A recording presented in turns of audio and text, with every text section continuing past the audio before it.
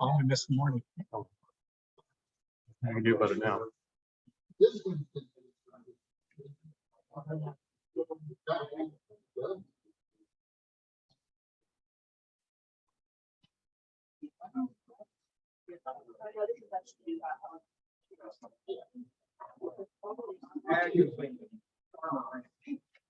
Beginning.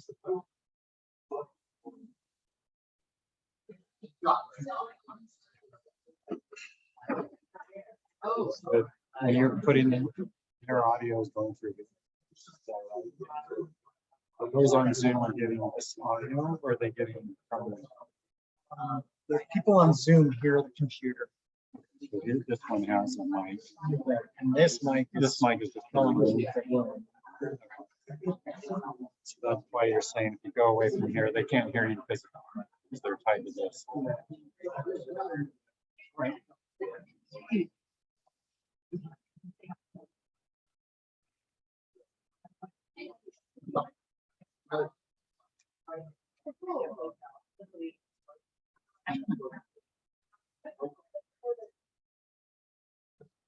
Oh, we're not. I'm wondering about it. I'll go as long as you want. So if you want me to like just or whatever time. Well, you plan for half hour or an hour? I made an hour of content, it's a lot of stuff, but I don't have it. Yeah. So I'd rather some of the time I more. go for 125. Hate to catch it. I mean, everybody's.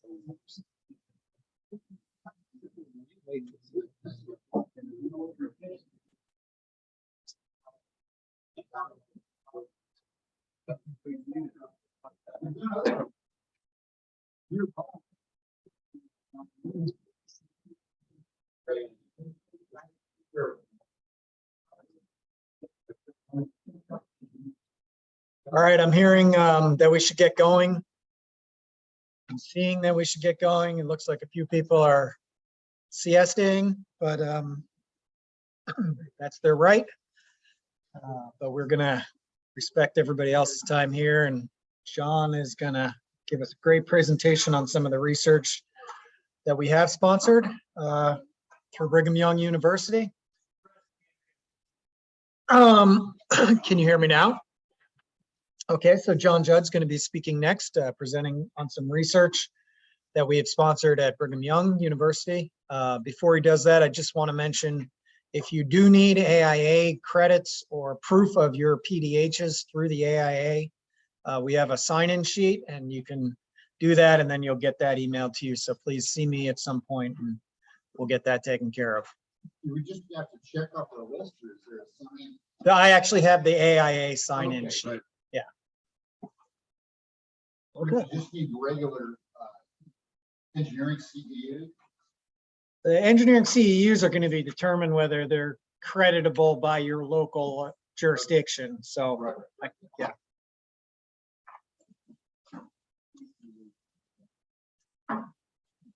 How was everyone's lunch? Did you have a good lunch? Yeah. Good. I'm going to hand out some papers that you'll need later to participate in the presentation just a little bit. So give me a second. I'm just going to use these pads of papers that they had here. So I'll put one per row if you want to take a piece, and then pass it down.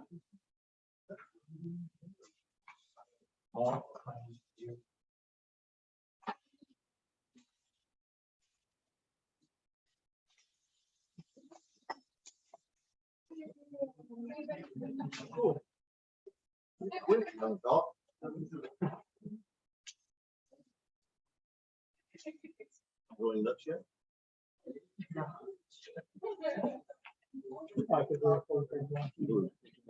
So just take one sheet, hold on to it. You'll use it later. If you have your own piece of paper, that's fine too. Later, I'm going to ask you some questions, and then you'll put your responses on the paper, and then I'll collect them at the end of the presentation. So, a quiz, of course, right? Great. It's great to be with you. I've always enjoyed coming to these conferences. I haven't been to as many as, like Max said, what'd you say? You've been here 12 years? Wow, it's a long time. But I've enjoyed the ones that I've been to. Happy to present research that's been sponsored by this body. So I guess part of the purpose of this presentation is just to tell you what we did with your money. Hopefully it was a good thing. The students that worked on this project were Zachary Hiliski, he's not here to present, and Sarah Partington also joined us this past year. Before I get into the meat of the presentation, I did want to acknowledge the financial support that we got from both the Guild and the TFEC. And we had a lot of people helping us out on the project. There were several experimental parts that we did to this 2-year project, and it requires a lot of hands. So I wanted to acknowledge some of those people. And of course, a big thank you to those of you that volunteered to help do some vibration tests of frames. That's been a great help to us. And if, as we go through the presentation, it whets your appetite and you want to go out and do some vibration tests, don't worry, it's not too late. We'll talk about that if you want to do some. Okay, so introduction. Performance criteria for timber frames is really lacking in just the conventional standards. Here I show some of the ones that I use here in the United States. Of course, there are other standards that we can use, but they really don't answer a lot of the questions that we have. But yet we know that their performance is generally satisfactory. I enjoyed the morning's presentation, right? 200 years, that'd be a great target for a lot of timber structures. And certainly a lot of them have withstood that time span or longer. So some of the questions we have that weren't answered in these conventional standards are, what's the fundamental period of vibration of a typical standalone knee brace timber frame structure? We're focusing on that particular type of timber frame. What's the damping in these particular structures? Durability, are there some aspects of durability that we could perhaps quantify that aren't in the codes? Could we rehabilitate the frames?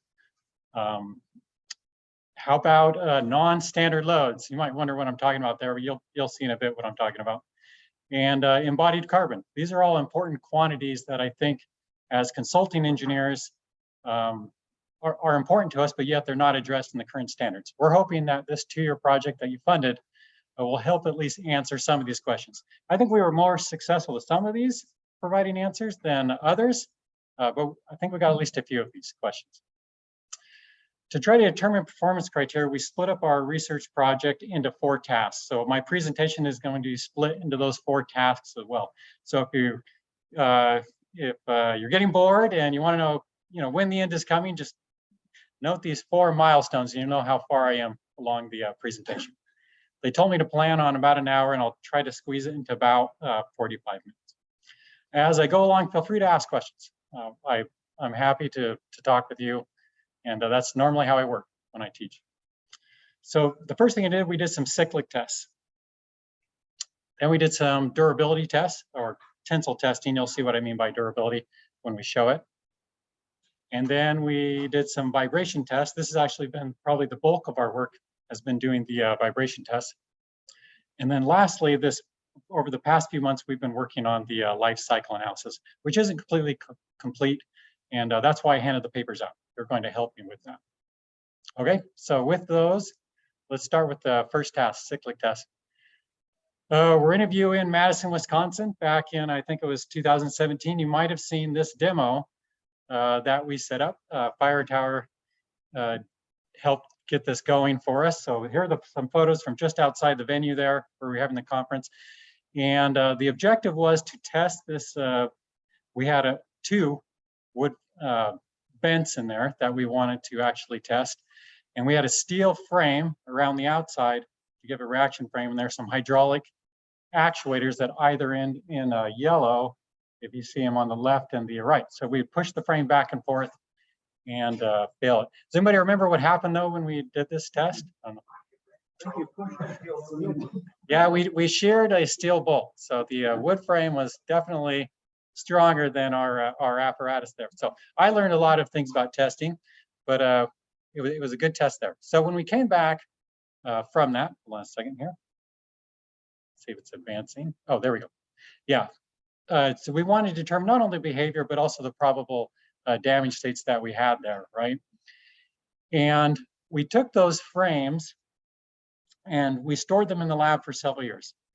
Dick Schmidt was very gracious. He actually brought those frames back from Wisconsin to Wyoming we stored him there while I was at the University of Wyoming. And then when I moved to Brigham Young University, he met me halfway through Wyoming to deliver these frames. So thanks for that drive. Thanks for doing that. I hope you'll find that it was rewarding. We brought these into the lab, and this is what the frames, just a drawing of what it looked like. So we had an 8x12 beam, 8x8 posts, and 4x8 posts. The detailing, I believe, was done by Chris, actually. That sounds familiar. And we had 2 joints. So we had a 2-peg joint at both the post to beam and the brace to beam or post connection, and a 3-peg joint. Okay, so here's a little animation kind of showing how those pegs work. So all the joinery hopefully was realistic. We realized we were just capturing one particular type of mortise and tenon connection, but we hoped that it was a realistic one. We brought it into our lab, and this was now about a year and a half ago, or so, actually almost 2 years ago. We set it up on the floor of the lab and decided to repeat those tests that we had tried to do in Madison, but this time with a strong floor, reaction frame, spreader beams, hydraulic actuator off to the left. And we had a particular loading protocol. I won't go over those details now, but this time we were hoping to actually fail the frame. It was actually still difficult. It's amazing, even with a strong floor and post-tension rods, it's a strong beast of a frame to actually try to break, which we wanted to do. We put lots of instrumentation on the frame, and then we loaded up. This one's, oh, it's giving away what happened. And hold on a second here. Is this the one with the video? I thought it was. I had a video of the frame, but if we don't see it, I'll catch it later. So I guess you're getting the big surprise, I guess, for our testing setup is that we had to split down the beam for the 2-peg frame. But that was good because it gave us a chance to try to answer one of those questions, which was, could we rehabilitate a failed member in a timber frame, just in some particular way? Here are some of the load displacement results for the 2-peg frame.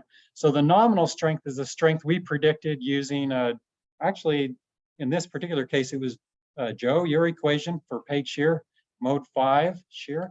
That was the predicted strength of the frame. So in the gray, you're seeing what you would have predicted the strength of this frame to be just based on, in this case, since peg shear controlled, based on that failure mode. So so not bad, right? Fairly close to that. The brace responses left and right, those ones need to be taken with a grain of salt. There was a really good student that just presented earlier today. I didn't catch his name. What was his name, the one from Oregon State? Nick? Okay, Nick had a great point there, right? We had epoxied on strain gauges on the braces. So just like he noted, the force displacement responses here have to be taken with a little bit of a grain of salt, because that's the only way we were able to measure or try to measure the force in the braces. For the 3-peg frame that we tested, we would get a mix of tenon tear out and peg shear, which you'll see was a common theme in our testing that we did there. And here are the summary of the measured results. So the nominal strength is shown there. Yeah, a little bit different, right? Because we had 3 pegs this time, but still fairly close in terms of what we actually got in the lab. So one of our first takeaways from testing is, I think you can have at least some confidence in your equations that they can predict the strength of these frames within reason, I think. We also wanted to measure the ductility. So that's the mu value that you see on the horizontal axis here. And our method of measuring that was from taking the 80% after peak load displacement and dividing it by an apparent yield displacement, just to get a feeling of ductility. And you can see we have a ductility of about 2. In the previous one, we didn't have a lot, right? We essentially have, it's not ductile, it's just a mu of 1. Okay, now here's, I think, the video. So hopefully this will play for you. And these are time-lapse videos. So I'll see if I can speed them up. Sometimes they run slowly. Hold on. Okay, there we go.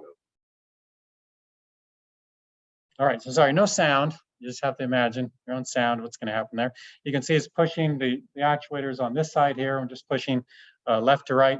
We did lots of methods to try to prevent movement of the reaction frame, which surrounds it here. But if you look at it, you'll see, of course, it will still move. So it's really challenging to break the frames, right? It takes a lot of force to actually do this.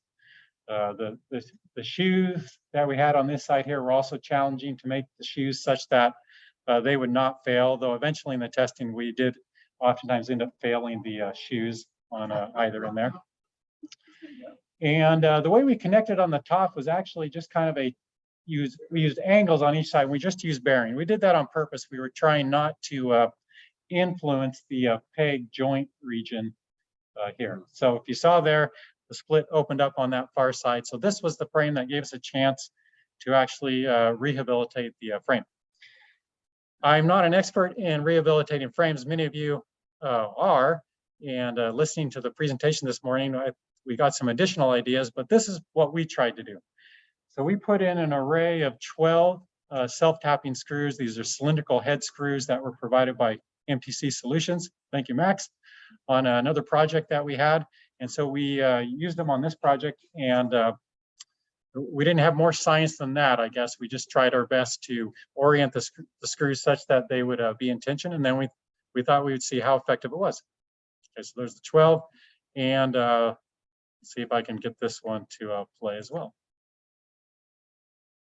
Okay, so this is the rehabilitated beam. You can see it's pointing where that rehabilitation was done.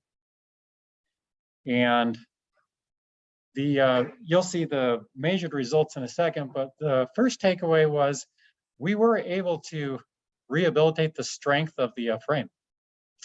Not so much the stiffness. It was a more flexible frame this time around after that rehabilitation, but we were able to get the stiffness back. We didn't replace any other parts of the frame, right? So we could have replaced the pegs or the braces or things like that, but we didn't do that in this particular rehabilitation scheme. I'm gonna see if I can skip ahead just a little more. The braces, Yeah. just the tenons are in a housing, or are they housed at all? Yes, I mean, they're, I don't always use the same words you do because I'm not as an expert in, these are blind tenons, right? So they don't go back through the other side. Is that what you mean? Is the nose, the full width Oh, nose of the brace bearing? It has a, yeah, it has a housing, right? Yeah. Sorry, I'm trying to remember if I put the drawings in here, but I think I didn't put the drawings. Here is the load displacement response of the rehabilitated frame. So you can see we actually achieved a larger strength than we had with the original two-peg frame.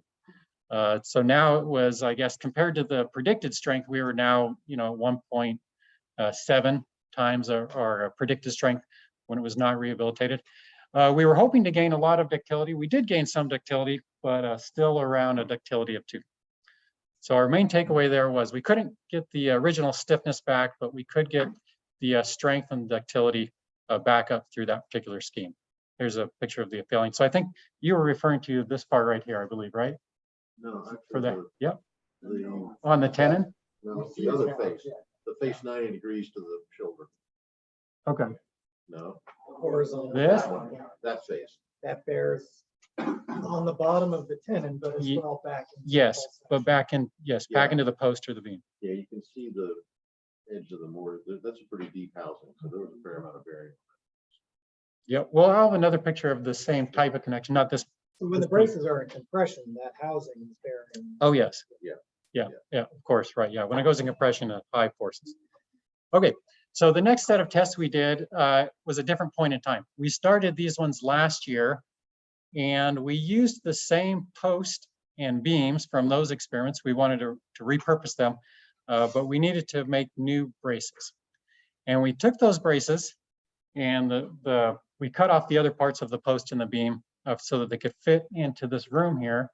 And this room is called the fog room. We use it to simulate wet conditions over a long period of time. So we put it in there for 6 months, starting, I think, St. Patrick's Day, if I remember right. And we just brought them out just a couple of weeks ago and tested them. So this is what they looked like before, and off to the right, what they looked like afterwards. It was interesting listening to the last presentation, right? Because he focused on how much we need to keep wood dry. And I think that actually kind of affected our results because we kept them continuously wet, right? So they never had a chance to go through that cycle of drying. So if I were to do this again, we would do it a little bit differently, but that's what we did. And then we put the the specimens in a test machine, and our purpose here was to pull on them, test their tensile strength, and then see if there was any difference between what we called a sloped connection, I show that on here, or a drain connection and a non-drain connection. So we put a little slope, if you can see, that was added right there to try to drain the connection. Again, in the end, it's one of those things. Now that we've done it, I realize since it didn't have a chance to dry, we didn't get to really fully test what this could have done, right? Because it was just always wet. So it didn't really matter that we drained it. Oh, well. Here's a video of this one. Let's see if I can get this one going. Nope. Let's see. Try it again here. No. It's always a trick to, some reason, start videos. Well, you're gonna have to use your imagination, I guess. But it just pulled up slowly here. It was actually a very slow and ductile failure. And here's a typical, after we did the test, here's a typical failure of what we saw. So we see some severe peg bending, not quite peg shear all the way, but with some peg bending and tenon tear out at some of the holes. Usually this leading hole down here was the one that would actually have that. Here's another view of a different specimen where all three holes just had tenon tear out. Interestingly, if you use the equations, just the simple equations in the NDS to try to predict tenon tear out, for this particular geometry, where there's an edge distance of about 2 inches, the force for the joint is about the same as peg shear. So we were predicting very close values for both of those. It looks like tenon tear out in the actual test is the one that controlled, but they were both very close. Here are the measured values. The orange and the yellow are the two connections that were undrained. The drain connections are the blue and the light blue connections. And again, we didn't end up getting the comparison that we wanted to see. That was an unsuccessful part of the test. But the successful part is we were able to reconfirm the failure modes that we observed in the frame test that we had done a year ago, which was peg shear and tenon tear out. At least for this particular configuration, those are the dominant modes. We were also able to correlate how much joint displacement we have. That's on the x-axis here, where those failures would occur. And we used that later in the life cycle analysis. So you're getting 2,000 pounds of peg on a soaking wet temper. Yes, that's right. It was soaking wet. I didn't give you the moisture content, but it varied. But I mean, we were at the fiber saturation point. We were like at 28% moisture content. So it was very wet. In fact, during the test, it was, as we loaded it, the water would just come out of the wood, just streaming out of the wood. So not our original intent with the test, but sometimes the testers are the ones that are tested. All right, next topic. Yeah, go ahead, Paul. The question there is, Yep. if you look at the graph there, it looks like the drain ones perform better. But is that, can you make that conclusion, or do you think that's inconclusive? I would say, just based on the scatter inherent with wood, I wouldn't make that conclusion. Yeah, we noticed that too, that in a way we got maybe the opposite response. But I guess I personally don't think it was due to that. It could have been how close they were to the door of the fog room. There's just other variables. Enough variables, I guess, that we didn't make that conclusion. But it's here if you want to do that. The proportioning of the relish in the tenon end, what was that based on? It looks like not an excessive amount of relish. I'm going to point to Chris because, yeah. Standard for a three Yeah. peg joint at that point. It's just the way it was laid out there. They were never designed for Two tension. diameters, or was it more? Maybe 2 diameters, yeah, maybe 3. Not ever designed tension. No, definitely not. Yeah, so we, as I recall, in 2017 or 16, when we designed those joints, we were just trying to do something typical, not anything. We weren't trying to enhance the strength, right? Just do it. What would be a typical detail? All right, now to the next phase. So this is the third of 4. So hopefully you're still okay with this. This one was the most time-consuming task, and that was we conducted a vibration test.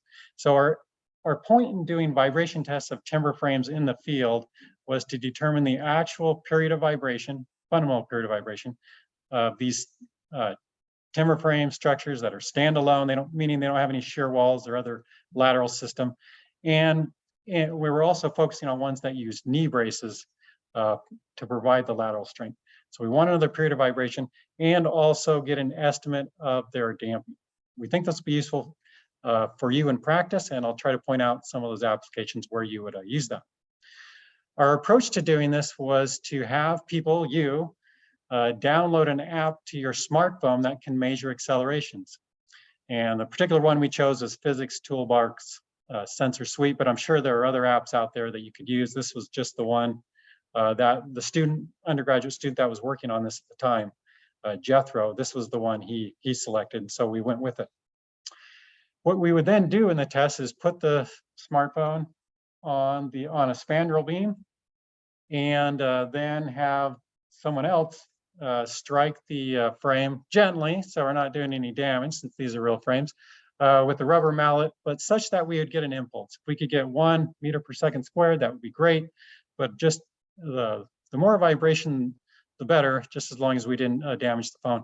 And then we would place the phone in on the other side, and in each direction we would repeat these impulses in each direction. So we did a total of 4 tests. In each test, there's a series of impulses, just depending on who was conducting the test, how many you would do, typically 5 to 6 impulses. And then the phone measures accelerations on that. Okay. How do we determine the period of vibration from that data?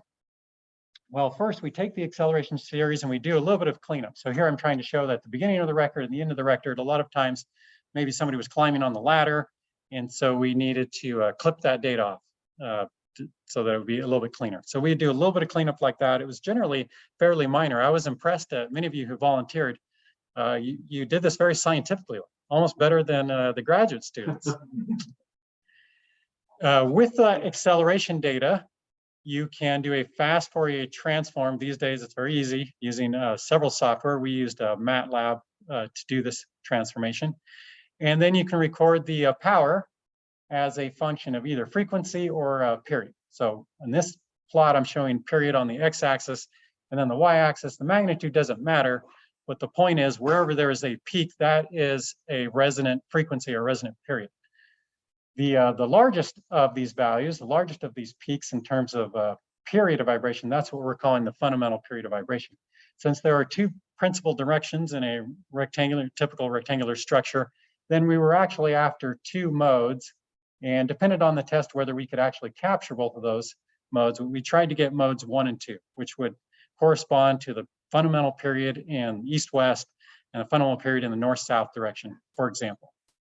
This was actually the easy part of the test, and this is actually results from one of the frames. I don't remember which one this was. I think this is one of the ones that Dick and David tested in Colorado.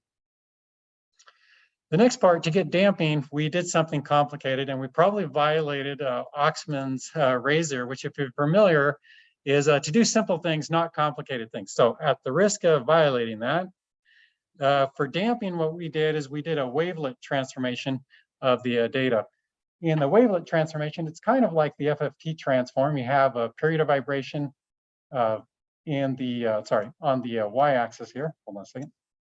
Oh, I think I ran out of battery there. So on the y-axis is the period of vibration, but on the x-axis is time, meaning the time that the person tested the frame when you were out there. And then the colors represent then the magnitudes, how much power there is in the different frequencies. You can see what's going on better if I plot it in 3 dimensions. So if you see on the closer axis to you is the period of vibration, that's what we're seeking for, trying to find the fundamental period. The axis going away from you in the screen is just time. And each of those, the colors then are the magnitude, the resonant frequencies that you're capturing. And the reason you see different peaks here, let's see, as I go along time, I see 1, 2, 3, 4, 5. Those are the 5 strikes that the person did, okay? What we then do is we then slice this diagram at the period of vibration that was identified in the FFT. And we do a log decrement analysis of that to determine those peaks. So for example, here's the wavelet transformation, and then we take a slice right where that shaded area region, and where we sliced it away, if I were to, I guess, make a map of those hills and valleys, that's what you'd see up in the blue line. And if I choose 2 points on there, I can find the damping. Okay, so a little bit complicated. You'll see some more examples later of it. We did some first lab tests before we actually sent you out there, so that first we would have confidence that this app actually works. So in the lab, we put down an HSS beam, simply supported, and we put a lab accelerometer right next to the smartphone that's shown in the lower right photo. And then we said, let's compare them. Let's see what we get. Since it's a simply supported beam and we know the properties very well of this beam, it was a steel section, then the black line gives you the frequency theoretically that we can predict. And the blue and the red are the smartphone and the accelerometer in the lab respectively. And you can see it did pretty well. There are 2 different plots here just for 2 different tests that we did.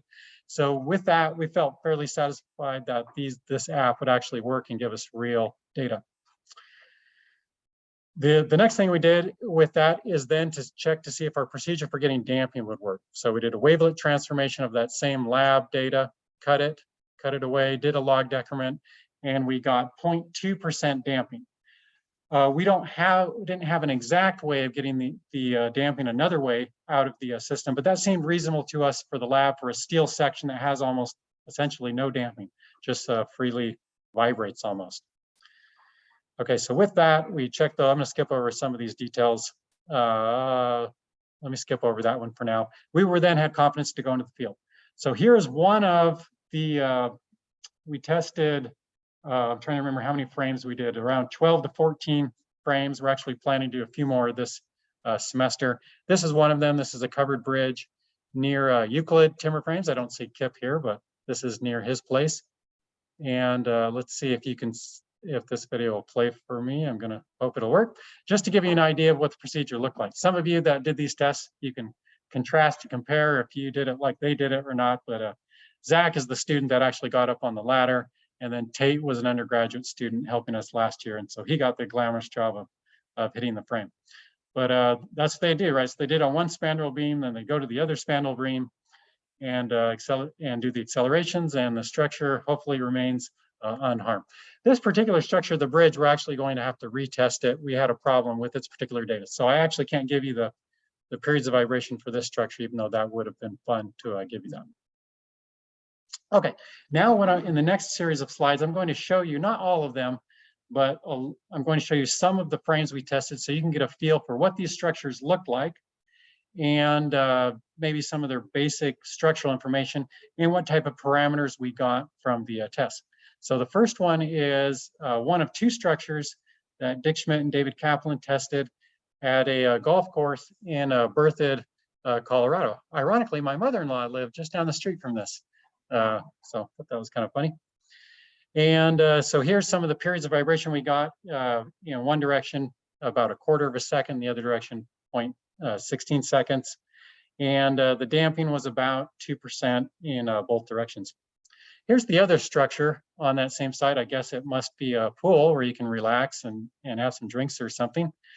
And the pull bar, you can see it was a little bit different. They'd actually filled the space between the post and the surrounding masonry with mortar. So that affected what we predicted to be the height of this particular structure.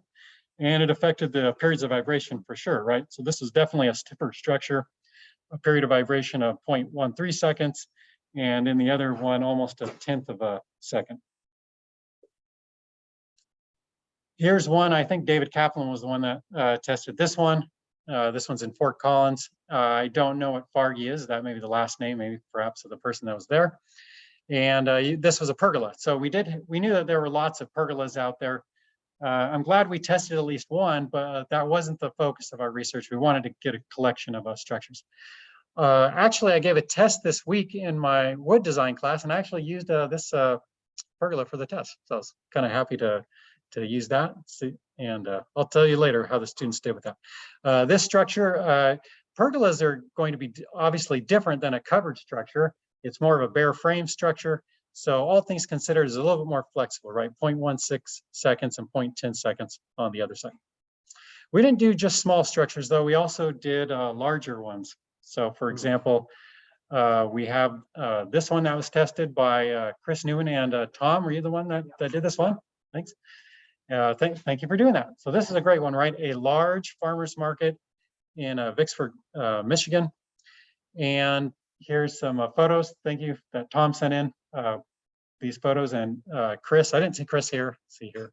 I don't think he's gonna Okay. make it for this time. Not this. Okay. Well, send along our thanks.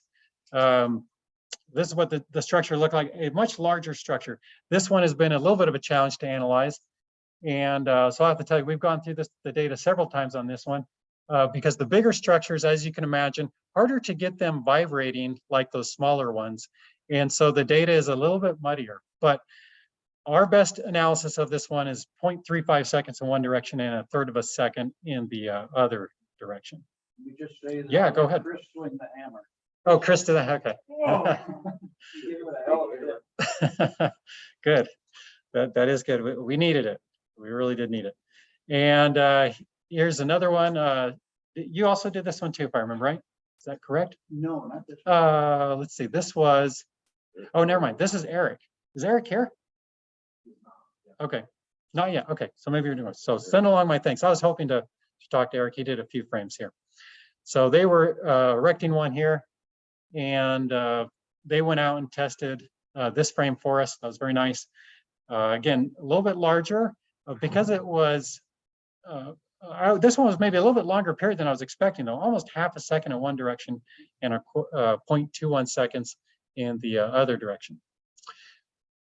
Those aren't sequential. So actually, before they had tested that one, they tested this one, I think about a year ago. This is a farmer's market in Independence, Virginia, Northern Virginia. So a very large structure here. And was this a guild project? Yeah, it was a guild rendezvous. Okay. It's actually southwest, way on out in the hills. Is it Southwest? Yeah. Okay. I must have remembered that one wrong. I feel like it was near his place though. It is. Where it's near where. It's Okay. Yeah. So he also made these nice drawings that show you how they placed the frame on there. And again, very scientific, right? They told us how many strikes they did and how they labeled the files, and he even got his wife involved in on the action there. So 1/3 of a second for this larger frame and 0.118 seconds in the other direction. The high school frame, I'm trying to remember, this was, yes, Peter Henderson, good, you know, yes. He has a frame, I guess they must do with high school students. He didn't send us any photos, so I don't have photos of the frame, just the drawings that he sent us. And I'm assuming they don't envelope it or sheath it right now. And that's why it's longer, even though it's a smaller structure. So 1/3 of a second, one direction, 18 in the other section. Here's an example of how, again, how we get the data from it. So in that frame there, the FFT transformation gives us the upper plot. That's how we identify the periods of vibration. And then we take a slice of the wavelet data to then get, in this case, the damping mode, which was 2% for that bare frame. That was a common pattern that we saw in terms of damping. If the frame was bare, it was around 2%. This is a note from a boy in my daughter's first grade class. Somehow it came home and I was like, what is this thing? To Elizabeth, that's my daughter, from Nash. Well, you wouldn't be concerned by that until you saw the other part, which said, will you marry me, yes or no? And there was more on the other side. I'll tell you later if you want to know what's there on the other side. But I'm keeping an eye on Nash, close eye on Nash. And but I liked his spelling, so that's actually why I put it in here, right? And if you have frames and you would like to do some of these testing, the more the merrier is true for us, right? We would be happy to add more data. So feel free to send that along if you'd like to do those testing. Now that you saw what it looks like and what we do with it. All right, here comes, this slide takes a lot of work. So I'll spend a little bit of time on it because it's so important to us. What we're trying to do is establish a relationship between some parameter, in this case, height, and the period of vibration. We experimented with other parameters too, like structure type, base connection, but the one that was coming out with the best correlation appears to be height, which matches what we do with other building structures actually as well, right?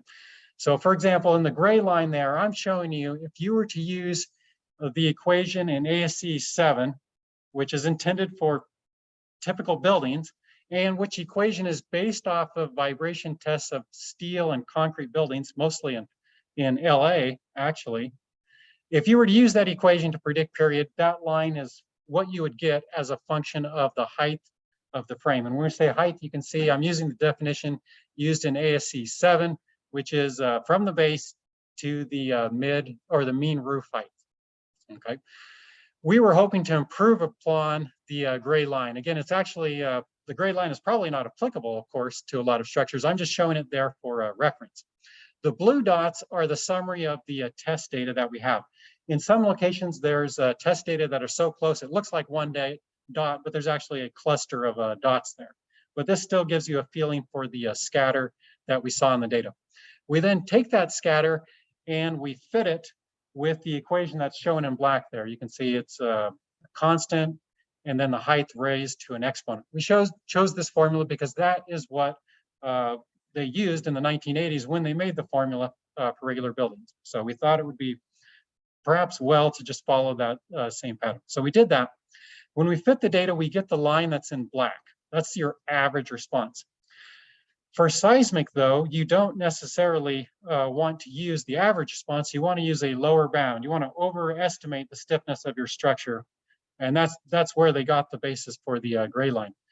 So for seismic, we're recommending this lower bound value you can see, which is the mean minus 1 standard deviation. And those are the numbers in red. So that's the equation we're going to propose to you that you could use for timber frames to get an estimate of the period of vibration before you ever go into modeling. Of course, probably eventually you're going to make a model and you'll get a period of vibration from your model, but you need something to get started, and that's the red.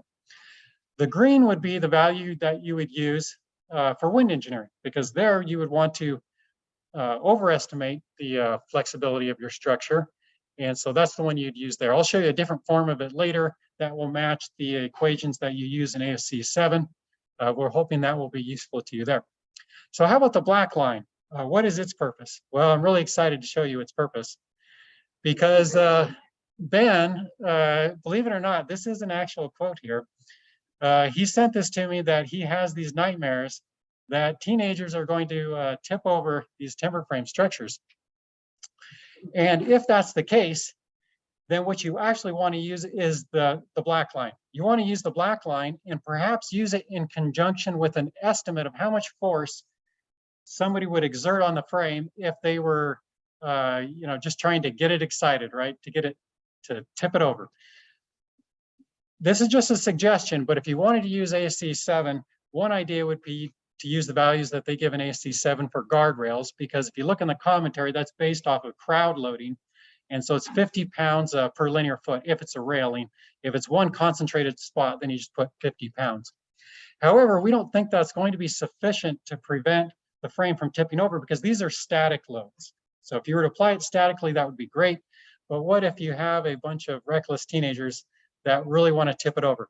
In that case, what you need to do is do a little analysis. So we did an analysis here. Those of you that had a dynamics course, perhaps you recognize this plot, and it's showing on the y-axis the dynamic magnification factor, and on the x-axis is a ratio of the forcing frequency, that's the teenager trying to vibrate the frame, compared to the natural frequency of the timber structure, which we just did a survey of, so we feel like we at least have an idea of what that is.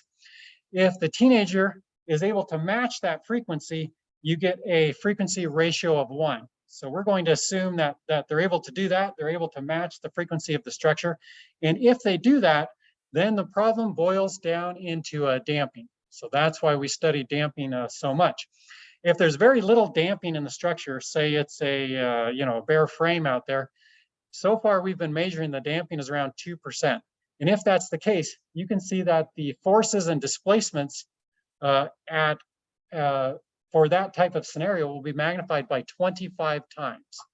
Okay, so if you have a bare frame out there, either good luck in designing it, or you've got to use a large force, 25 times whatever you think that force is. Again, we just offer 50 as a starting point as to what that force is. Okay. On the other hand, we noticed that in the other structures we designed that had envelope structures, roof structures, those ones tended to be more heavily damped. We were getting on average somewhere around 10%. So I'm showing the plot there on the blue of the type of magnification you get as the teenager tries to match the vibrations. There being amplification of 5. And I think that is definitely very doable. You probably could design the frame for 5. This is the other load scenario that we think is important for timber frames that is not covered in the conventional codes. So we're helping our research provided some guidance there.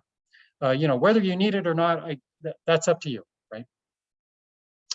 Okay, I'm up to the last topic, and we should be able to wrap up in about 5 to 10 minutes.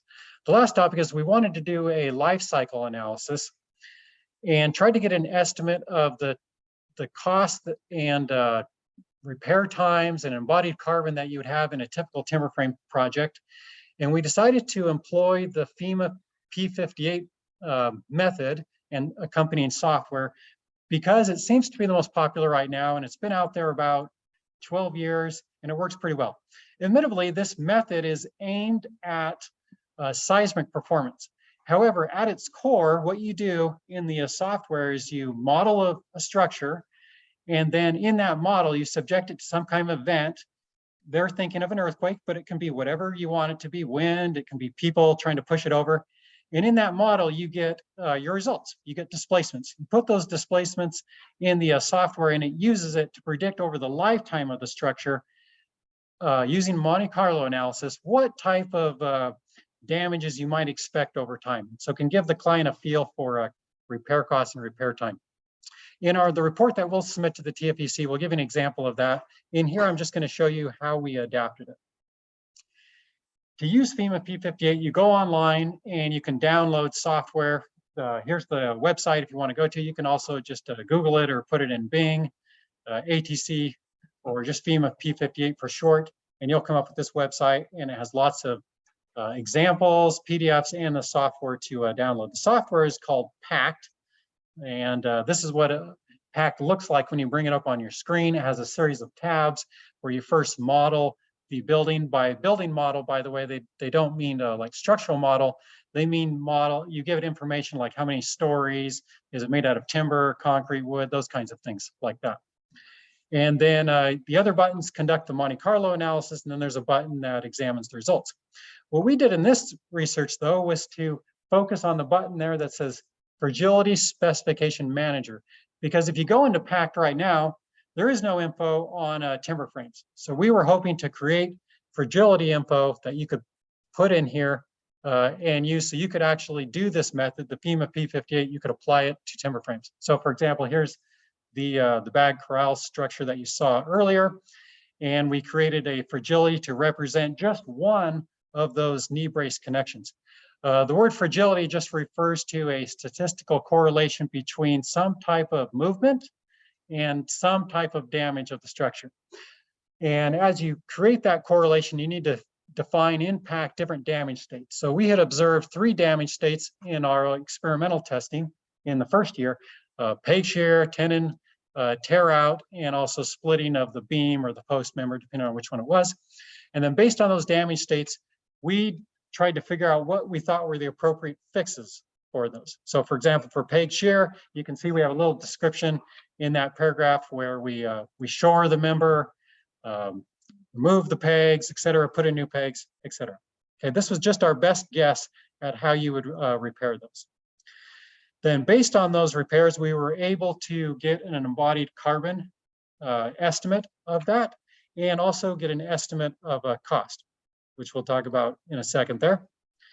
And graphically, this is what those fragilities look like. Again, the x-axis is some type of movement. In this case, it's story drift. And on the y-axis is probability of having the damage that's shown in, say, one of those photos. So having the tenon tear out and the peg shear is the photo shown off to the left. And the green line would tell you the probability that you get that failure depending on how much story drift you have, increasing going to the right. Okay, those are then input into PACT. We define the, it's kind of hard seeing the small print here, but we're describing the repairs. We're describing those fragility curves with parameters. And we're doing that for each damage state. We're just showing damage state 1, for example.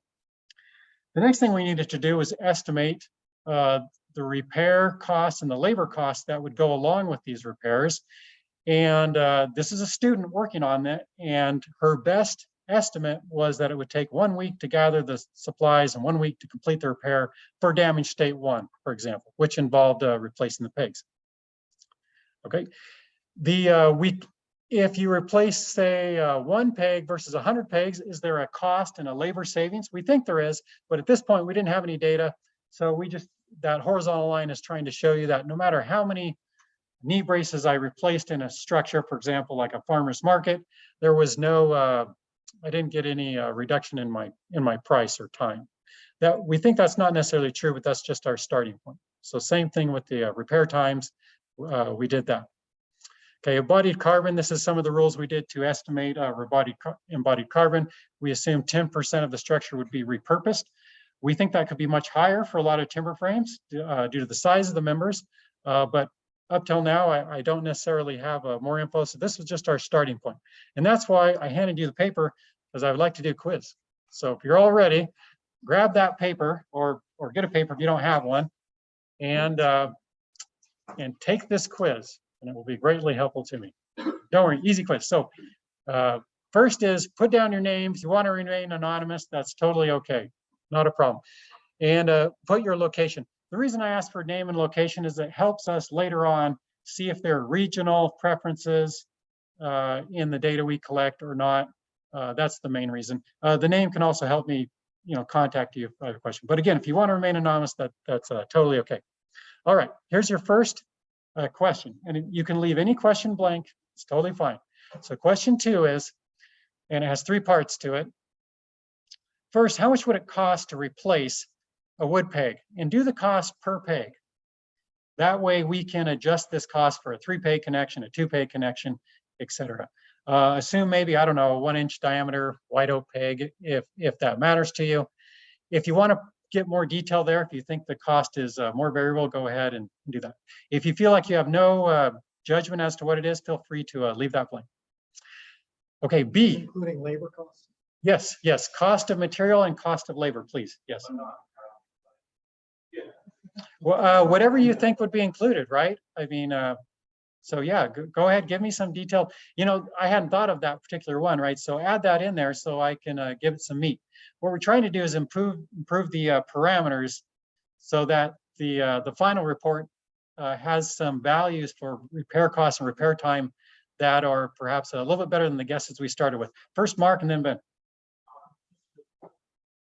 Something that makes you this is a lot of projects that we do are Yeah. the cost to replace 1 peg is $1,000. Cost to replace 2 pegs is $1,001.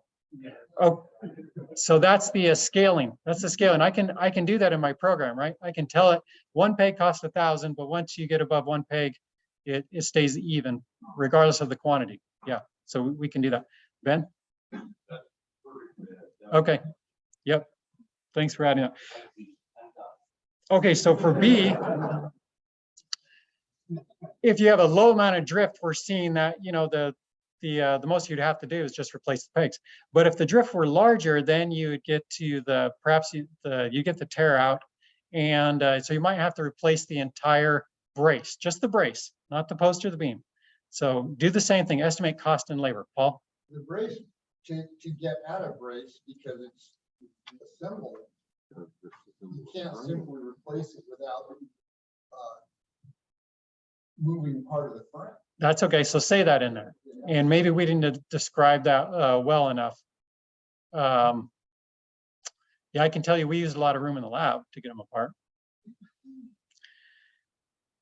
Okay, and again, do that per 1 knee brace. Obviously, knee braces are typically used in pairs, but if you'll just do it per 1, we can take care of the pairs. We can do that math. We've got those brains.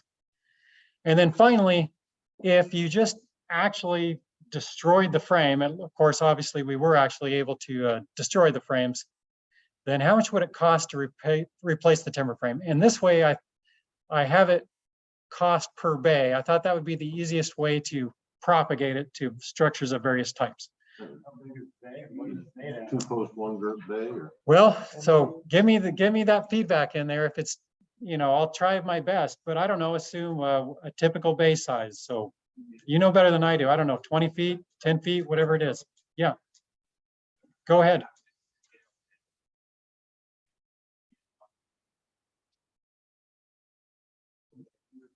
Whatever you think, whatever you give us is gonna be better than what we've currently got. Okay, you might have guessed, but the last question, actually I have an extra credit, so hold on.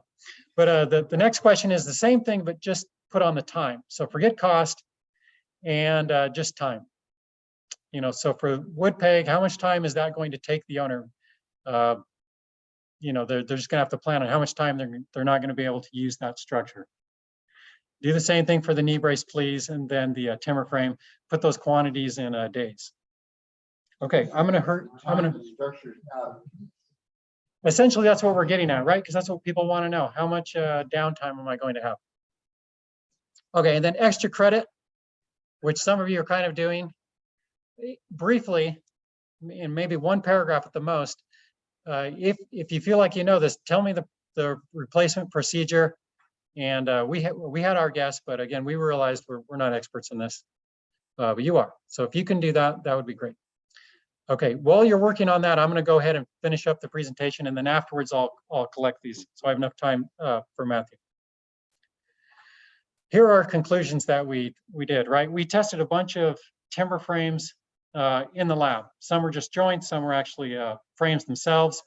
In the previous project, we tested some assemblies. I didn't show you any of that work that we did in the around 2017-ish. We did some non-destructive testing in the field. And based off of all of that, we hope to give you some interesting information. The first was we identified these three damage states: page shear, tenon tear out, and we were able to quantify at what story drift approximately, based on the configuration we tested, that these would occur out, as well as the third damage state where we essentially lose the timber frame. We also investigated using self-tapping screws. We saw that we could rehabilitate the strength, but we were less successful with the stiffness of the frame. We tried doing a durability testing. Again, what you saw there, we weren't completely successful in this particular one. So all we were able to determine is that, well, the drain connection didn't really necessarily hurt it or enhance it. Maybe you would argue, Paul, that it did actually diminish it a little bit, but it seemed kind of a wash. And then next, probably most importantly, we determined a relationship between period and height that you could use. For example, for seismic, this would be the formula we would recommend. It looks very similar, actually. If you go in the code and look for a typical structure, you'll see, I think the coefficient is 0.02, if I remember right. Same exponent, 0.75. But we think that this will be useful to you. Here's the wind version. We usually use frequency in wind engineering instead of period of vibration. So this would be the formula you'd use if you're trying to estimate whether you need to increase your gust effect factor, G, for example. You could use this formula instead of having no guidance like it currently is in the code. And then for climbing or vandalism, if you're worried about that in your structure, we would recommend using the mean response from our test data and assuming 2% damping for a bare frame, 10% for an enveloped frame. And Ben, you can rest now. Those visions can go away. So, and for life cycle analysis, we have some preliminary fragilities that you can use, but we're going to update them with the data that you give me. And then I think you can plug and play and actually use FEMA P58 if you want. You could use it out there. Again, it's targeted for seismic, but in the end, it doesn't matter. You could put any structural movement in there and get a prediction of repair costs, downtime, embodied carbon over the lifetime of a structure. Okay, what are the next things we're doing? Well, we're doing a lot of writing now. A little bit of analysis, mostly a lot of writing in this next year. And we'll publish papers on that. We have a few capstone projects that we have planned that they're not funded by this project, but I'm just showing you some of the things that we're doing that are related. And I used some images from people here, so I got to give credit to those that I have there. And with that, do you have any questions?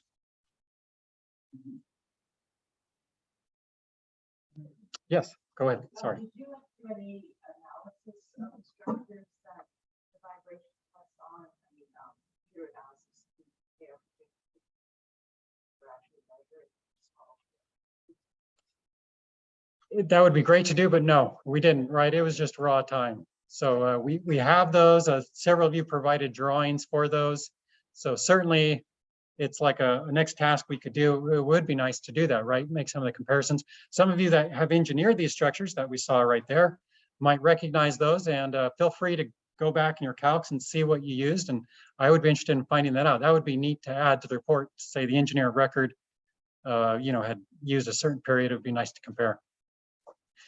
Yes, Ben? I understand that there's gonna be an 8x8 shed built outside here. Okay. I would love it. Schedule a demonstration software.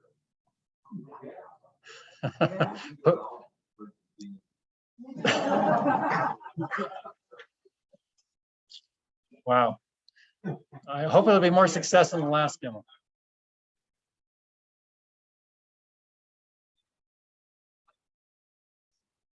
Okay. And, but also about, how to get through the process, what plan. We need to send it to you then. Yeah, I do that part. So you just take the yes, no, you do the test and we do the rest. So it gives you a CSV file and you just email it to us. We clean it up.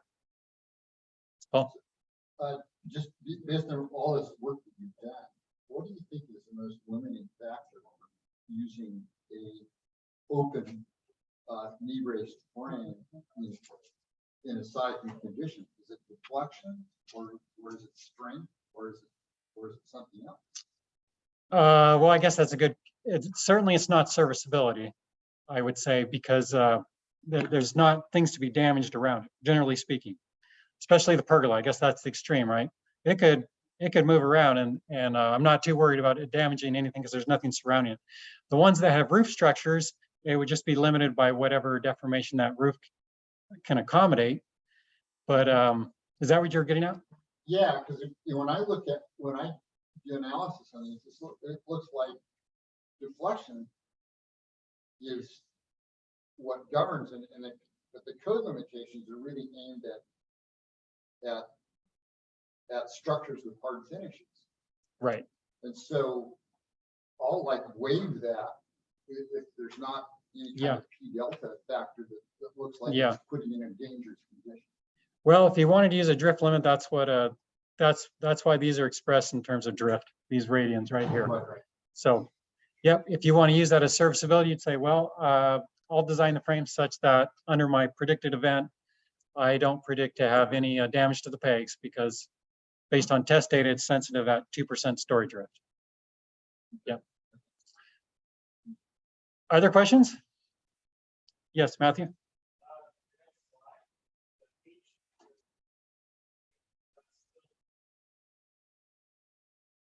Yes, I was just trying to match what they do in AC7. So mean roof height, same thing. Yes, Chris? Said, you might be okay with designing it to let the pegs fail if they were never designed to be part of the tension resistance. So. Yeah, that's right. Yep. Yeah, we were trying to give you some limits, and then you can use them as see fit. Go ahead.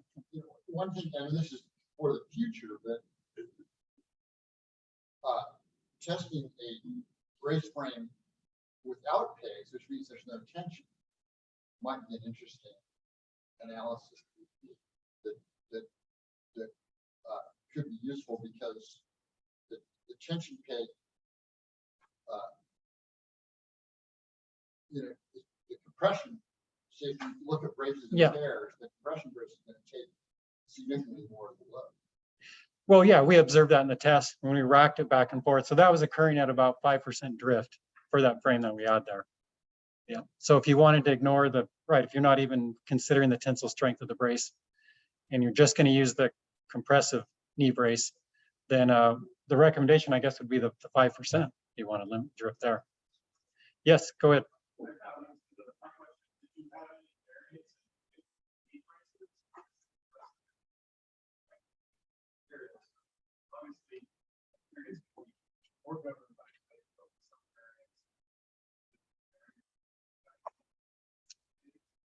Well, so we went with the configuration that was developed by the TFEC in 2017, then we stuck with it the whole way through. So I admit all the data is tied to the brace size we use, which is a 3-foot knee brace, the particular detailing. It was just, I guess we thought it was the best starting point, right? There's an endless variety of configurations out there. We can't tackle them all. Hopefully we did a good one. Okay, thank you.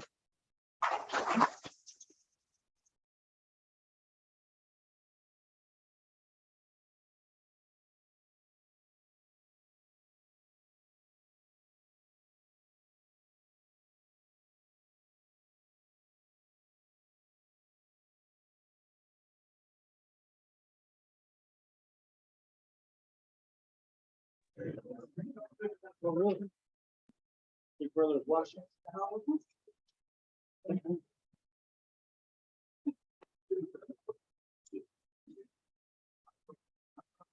Hey, Matthew is up next.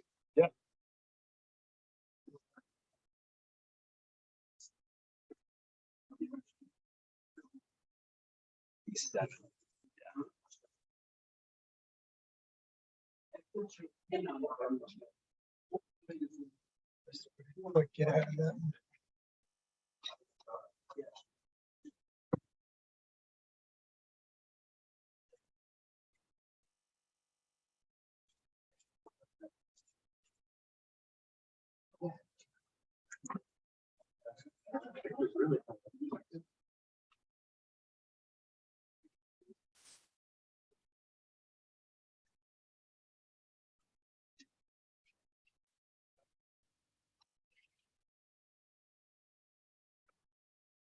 I'm not sure I'm recording yet. Hold on. So,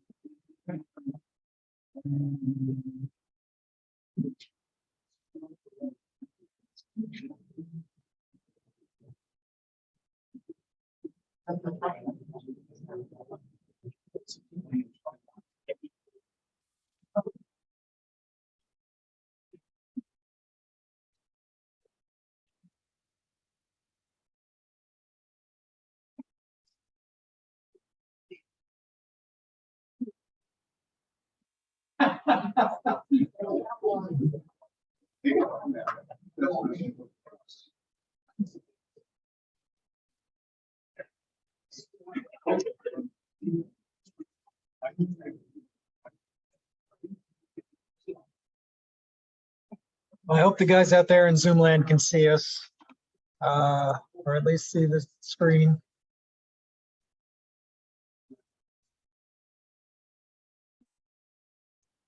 Okay, up next is Matthew McGinnis, student from UNH, also with Vermont Frames. I'll let him continue. Thanks. Hi, everybody. My name is Matt McGinnis. I am a EIT with Vermont TimberWorks. I'm also pursuing my Master of Science in Instruction. Can you hear me now? All right, there we go.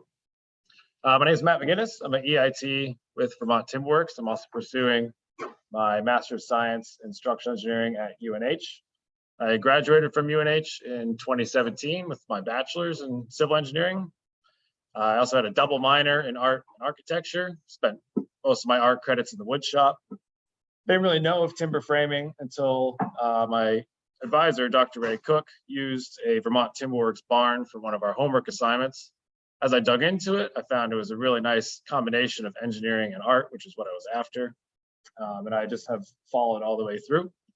In 2019, I talked with Mark at the timber framing conference, and he mentioned that there was funding opportunities and research projects available. So that's why I decided to go back. So throughout this talk, I'll give you a brief introduction about where the project origins came from, a very quick literature review, the objectives of this thesis, and then I'll work through the materials and methods, the results, and then I'll finish with discussions and the conclusion of the results. So as I said, the origins of this project originally came from the TFEC. That was in their design bulletin for research. They identified a research gap for angled bearing or bird's mouth connections and compression. This is just a frame I like to show off, showing the variability and how to frame this connection. In this one frame, there's at least 3, maybe 4 different compression joints at an angle. Why do some work some ways? Why do some work other ways? That's kind of what I was interested in.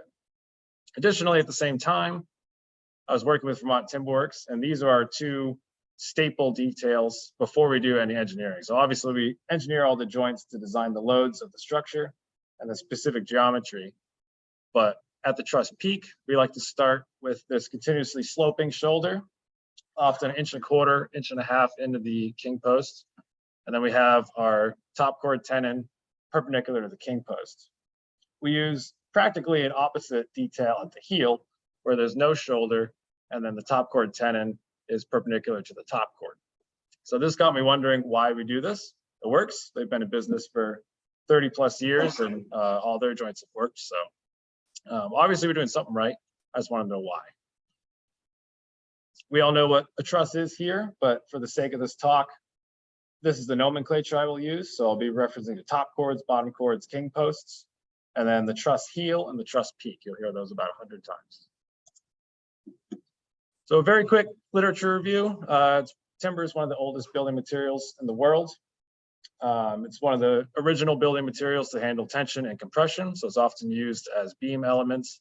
Wattle and daub, bricks and things like that can't. Because of this very rich history, it was traditionally a trial and error construction form until the early 1900s, when we started to put some research behind the joints that we've been using for thousands of years. Most of the research projects I've found pertain to either mortise and tenon joints under tension loads and corresponding peg yield behavior.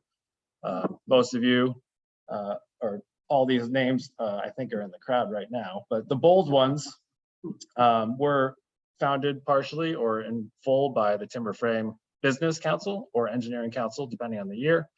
And then Ben, you've heard his name multiple times. 1985, he was often cited as like the initial foray into putting science behind these original timber frame joints. Relatively, compression studies of timber joints are quite rare. I had to go overseas for most of the literature. Almost all of them focus on mechanically connected joints. So that's either steel reinforced heels or side plates, bolted connections. I was only able to find 3 or 4 that actually focused on bearing connections and then the design of them. So Villa Garcia had 100% block shear rate in spruce glulam timbers using the configuration here on the right. Verbis and Bronco did analytical campaigns to look at a step joint, which for the sake of this talk, a step joint is basically a bird's mouth notch, but at the front. This is not the configuration I often like to use because you need a lot more material of the bottom cord behind this joint in order to resolve the block shear. And then it also introduces a shear issue if you're loading this on a truss. So you often find this joint either in diagonal bridge joinery or diagonal web joinery, where you have extra meat behind it. So all of this considered, the objectives of this thesis were primarily to determine an optimum joint configuration for the truss heel, single compression member, and the truss peak, double compression member. Secondary objectives were to identify and the unique failure methods and corresponding loads. We design these joints all the time, but we're not really sure of their ultimate capacities or are they going to fail in the ways we think they're going to fail. And then also compare those failure loads to the expected failure modes and establish these base factors of safety to move forward. So now look into the materials and methods of this project. Started with a survey that I produced and distributed through the TFEC in fall 2020. I had 25 respondents. A lot of you guys probably took it, if not most of you guys. I split the survey into 4 parts: a background, truss peak, truss heel, and diagonal web. The truss heel and diagonal web joinery were practically identical, so I focused this research on just the peak and the heel. Fun little aside, between the 25 respondents, there's at least 300 years of experience in this survey, so I thought that was kind of cool.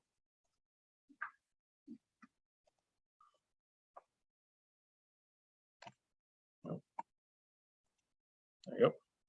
All right, so the results for the background, most popular material was Douglas fir, close second, eastern white pine. White oak pegs were by far and away the most popular species. There really wasn't any that were that close. Most of you guys prefer to work with S4S material or a combination of S4S and rough sawn. And then again, most of you guys prefer to work with hand cut joinery and work on custom frames primarily. The joint results for the survey were not as clear as the materials. So if I combined all the different responses together, I had over 36 different combinations. No project has the cost to handle that. So I had to focus on what was important. So I decided to only test bearing connections, traditional timber to timber bearing connections. So didn't look at steel joinery, custom plates, rods, straps, or anything. I ignored all of that for the sake of this project. So I wanted to look at trusses as a whole to try and get the most realistic loading procedure possible. So we have a 6'8" wide testing gap at UNH. So with Vermont Timberworks, I designed the 6-foot truss so we can simultaneously test the peak and heel joinery, try to get realistic axial loads. I did design the king post to slide past the bottom cord.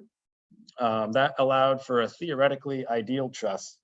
So we're only going to develop axial loads in each member, basically trying to take the bending out of that bottom cord. And I'll talk about that more. So from the joinery results, I pulled the top 3 peak styles and the top 3 heel styles and created a factorial experiment.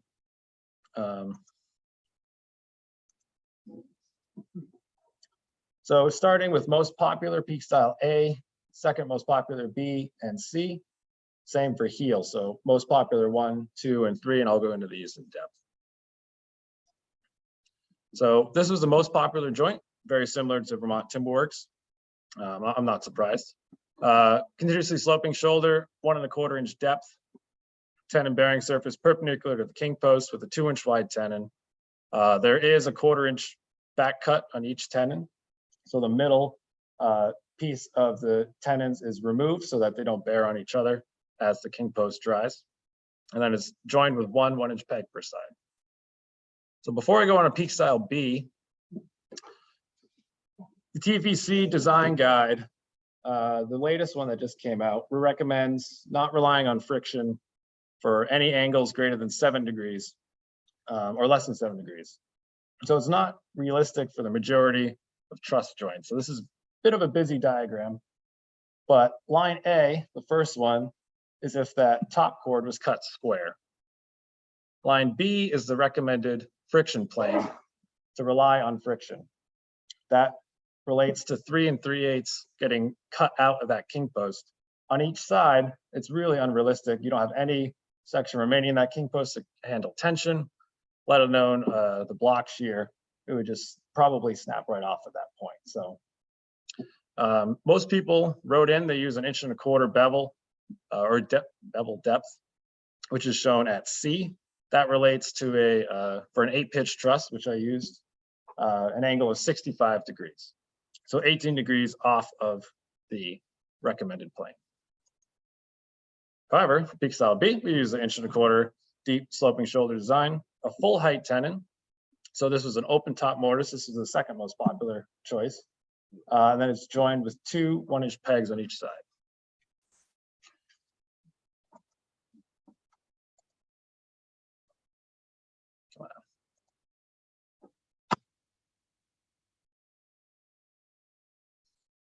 And then the last peak style is what is commonly known as a bird's mouth joint.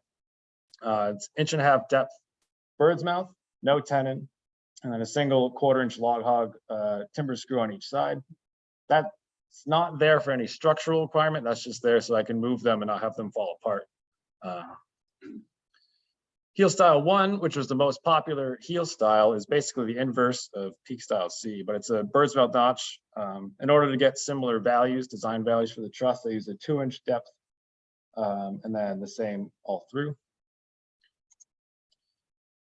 Heel style 2, second most popular, had no shoulder, had the tenon bearing surface perpendicular to the top chord, 2-inch wide tenon, 4-inch depth. This is vertically.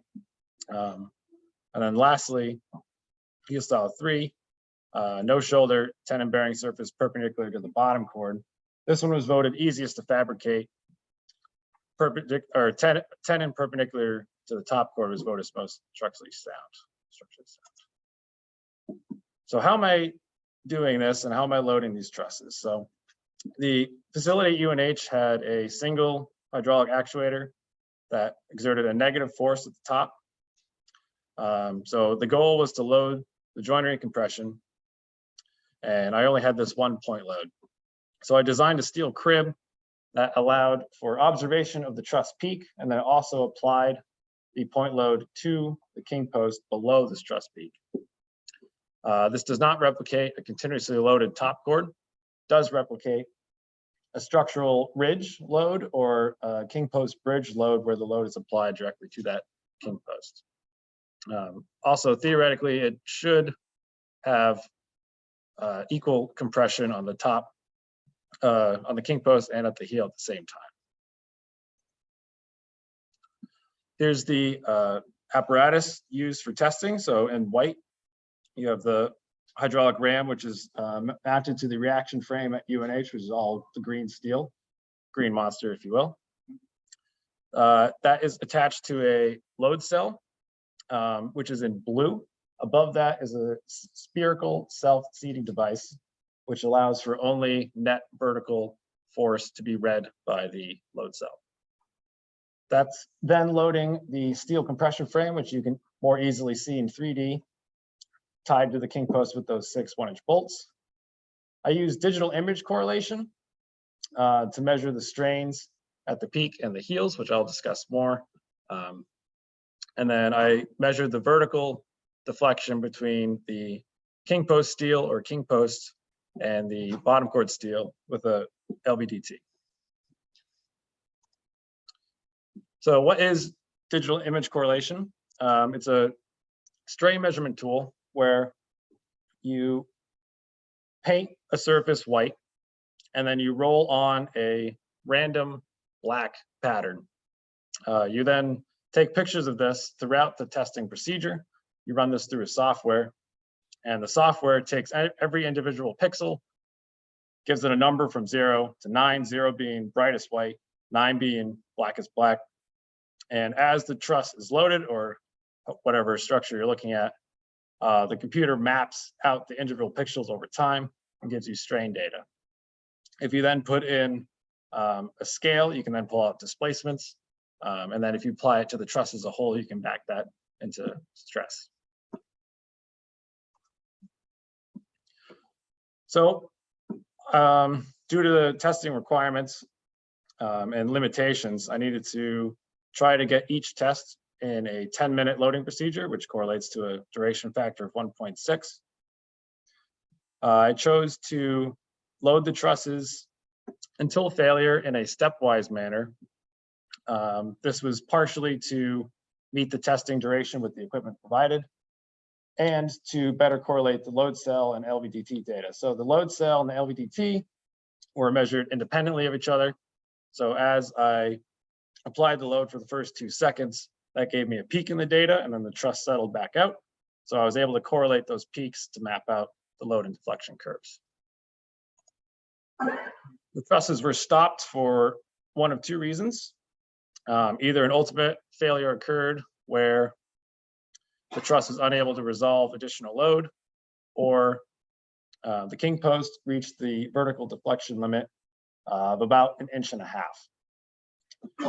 Truthfully, I didn't think the trusses would get anywhere near that, but you'll see that they actually did. So now I'll talk about the results. Before I go into the nitty gritty, I'll show you a sample of what one of the tests look like.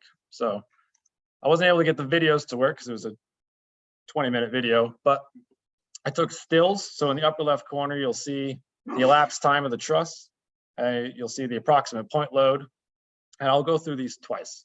So I'll go through them slowly at first. So immediately you see that initial vertical deflection. You could call it seating of the truss. 4 minutes in, it's about 8,300 pounds. So the design capacity, which I'll get into more, of this particular truss was 10,800 pounds with the joinery specified.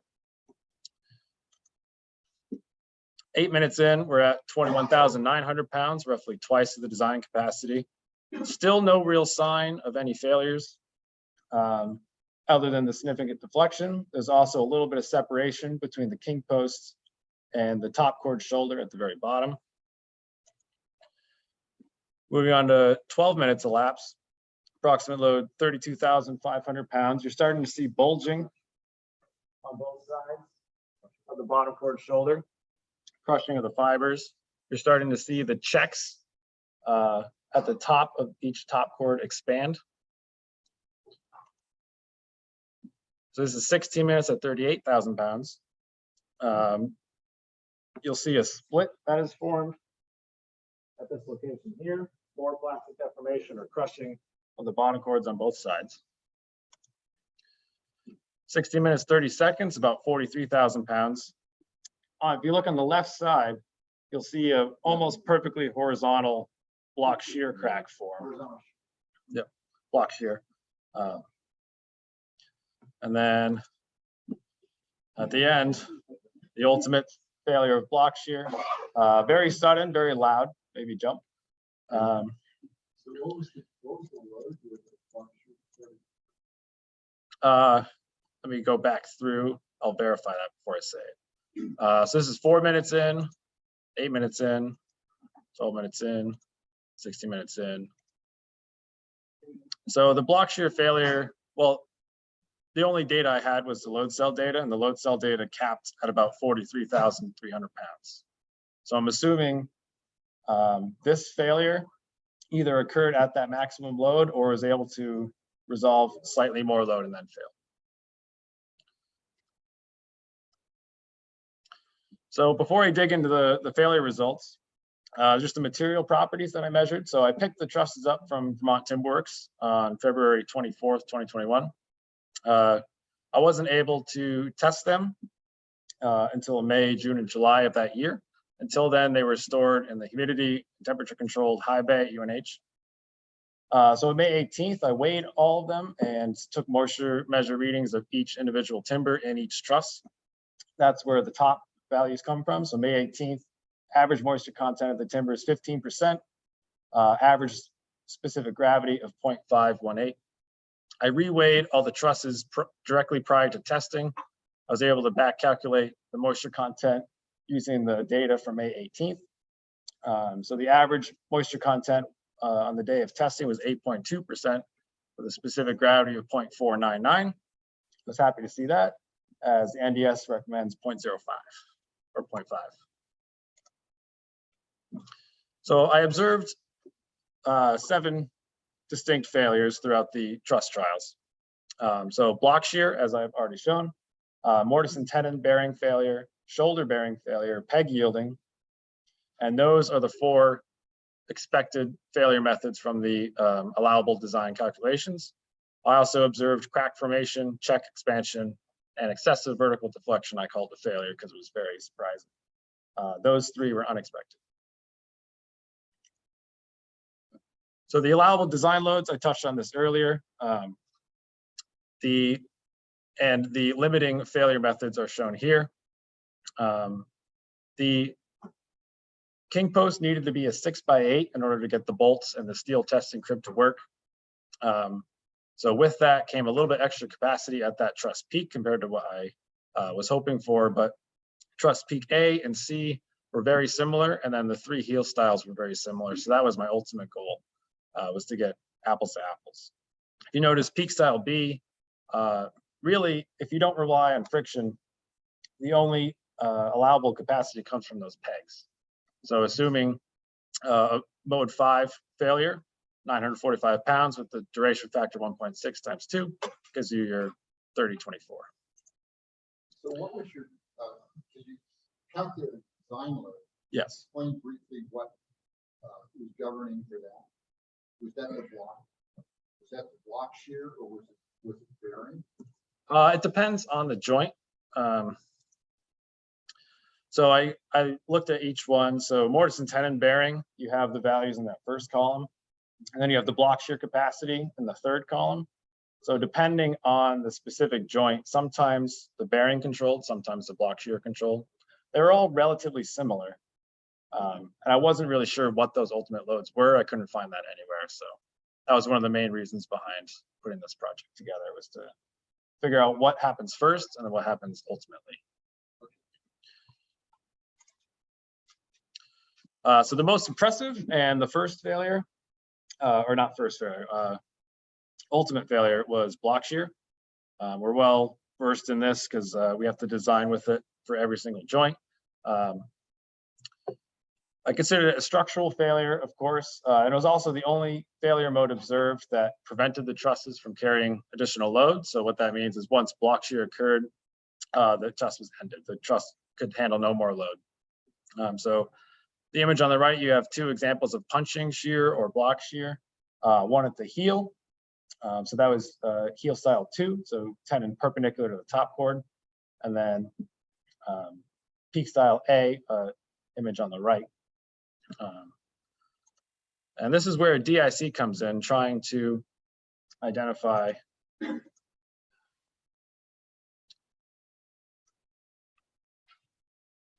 this failure. There we go. So this is a shear strain map looking at the block shear failure I showed you in the images previously. So at A, you're seeing a relatively uniform strain of the bottom chord shoulder. It has already failed. As you can see, it's tough to see, but you can see the actual small localized buckling of that shoulder. And then image B is directly after the initial shear crack. So I found that block shear propagates from an initial shear crack at the base of the notch and then rapidly cascades throughout the joint, and then that's where you get your failure. So images B, C, and D, there was no extra load applied to the truss during this time. It was during one of those 30-second periods, but you see that elongation of that shear crack out almost to the end. And then the following image would be that ultimate block shear failure I showed you previously.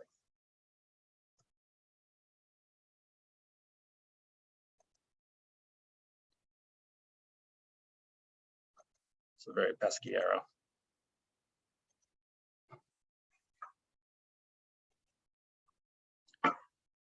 That would be the next image. So the next failure were crack formations and check expansions. For the sake of this thesis, I identified them as separate failures. So crack formation was a split that formed during the experiment. It formed at the interior notch of the bird's mouth shoulders, which I'll show you. It also formed along the beveled or no shoulder designs at the truss peak. And I also considered this a serviceability failure. So this was not really a structural failure for the sake of this thesis. Similar for check expansions. So we know checks existing split in a timber could be less than a 1/16 of an inch across or a hairline check. These were observed only at the truss peak due to the relatively large vertical deflection between the king post and the top chords. There's not really an existing definition of failure, so I classified it as a failure if and when an existing check increased in diameter by 1/16 of an inch or more. And these were both considered serviceability failures. They didn't impact the truss's ability to resolve additional load, and they're more aesthetic unless you have really severe failure. So at the notch, the bird's mouth notch, there's kind of a 1, 2, 3 reasons of why this notch occurs. So you have initial plastic deformation or crushing of the tension member shoulder, the bottom chord shoulder, highlighted as 1 there. As that material crushed, the top chord bearing surface wants to go down and into the bottom chord. As that deflection increases, the existing gap between the top chord and bottom chord mating surface, identified as 2, closes. And then as that gap closes, you have a positive reaction on that top chord, which induces perpendicular to grain tension and that resulting crack. So I designed this project to be as close to reality as possible. I'm considering this a serviceability failure because this can be designed against. If you provide a 1/8 inch up back cut of that top chord onto the bottom chord, you should be able to avoid this failure. However, in general, it's not used in practice, mostly because of aesthetic concerns I've found. The other locations of crack formations were at the truss peak. So there's a really large relative deflection between the king post and the top chords.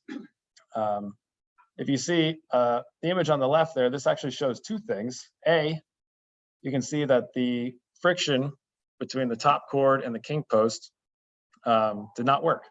So the king post was able to deflect almost 3/4 of an inch more than the top chords. The top chords were restrained to the king post at those peg locations, and then that's where the splits ended up coming from. So the image on the right is after this test was done, sawed it in half, and you can clearly see that both of the splits, so the one on the right didn't daylight to the exterior of the timber, the one on the left did, but both splits started almost exactly at the center line of those pegs. Excuse me. You can also see on the images on the left that with that 1/2 inch back cut, the tenons at the very top here met in the middle as either the king post deflected down and crushed horizontally. So even with that back cut, those tenons were still able to meet in the middle. So I thought that was interesting. Lastly, check expansions. This is just an example. Peak style C. So there's a little hairline check on the right. There's a slightly larger check on the left. This is just before testing and after testing. You can just see that those checks open pretty significantly throughout that test. Shoulder bearing. So we touched on this a little bit in the first talk this morning of what is a crushing failure, what is a bearing failure. I couldn't really find a great definition, so I went back to ASTM. So the D143 and D2555 standards specify a 2 inch by 2 inch clear member, and they establish the perpendicular to grain compression measurements when that piece reaches a deflection of 0.04 inches. So that seemed as good of a definition as any. So for this thesis, I'm using a strain limit because I was able to pull the strain from the DIC of 0.02. I classified the shoulder bearing as a structural failure for the bird's mouth joints because that's the primary load path, and then as a serviceability failure for the mortise and tenon joints because that's less of a concern. So this is another DIC map of the same joint at a slightly different time. So this is now principal strain. It's not shear strain. So this is principal strain. It's just it's the primary axis of strain. So your image A is about 8,100 pounds. For reference at the bottom here, the allowable loads due to block shear for this joint, 10,400 roughly. And then the shoulder bearing was about 15,000. However, it was not, that's assuming localized, or sorry, that's assuming a continuous strain along the whole thing. What I saw in almost every joint was this very localized strain.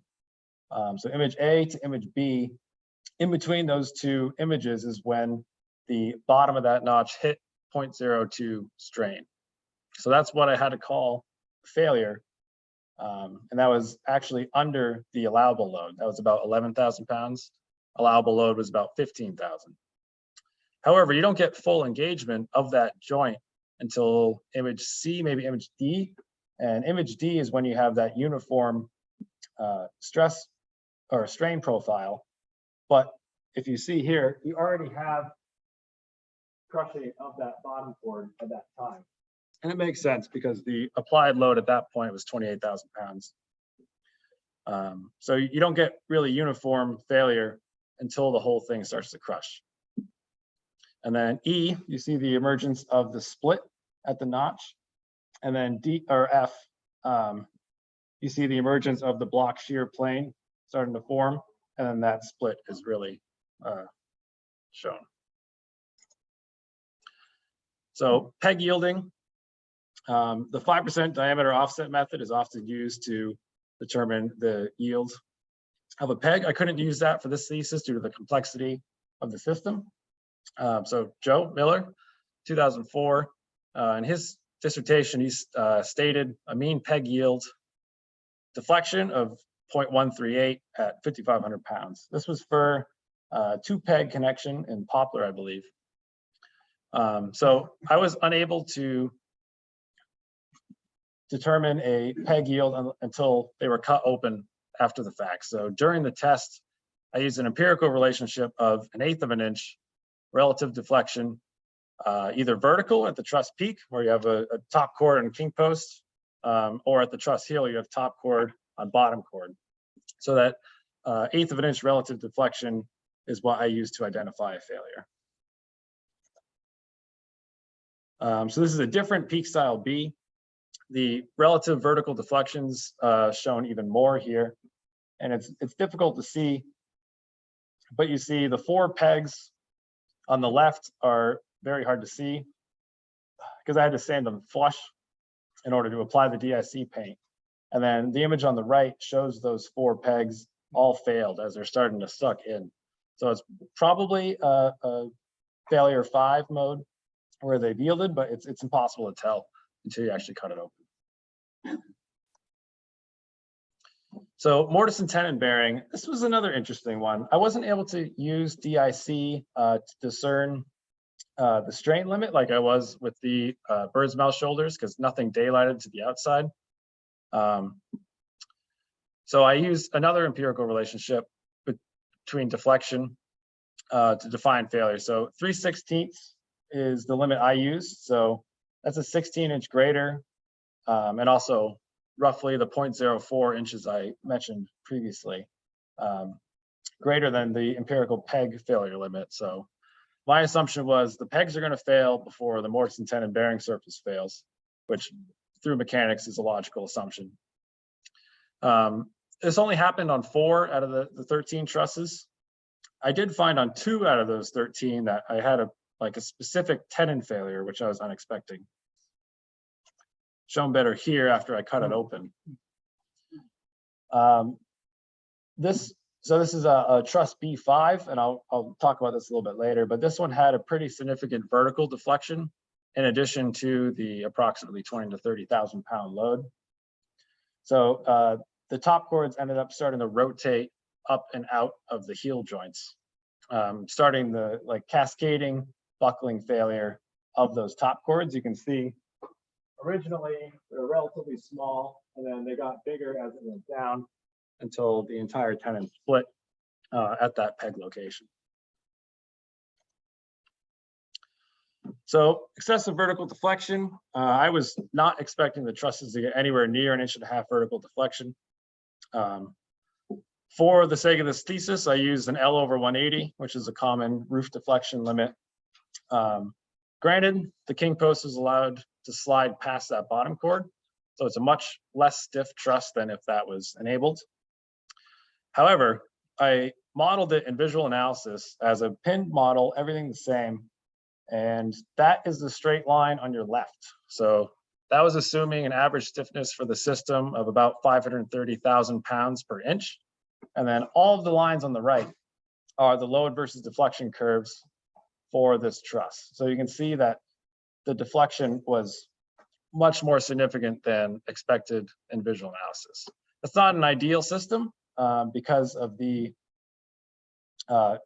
king post's ability to freely deflect, but I thought that was an interesting comparison.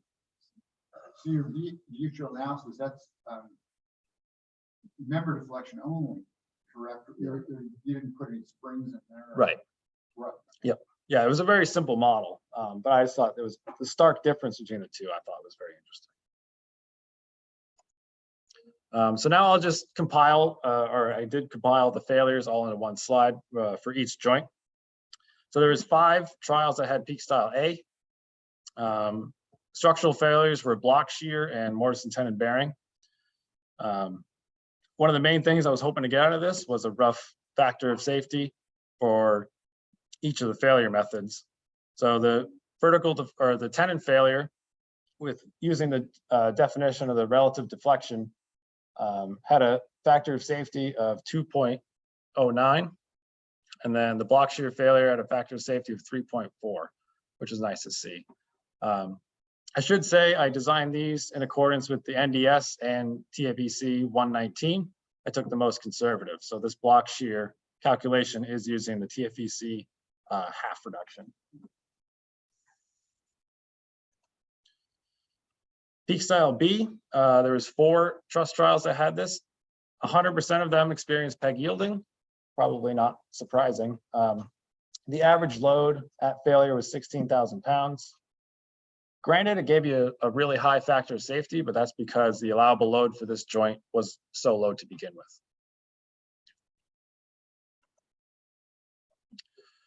Last of the peak joints, style C.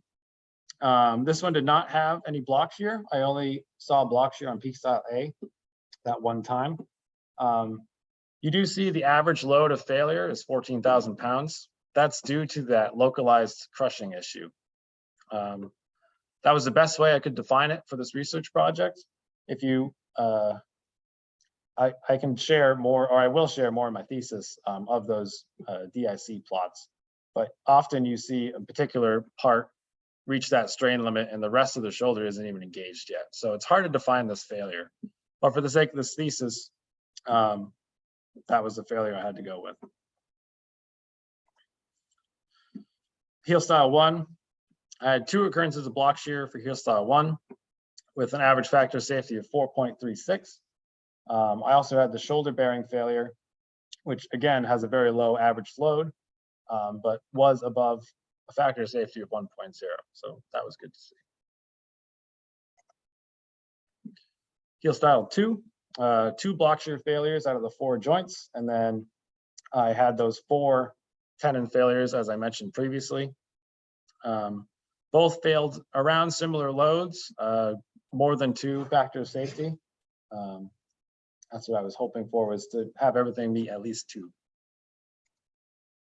Lastly, heel style 3, 100% block shear rate.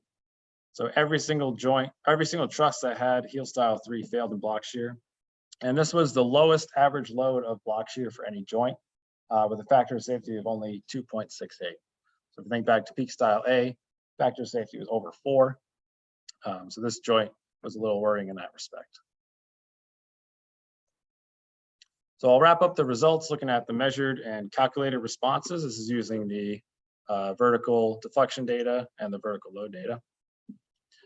So I identified 7 responses used to compare the trusses and joints. So the maximum measured load on a given truss, maximum deflection, and load applied to the truss at the deflection limit to 0.0 or 0.4 inches. Those I pulled all right from the data. And then the final 4, total work applied to each truss at the deflection limit, the average truss stiffness, and the maximum truss stiffness. These I had to calculate off of the load versus deflection plots.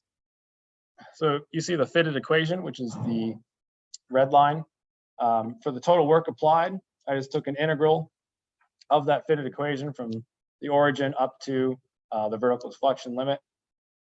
The work applied to the truss to the vertical deflection limit, I took an integral to the vertical deflection of 0.4. The average truss stiffness was just a ratio between the maximum load and the maximum deflection. And then the maximum truss stiffness, I just did differential calculus to find the peak slope of the fitted equation. So bear with me, there's going to be tables for the next couple slides, but this shows a few key points I want to make. First, for maximum force, the 5 out of 6, or the top 5 of 6 points for maximum force all contained peak style A. Also, the top 4 all contained heel style 1. So right away, that was a really interesting aspect.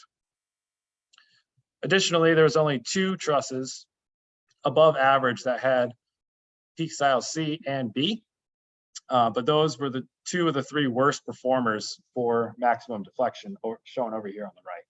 And then that green line is just the average line. Lastly, kind of the inverse was true. So the worst performers with measured load were some of the best performers with measured deflection.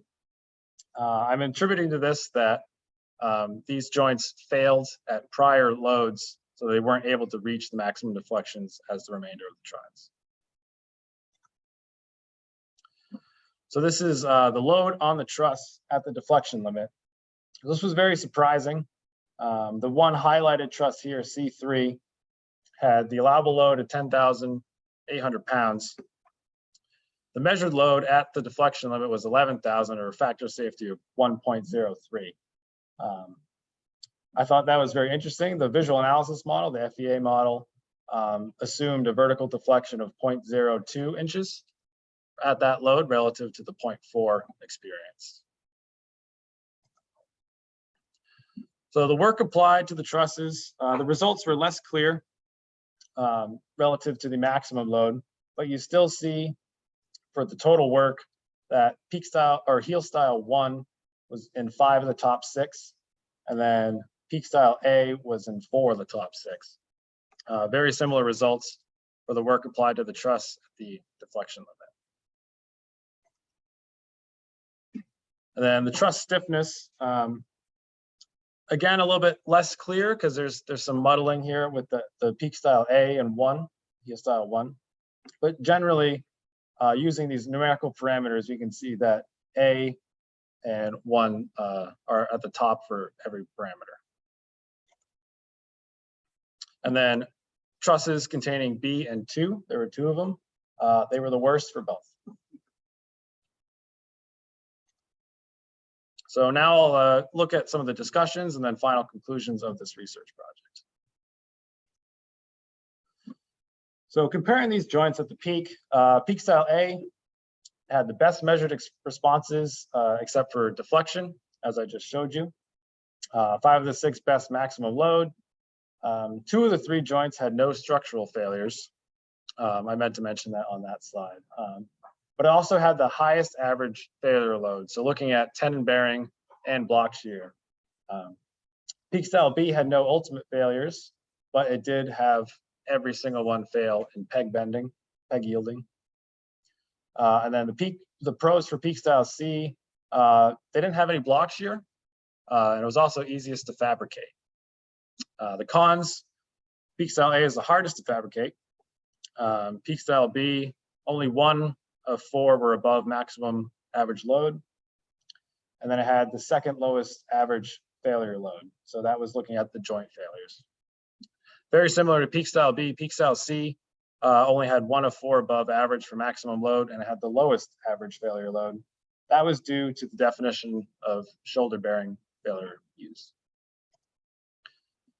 Looking at the heel, heel style 1 was in the top 2 out of 3 for every measured response except deflection. It had the highest ultimate failure load, so the highest block shear failure average load. It's also easy to fabricate. Heel style 2 carried the most work applied to the truss. It was also had the average of the heel styles for the failure load of mortise and tenon bearing failure and the block shear failure, ultimate failure load. The cons, heel style 1 had the lowest average failure load, but that again is because of the definition of failure used on the shoulder bearing. I tried to have this project be as close to reality as possible. So if we define or if we design against that shoulder bearing failure, then we need to stick with that. Heel style 2 was most time consuming to fabricate and the worst performer for truss stiffness. And then heel style 3 at 100% block shear rate with the lowest average block shear rate load. And it was worst performer for everything but deflection and stiffness. So the core conclusions here, there's a lot of different ways to frame these joints. I found that out from the survey with over 36 different styles, either recommended or written in. I had to narrow it down to the top 3 for each. Digital image correlation proved to be a reliable and interesting method to measure surface strain. All joints exceeded the design loads, looking at the numerical parameters. There were similar results for the service loads, but the ultimate loads varied from 23,000 to 48,000. So it was very high variability at the top end, but at the service loads, there was relatively similar responses. All the expected failure modes were observed. So block shear, peg yielding, shoulder bearing, and mortise and tenon bearing. I also identified the 3 additional failure modes, and then 9 out of 13 trusses that were stopped due to an ultimate failure failed in block shear. And then 4 out of the 13 actually reached that vertical deflection limit of 1.5 inches. Both of the, or 2 out of those 4 had that mortise tear out that I showed you. So I'm concluding, my opinion is the optimum peak joint would be the style A based on the high block shear failure load and the performance relative to maximum load, truss stiffness, and work applied.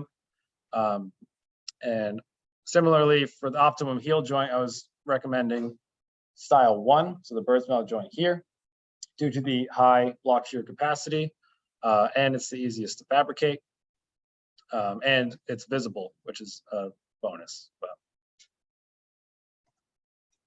at this point, I'll gladly take any questions, and thank you for listening. So what was your calculated shear stress?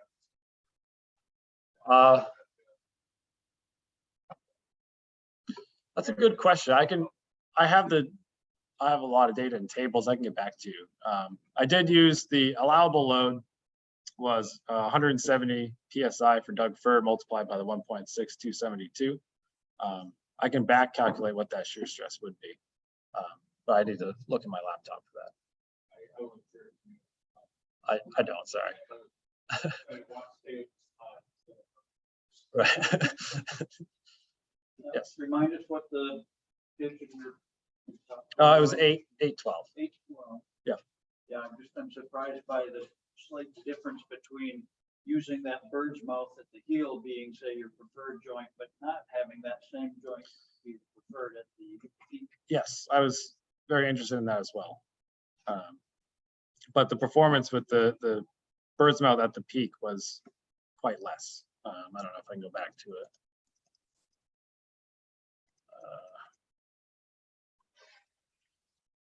So you see, C were all below average. There was only one above, and that one had the heel style 1 as well. So that decision was mostly based on these numerical parameters, the measured parameters. The failure loads were similar, or the failure methods, it was a tough choice. But yes. If we're trying to use visual analysis, for that matter, other elastic planet element model programs to design for deflection, it looks like we need a factor to factor up for the joiner, which that doesn't take it. Would you think, it seems from your data, we could say that's got to be multiplied by at least 2. Yes, that is something that I identified. I'm not sure what that factor would be, because this only applies to this particular truss that I tested, where you do have the flexibility of the king posts going through the bottom cord. So for this particular joint at this particular angle, I can say X, but I think more research needs to be done to figure out what the actual versus predicted measurements would be. And that, I guess, it's a future project for TFEC is what is the factor for the joinery slop or whatever it is Right. that causes the increased deflection. And I attempted to, 1 second. What's the moisture content of the material when it's fabricated? You had when you received it and then when you did the testing, but was it green when you fabricated, when it was fabricated? I don't have that information. So Vermont Timber Works did me a huge favor and they just piggybacked. They called a mill out in Oregon. They were getting a shipment anyways. So they piggybacked some relatively dry yard S4S material. So I'm assuming it was roughly at 19 or below, but I do not know that answer. There was, well, the peg joints, there was almost no slop or no noticeable slop. Because I could pick up them just by the top cord and the bottom cord come along right with it. Relative, the bird's mouth joints, because there was only that single screw, those were a little sloppy. Yeah. I'm intrigued about the first of great. So the peak style C, Mhm. no, I'm sorry, peak style A, so the tenon, how critical is the mortise to the tenon? And that's right, 'cause I just know, usually out there, so, Right. how precise, or is that just kind of playing into the So what I can say is they were cut to standards. I'm not sure. I did not personally fabricate them. Rich did at Vermont Timber Works. Yes, I think that folds right into the deflection question of that inherent slop in these joints. What is it? Will you ever be able to tell? Because as you put it in and then peg it, it's closed. Yeah, that's a great question. I was wondering about that myself, but there's no way to verify that. I guess at some point, it's gonna affect my. Yeah, that's what I was attempting to do with the 1/8 of an inch deflection relative, assuming that peg was failed at that point. And then going beyond that. If it did exceed that deflection by that 1/16 of an inch, then I was assuming that tenon mortise was engaged and beginning to crush.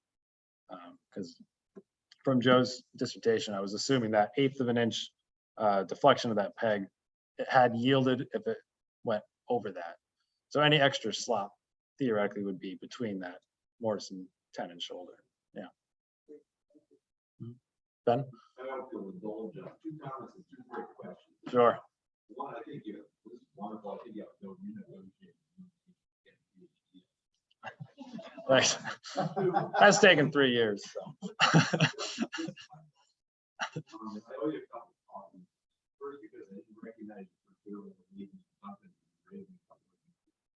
I have to say, Oh yeah. That's not the first time I've heard.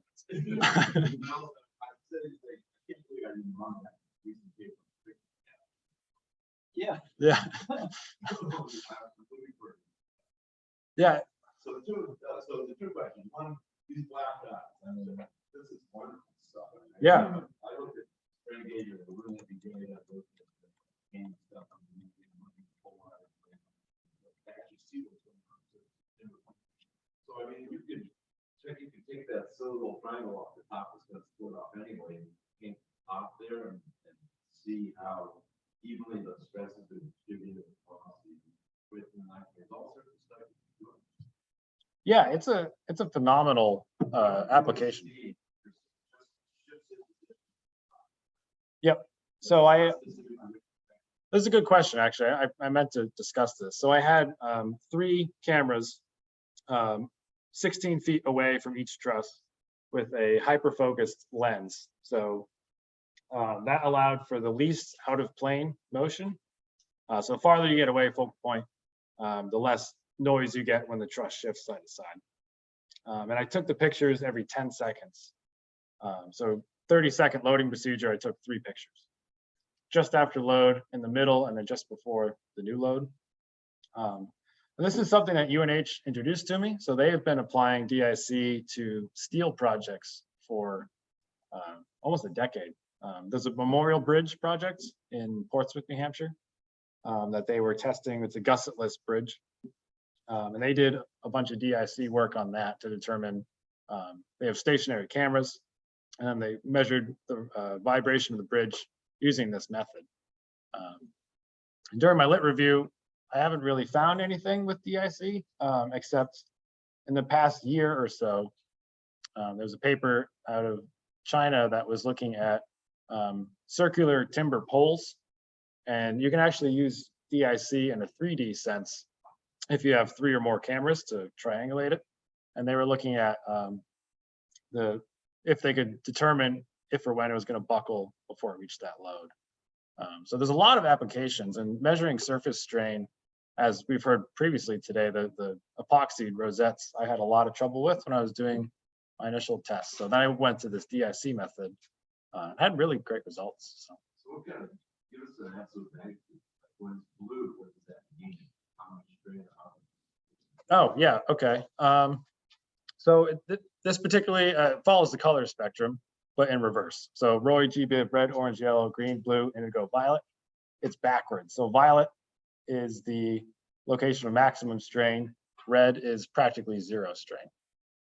And then it goes backwards. So the only note I have here, in between A and B, it was about 11,300 pounds, and the middle of that purple location was at a strain of 0.02. And then peak style, or at D, was 28,000 pounds, but that was at a strain of almost 0.1, 0.15. So the strain, as you were physically crushing the bottom cord shoulder, the strain just started to jump up dramatically to the point where the software actually couldn't handle it. So if you see, it's a nice straight line at A and B, which is the area that I put on there. But once you get above about 0.2, 0.25 strain, the software just gives up. But that's why you see that uneven graph there. So this is probably at the very bottom here. This is 0.25 or higher. My other question, all your bearing are your simple modified like the Yes. to the load and everything. So you weren't messing around with that bearing angle like you were say about hitting balancing. I didn't. Most of the joints I found in historical collections use this because it's relatively the simplest way to cut. Just have a square and you go off the top cord. I did read some papers that had this same joint, but they looked at 3 different angles where it was perpendicular, bisecting, and then perpendicular to the bottom cord. And they ultimately concluded that paper with that this joint is probably the best just because it's easiest to fabricate. The bisecting angle had a lot more math involved, and it was harder to get that mating surface to be as close, I guess.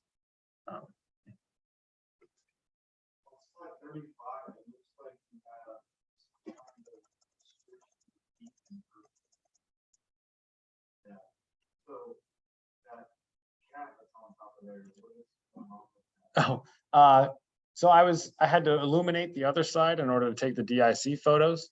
So that's a piece of cardboard so that my video camera could capture it. Yeah. Yeah, structural cardboard, one step above structural paint. No, that was just to block. You can see the light going around the crown. Yeah. And then those chains were just to prevent an out of plane buckling failure. They didn't have any structural response.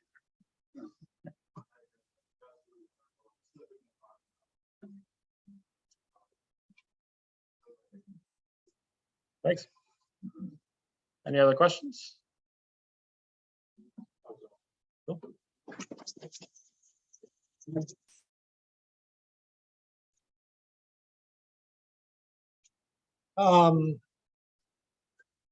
While Max is coming up, I just want to put a plug in for this truss book. Speaking of trusses, beautiful, bound. You can get it for free, but it only comes in electrons. But for 35 bucks, you can write your name on the edge of it and put it on your shelf and probably get it autographed by some of the authors here today. Do you have a presentation, Max? Yeah, you do. Which one is this one, right? Yep.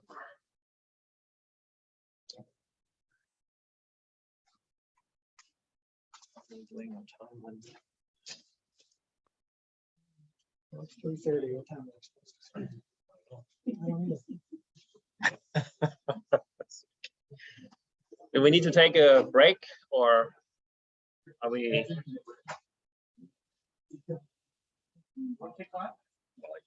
Someone wants to go to the washroom? We'll take a 5 minute. A tight 5.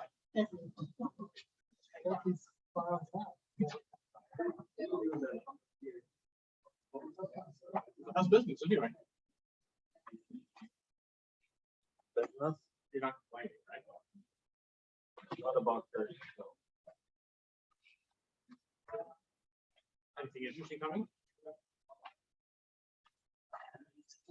I don't think I get really interesting things. No, but I mean, you're just copying these rocks. Yeah, we have a bunch in development. Yeah. But they are not ready for launch. You can give us a- Yeah, there's some thing that is pretty close, but yeah, it takes about 5 years to really develop something like including prototyping, modeling, half scale testing, full scale testing. We do some ICT work currently, and also already 2 years in the moment. That's kind of a few bits of University of Maine. It just takes forever. I mean, CCMC you cannot work.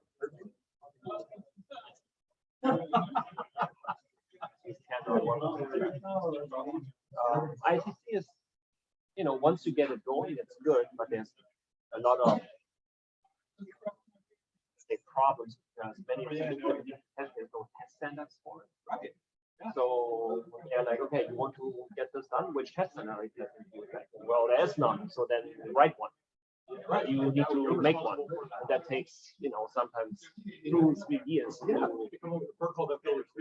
Yep. And then it's always dangerous because it's public and all your competitors can use it while you just spend, tens of thousands of dollars on engineering hours developing the protocol.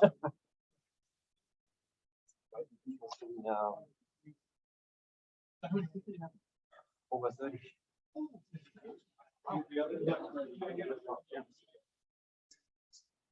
Yeah.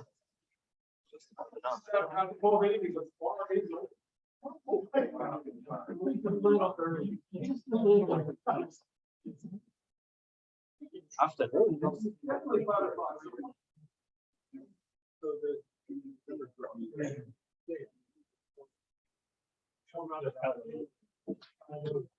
Yeah, I mean.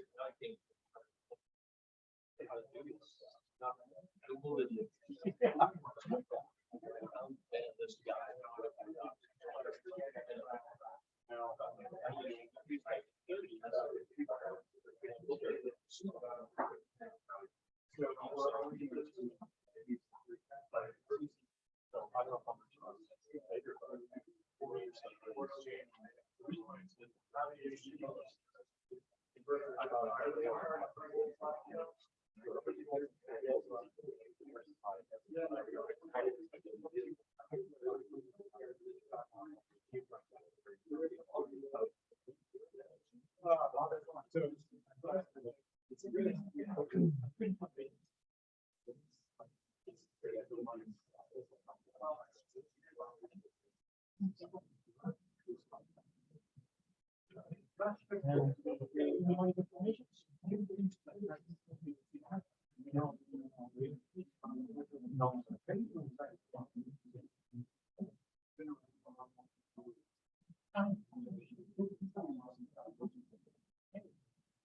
got some really cool ideas here. You should become part of the TFEC.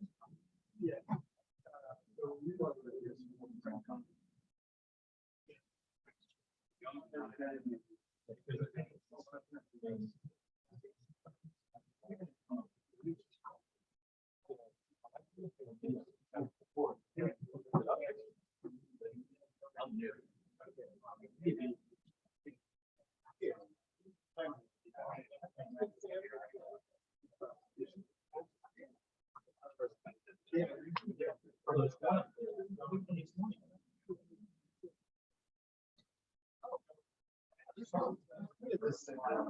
Oh, well, I'll take that. Yeah. Those are AIA codes if you want a virtual. Email certificate that says you got 9.3 credits. Yeah, no set agenda.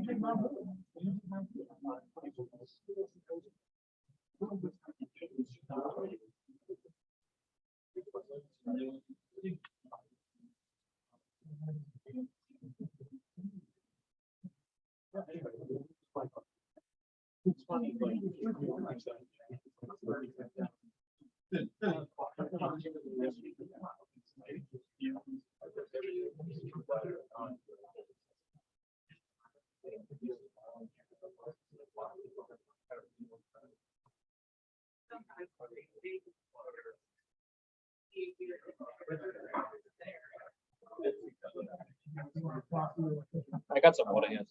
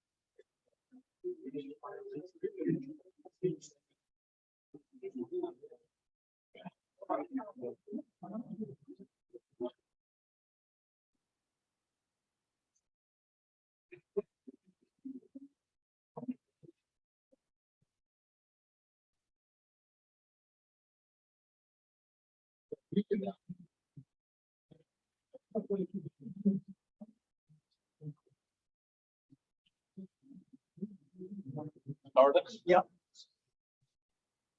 Let's do it. All right, everyone, we're gonna get going again.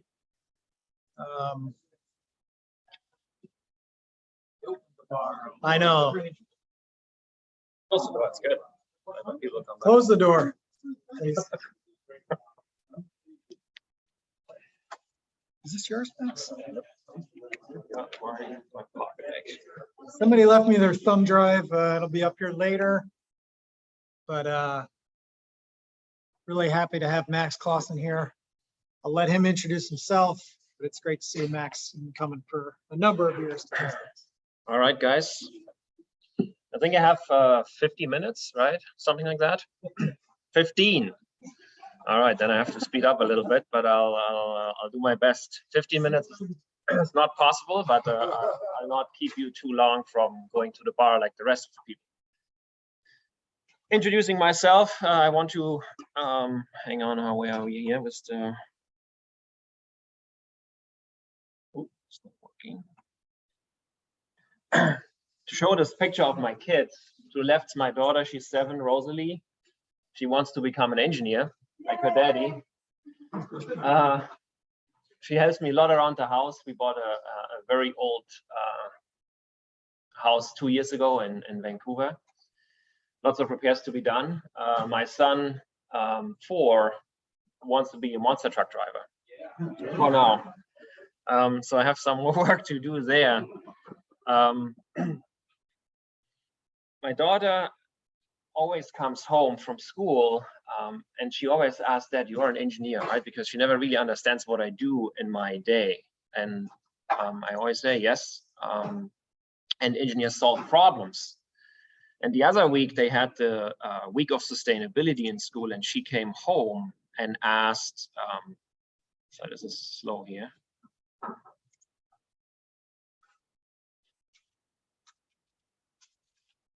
Can't change slides. No, all right.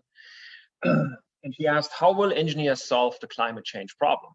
So there's lots of engineers in this room, right? It's a solid question, and we should all ask ourselves a little bit, what can we do to bring our contribution to, keep something for the kids?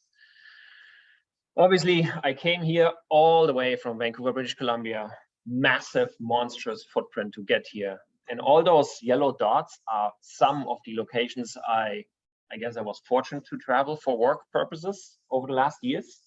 So I've been to a lot of places for work, and my personal footprint is enormous because of that. And it's a concern to me. So the slide switching here does not comply. Want to show where I live, North Vancouver, British Columbia. In the middle of 3 really nice mountains. My kids again. My wife at the top, she was not wanting me to show a picture here, obviously. She looks similar to this. What I do in my spare time, obviously we are in BC, so I'm a super passionate mountain biker, doing that for about almost 20 years already. I spend a lot of time mountain biking and building trail features in my backyard, where I use some of the timber framing skills that I acquired in 1995 to 1998 in Germany. Nowadays, I do apply some of those skills more on the engineering side. Recently, I was fortunate to be able to teach like a 4-day hands-on course in Oregon for evolving carpenters that are interested in mass timber installation. So my name is Max Clausen, and here's what I do in my life to reduce the footprint of mass timber connection technology. So I'm building a hardware company for 12 years already, actually in the 13th year now, that will supply or satisfy demand of the needs today with the smallest impact possible to the next generation. We call this mass timber hardware by engineers for engineers, because we have a lot of engineers on staff that figure out a lot of the deeds of the hardware. Company is called MTC Solutions. Ooh, that's slow here. This is a portion of my Vancouver team. There's 13 different nations in my company, from literally all over the world. We operate mostly United States, Canada, but have supplied projects in Antarctica, in China, Taiwan, New Zealand, Australia, lots of places, but mostly US and Canada, of course. What the company does is we basically do not only hardware supply, but we actually look at hardware from a scientific point of view, engineering point of view, and try to make it better, get better capacities out of it, better efficiencies, optimize systems so that we use less material to accomplish the same things than other companies. Often, like if we look at the hardware life cycle, people say, well, like a fastener screw has a very short lifespan because you only see it, briefly, and then you don't see it anymore. And once the building comes down, you throw it away, or once you have used it once, you throw it away. That's not really accurate. But if you do throw it away, you can just post-consumer steel recycle it just like any other piece of steel also. And that's something that is important to know. So I'll talk a little bit about structural wood screws and, of course, other connection technology, because structural wood screws are just one element out of the many elements that we need to connect buildings, like whether that's a log home, a timber frame, or the commercial mass timber world that we operate in. I want to talk about the general scope, I guess. So is there a laser pointer here actually?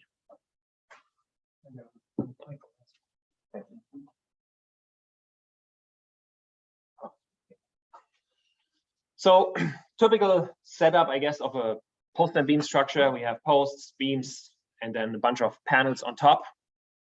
I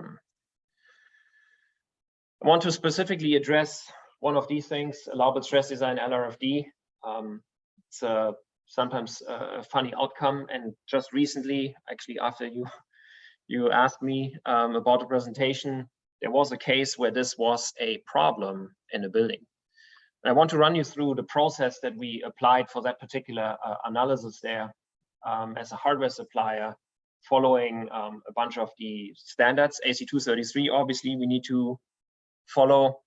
Then there are all sorts of other elements, even national aerospace standards are required to be followed for some of the things. It makes no sense to do it, but I guess sometimes ICC or other approval bodies make you do things that make no sense, but you still need to do it to get a report. Particular of interest, obviously, is in terms of capacity efficiency or hardware efficiency. If we to look at end grain install, so is end grain installed if we're installing from the end grain into the timber, or from the top down through the end grain, or even from the side grain on an angle into the element? That's sometimes a difficult discussion to have with approval bodies, because ICC, for instance, in most cases considers this end grain, and you need to apply end grain reduction factors, which give you quite a significant punishment. Then if you have connection elements, this is just a demonstration, our shop. If some of the more modern beam hangers, for instance, they have a variety of angles in one connection system, up to 5 or 6 different installation angles in one system. If you have side grain, the angles don't really change, but if you have end grain application, and you would be fine not applying end grain reduction for the angled screws, but end grain reduction for the straight screws parallel to the grain, you would run into a variety of discussion issues. We need to figure out fastener strength, so just like metal shear strength or fastener metal strength properties, tensile strengths. There's different options on how to look at tensile strengths. One standard specifies you're basically testing the plain screw only in a metal jig. We typically do the testing installed in a timber member, just simply because I believe this is more accurate in terms of what it is in reality, because you can see here these fasteners are not like installed perfectly at 90 degrees. So you typically get a slightly smaller capacity out of this. Reference design values, fastener strength values, and things like that are obviously derived according to guidelines with a safety factor of 5, or a safety factor of 3, or multiplications by 0.5. Test data comes, this is data from recently from the University of Maine. Should not be showing this because my competition is in this room, really, but that's okay. It's pretty blurry down there, right? Anyway, so this is the test data you typically get. From there, you can go through the evaluation standards or the test standard AC233 or others and compute your allowable stress design and LRFD tensile resistances. So this is for 1/4 inch, 5/16 and 3/8 fasteners listed here. Something interesting that comes up quite often actually is for tensile resistance, there's still a whole lot of people that apply the load duration factors to the tensile resistance of structural wood screws, which you should not really be doing. Just recently we had this again, and we were wondering, like, how do they get away with, you know, the screws being so little in that connection? And that was one of the causes there. Sometimes not easy to catch, but very important, obviously, because safety factors on tensile resistances are not that high. And if you're adding this, you get into dangerous territory. I guess they were just following these guidelines here from the NDS. This is also what you would use to convert ASD and LRFD back and forth. Withdrawal data typically comes in more replicates. You need more replicates because the coefficient of variation is larger to hit your target values.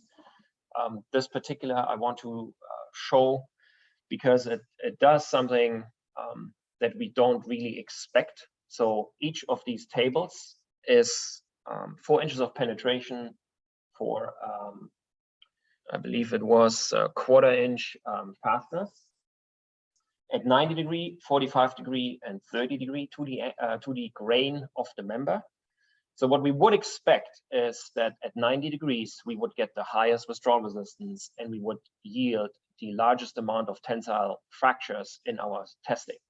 At 45 degree, it should slightly decline, and at 30 degree, we should see the largest amount of withdrawal resistance failures, the smallest capacity, and the least amount of breakage in our fastener.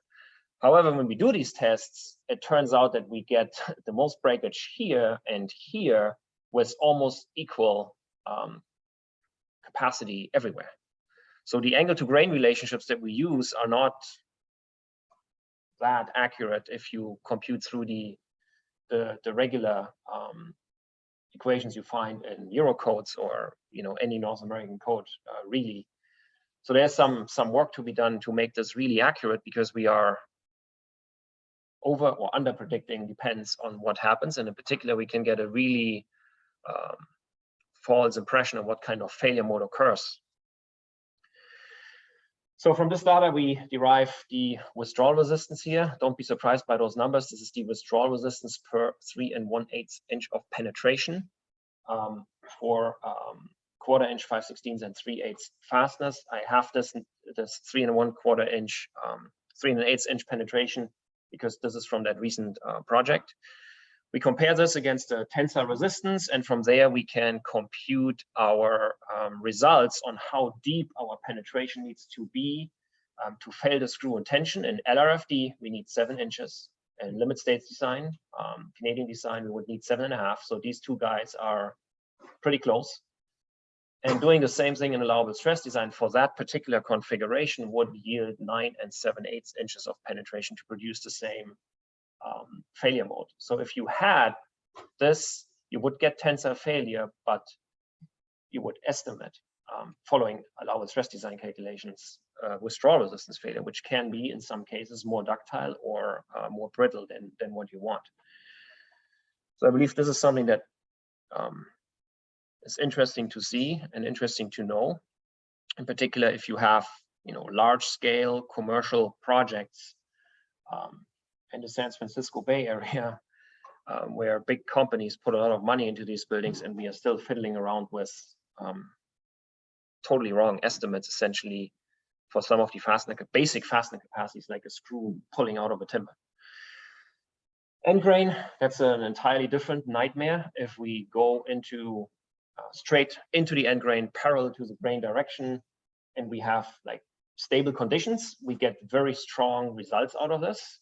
But if we have any kind of moisture variation, like humidity variation, shrinkage and swelling of wood, and slight checking, we see literally 30 to 40% reduction in the capacities very quickly.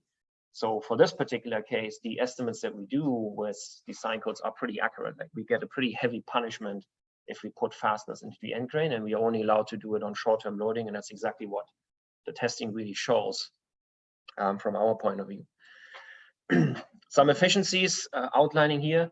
I purposely blacked out the competing fasteners here. This was just an internal study. It's not about making anyone look bad or good. But we basically compare these numbers here. These bar charts are tested values from one particular connection configuration. And these numbers here are calculated values from different ICC reports or Canadian data to compare how much efficiency we would gain if we were to do proper, more performance-based connection design, if we would really understand the boundary conditions of everything. Same applies to partially threaded wood screws. Oh yeah, this was fully threaded wood screws essentially in steel to wood connections. Then we have partially threaded wood screws in wood to wood connections. There's no testing done here. That's why you don't see these bars on that side. We didn't complete this testing there yet, but it's on the way. And then we see the same with partially threaded wood screws and steel to wood connections. So there's up to doubling the capacity. So that means we could get away with half the amount of fasteners. I guess that's bad for sales, one could say, but not really, because if you can make it more efficient, we may build more mass timber buildings overall, and that is a larger pie for everyone, and we all, I guess, sell more. Next element I want to look at is obviously post-to-beam connections. There's a reason for this. There's this European study from Ergodomos. Some people may know this guy from Italy. He's running a timber engineering company in Italy and has shown up in North America a couple of times. And we met him and he had this study with him. So Canada and United States, compared to any other country that builds with mass timber currently, has the most amount of post and beam structures. So that justifies for me that we need to talk about post and beam systems or post and beam connections. So obviously small ones, medium ones, and large ones from right now maybe 3-4 different manufacturers and different configurations, steel, aluminum, cold formed, milled, lots of different things. But all of them have in common that we need to look at this particular problem, where we had some really interesting presentation today already. Where's the, oh, that was online, right? It was online, yeah.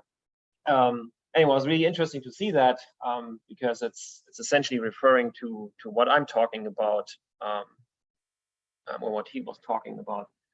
We usually see these notches, those sometimes, but what he had was the round notch. I have not seen it. I don't know if you've seen it in mass timber quite a bit. No, in mass timber not, but in timber framing, yeah, but mass timber not. So maybe there's something to learn for mass timber too. It looks pretty cool. Like it's not an architectural disadvantage. Reason why I want to talk about this is because the location where you mount your hardware is obviously important, because the higher you mount it in your secondary member, the more significant your virtual, at least that's what we call it, because there is no real notch, but it kind of acts as a notch, a virtual notch problem. It's basically the same thing that we see here and here. So in a regular, let's say, stick frame application with a Simpson strong tie hanger, we would try to nail as low as we can in our joist member and as high up as we can in our girder member, if we want to call this girder. If we don't do that and we don't do this, this is, by the way, from the Simpson strong tie website. I have to email them that this is not correct. This bolt up here should not be there, right? Because if the wood shrinks away, everything gets hung up on the bolt and you create just like a perpendicular to grain splitting problem here, which sacrifices the connection. So this height problem, or the consideration for the mounting height of your hardware, regardless of what hardware that is, a hanger or, like the Raycon system or whatever you, Sherpa system or Pitzel systems, whatever you are using, that's important to understand. If you mount it high, you need to reinforce it in most of the cases. If you mount it high in your purlin, if you mount it low, like very low in your girder, you can basically essentially do the same thing and damage the bottom laminations of your girder, not in many cases, but in some cases. So that's always a consideration to also make. So it's very question. Yeah, but it goes the opposite for the carrying. The lower it is, For which side? the carrying, because if you're mounting lower, carrying beam. What's the carrying? This guy, the girder Yeah, beam? yeah. If you go low, you can trigger the girder to initiate a split. If you have many connections with a lot of load in the lower cord and the lower laminations, you can create that failure. Exactly. If you do the same thing, mount the connector high in your purlin member, you are basically creating this virtual notch problem. And there's some pictures in a little bit that clearly indicate this, what's going on. So the positioning of your connection system is very important to consider with the minimum spacings or minimum end and edge distances that are listed in design guides. So pay close attention to this. Also important to understand is where we are housing our element, right? If we are housing a lot of connectors with deep, long housings, I'm not talking about little stick frame connectors. I'm talking about 7-inch by 20-inch connectors that are 2.5 inches or 3 inches deep. So you're taking cross section out of your girder member. And if you have a bunch of these in a row, or even double connections, there is sometimes the need for cross section reduction considerations, which not everybody does. Mounting it or housing it in your purlin member, there's typically no cross section reduction there. But it requires you to expose everything from the bottom, so that you can drop it in from the top down. And that then again exposes this architecturally, means like you can obviously see the steel, and for fire protection, obviously you need to plug. Now, whenever you give like toys, like hardware is kind of toys for engineers also, at least to me it is. When you give this to engineers, they become creative and put 2, 3, 4 in a row, or 2 on top of each other, right? When you have one connector up high, one down low, you have a virtual notch problem right here again, right? So by default, this connection needs to be heavily reinforced, which is exactly what we're doing here, to pick up the loads that it was intended to do so. Next, some of this we saw today already. So I'm not going to go into these diagrams there again. But when we reinforce, the next question that we have is, how many rows of reinforcements can we do, right? Can we do 1 row? Can we do 1 row staggered, or can we only reinforce on the outside? Those are all strong questions, and we are showing this particular setup because that's what we have tested, and that's what we recommend in our design specifications or design guides. We know there's a bunch of projects around where we have used, 2, not we, but engineers have used 2 or 3 rows of reinforcing fasteners. Reason why we are not sure if this actually works is because of the peak occurs right at the origin of the virtual notch, which is the interface between the lowest screw and the girder. It peaks very rapidly, of course, in the stress concentration, and it also goes down very rapidly. So depending on where your screws are, you're not even in this high stress zone anymore. So if you're too far back with too many rows, you can already initiate a crack or a split in your timber member that will propagate into your timber, and then it reaches the screws and it can no longer propagate. So if your loading, for instance, is too quick, that crack can propagate. Load the first row of screws to the maximum. One can fail, you get a rapid load redistribution to the second row, and you have a progressive failure in your system. It's a little bit difficult to define that in testing, like we are trying to do that, but it's not working quite yet because the wood is so irregular. So you're seeing all sorts of things in the wood, such as we saw that today, where the crack propagates along parallel along the grain and then deviates in a knot, and that can deviate around reinforcing elements also. That's the picture that I wanted to show. This is a connector subjected to 3 times the intended design load with a failure in the collar bolt here, no splitting whatsoever in the timber. This one is mounted slightly higher, and we see this typical virtual notch problem where the whole bottom of the beam essentially cracks open right at the lowest screw section. If you place them properly, you get exactly this. Under 3 times the design load, obviously you get a bunch of wood failure or collar bolt yielding. So those are the typical things that we see from testing. The virtual notch problem is not something that we invented. When I went to university, we already used this. This is an old Austrian design. Is there anyone from Austria here? No. Anyway, this is an old Austria design standard. It's called Ö-Norm 1995. And that thing from 1995 is already elaborating around reinforcing end grain connections with structural wood screws for the virtual notch problem. A small note in that standard here too, they are basically saying, this is all in German, so they are basically saying if you have any kind of notch or virtual notch, in any kind of exposure to water, you should reinforce all of these things all the time. For the Pacific Northwest, in particular for larger mass timber structures, some of these things take 2 months or so to assemble, and the wood is exposed for 2 months to, Seattle rain, Portland rain, Vancouver rain. And the question could be like, are we still in, dry surface conditions then? Or do we need to really reinforce all of those things that we are doing? For you, California, it's probably not a problem. Yeah, the question, well, sometimes it's okay. Snow on it for several months, but the question is it fully loaded? But you still do that, even though you realize that since it's under construction, it's not being close to even the dead loads, let alone the live loads. Yep. So definitely construction loads are a lot lower, but if you have an unreinforced connector in a wet timber, you also heavily reduce your capacity of the wood and the connection. In particular, if you're operating like right at the border, right? Because I'm going to get to this in a minute, but we obviously try to mount the connector as low as we possibly can so that we do not need to reinforce, because reinforcing costs money, right?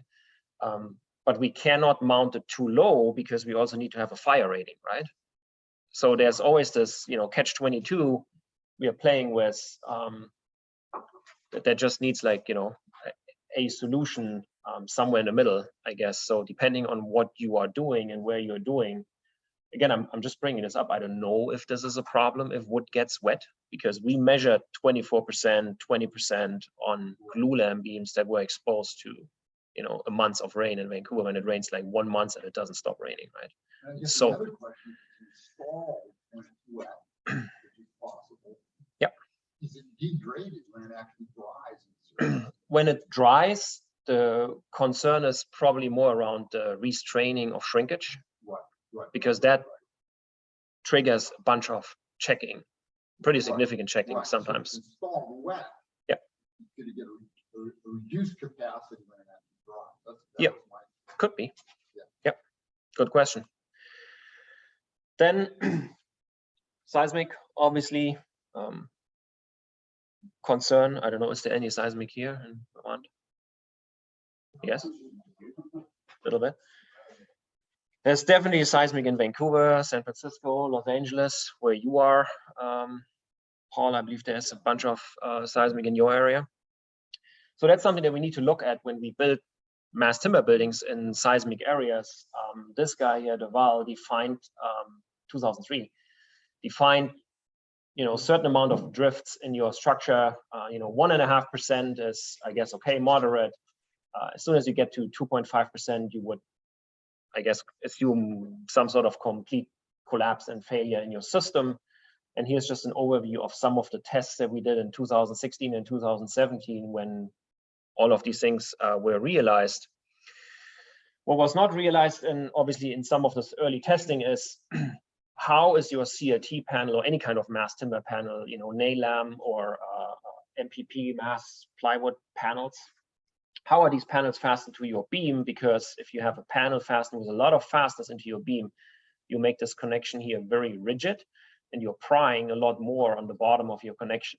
If you make this very soft and your connector is mounted in the middle, you have, you know, a pretty equal share on what happens at the bottom and at the top of the connection. There's a lot of conditions around this, and then of course whether or not we have a gap here where the connection can deform freely. So that needed to be addressed with some testing, and John Judd presented on this too before, just with the frame on the floor, which we didn't even think about. I believe that's a pretty smart idea to put this whole thing on the floor rather than vertically. So what we have here is a full-scale assembly of a post and beam structure with a CLT panel on top, roller bearing here, pin bearing here, or pin connection here, 23,000 pounds vertical load, so design load for the connection, and the horizontal actuator that moves the entire system back and forth, rocking it under load. I think we had problems with videos today. Let's see. Not running. All right, I'll skip this. Anyway, this is a video. If anyone is interested to see this later, we can show this on the laptop here. Basically, it just shows how the frame is moved back and forth. And you see a little bit on how little damage. Oh, now we go. And now.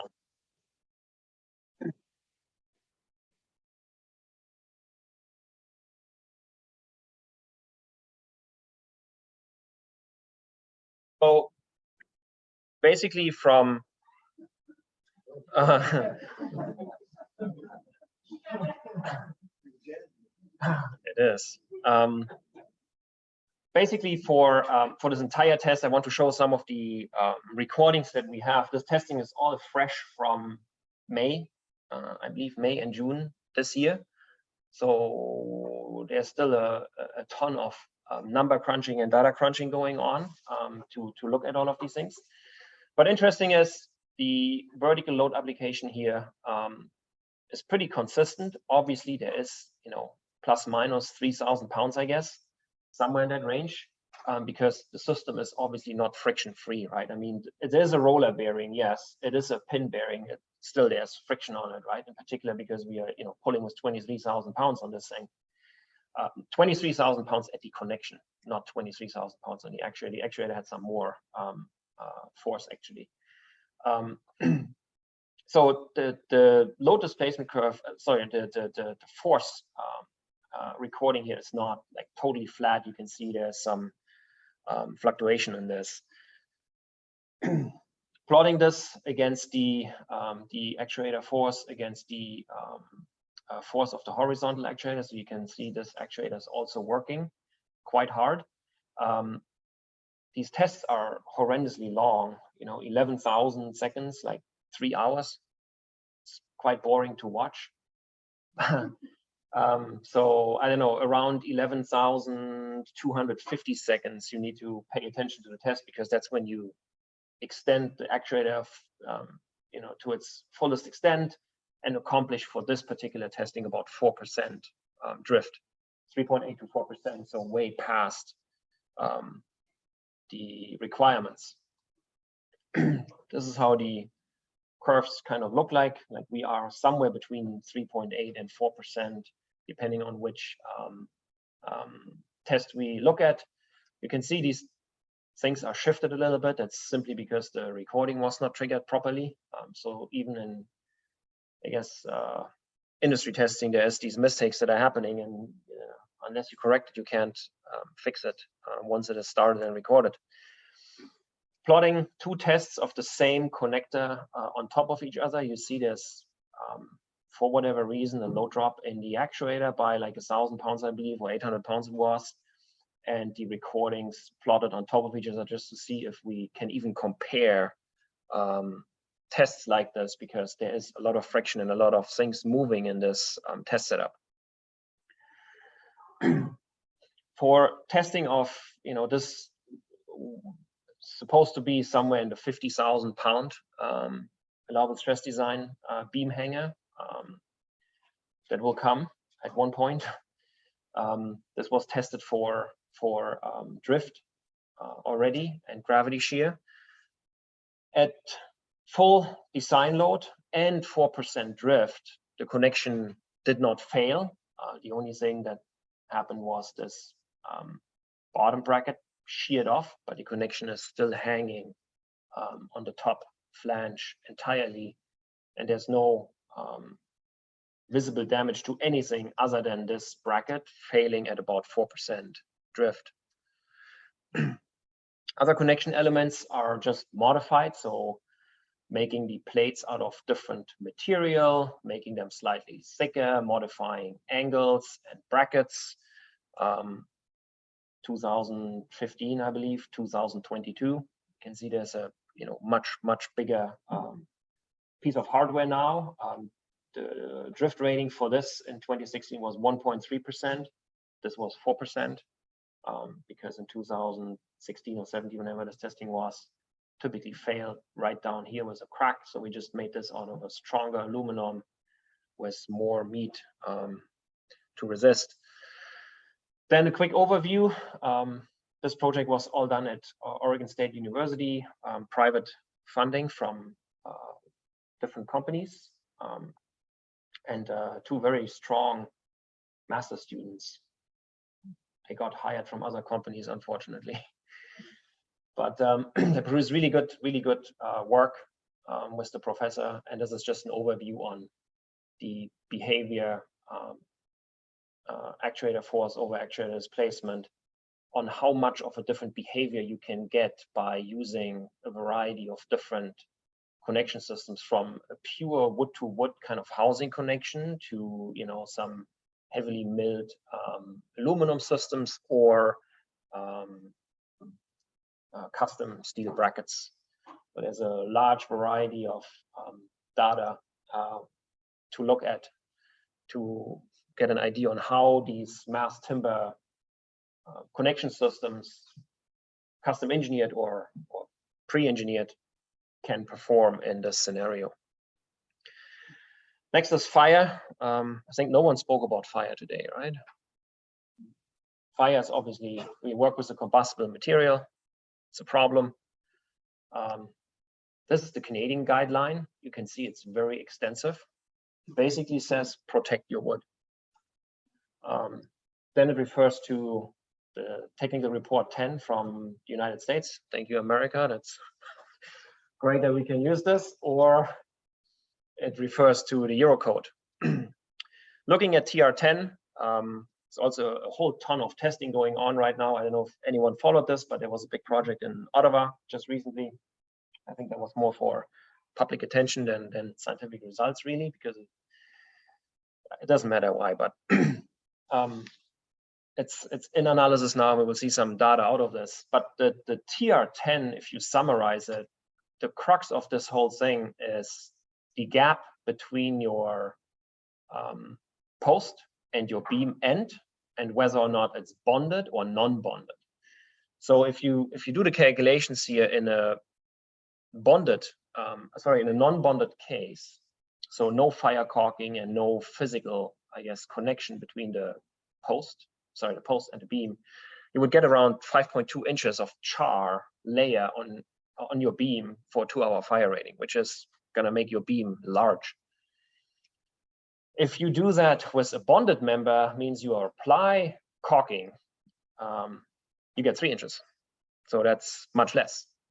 So the question for this is that is, again, a task for the, for my company, is can we optimize this so that we do not need to fiddle around with fire caulking and still assume a bonded design by allowing some heat to get to the steel, because the steel does not need to remain cold, right? Like we can get it up to 100 Celsius or 120, wherever the weakening point of the steel is under a certain temperature, but we can figure that out. And then we could maybe allow a 1 millimeter or 3 millimeter gap between our members and still get away with the 3-inch char layer.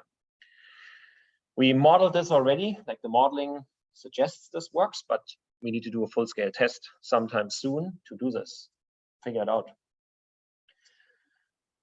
This was also from a project testing. So in the testing, we had connectors beside each other, and then in the project, they were on top of each other. This allows you, just a 5/8 overlap, which gets you into a smaller beam size that does not need to be like step laminated or block laminated.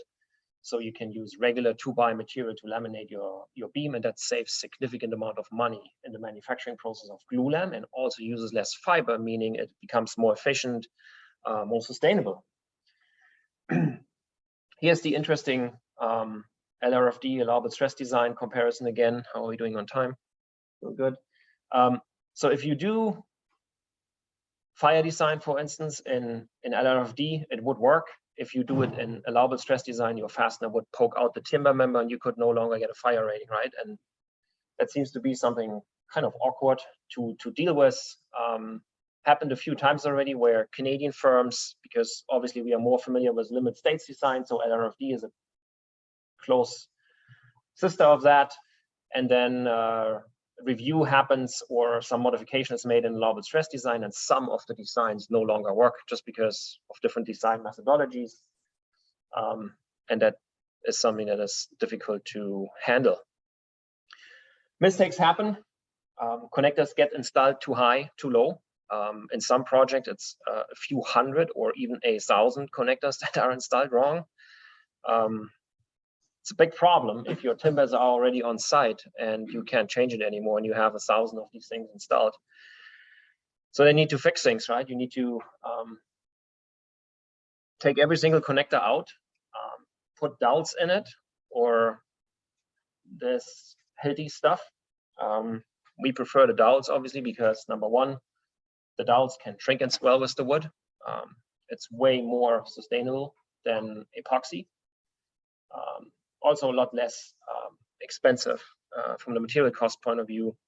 But if you do this kind of repair, obviously you again need to do testing, because now you've fiddled around with embedment strengths and things like that and have a bunch of holes or potential holes in your beam member. And only testing, full-scale testing, can verify that your repaired solution is viable. Particular problem for this one here was the beams are obviously already designed to a certain size to take a certain amount of load. Following the ASTM standard, you need to apply 3 times the expected design load to your connection, meaning you are now breaking your wood because it just cannot take that much load. That's the curves you see there for the first 2 tests. So your connection is basically not failing because of the connection, but because you're crushing your wood, and you get shear failure, perpendicular to grain splitting, all of these things. If you reinforce it with a few fully threaded self-tapping wood screws, you get a much more smooth load displacement curve, indicating that the reinforcing technology works. For this particular thing, we were not able to get this up to 3 times the design load, but 2.3 times the design load was a pretty predictable load deformation curve. And that was, for this particular case, enough to convince everyone that we can do this repair on site for a high profile project. Reason why I'm showing this is the custom engineered hangers are obviously not excluded from all of these things. Like, this is not a problem that is for pre-engineered beam hangers. This connection has a drift problem too. This connection cannot take the 4% drift or 3% or something like that. Same with that connection. It's somehow, for some of those things, these questions are not asked. But if you talk to a hardware supplier, they come back and say, oh, show me your ICC report, show me your drift testing, show me your fire rating. And you get into this problem of certification for things that apparently only apply to pre-engineered hangers, regardless of manufacturer. And no one is asking questions about beam hangers that are engineered, right? So there seems to be some more work to be done there too. Gonna speed up a little bit because we still have some slides to go through.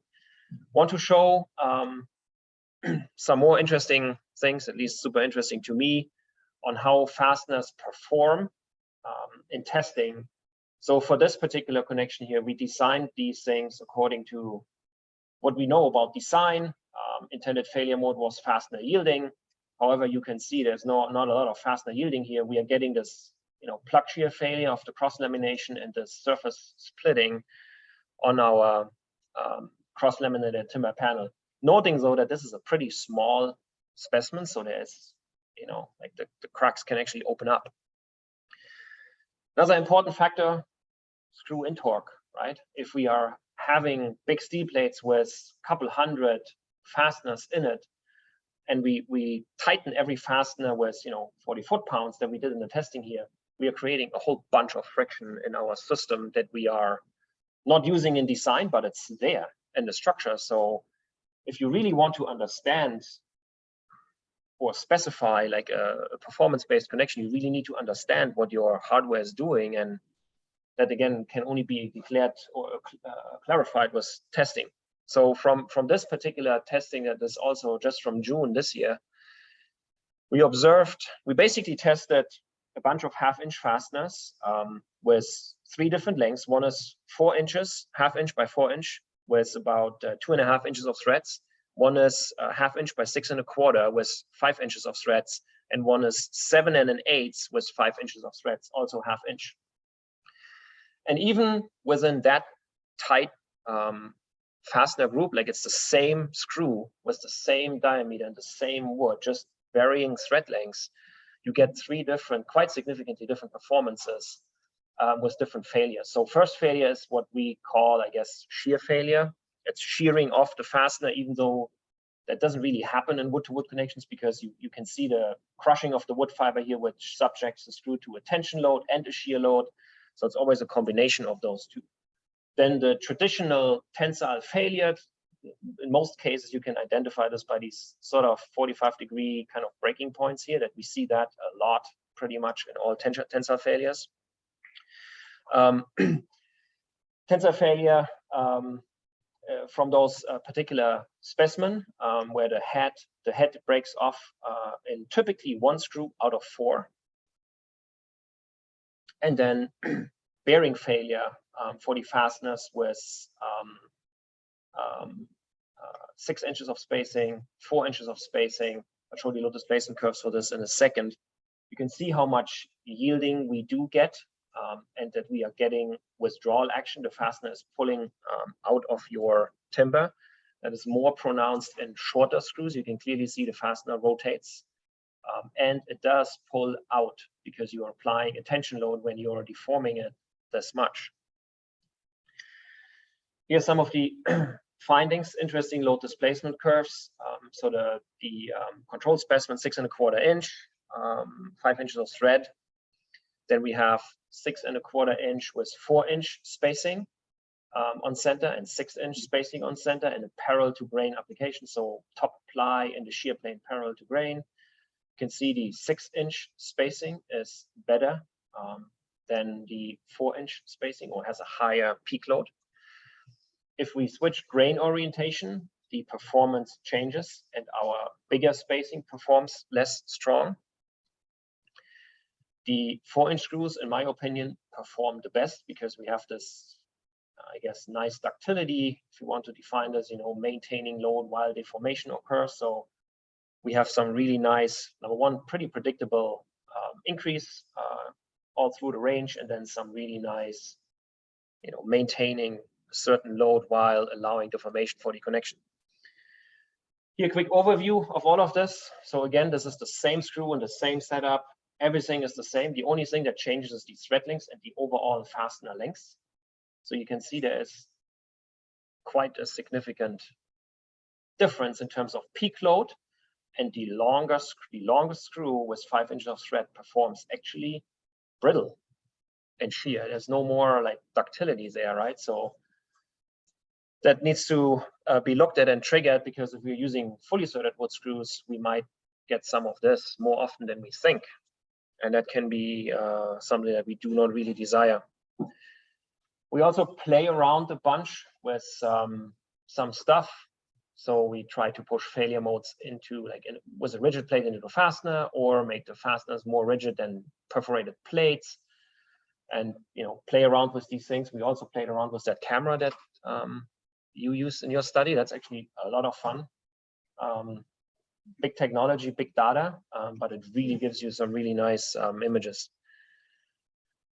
Important, obviously, we will not look at these things now, but for diaphragm design, all of these things are critical, because every single connection that deforms or not deforms influences your diaphragm quite significantly.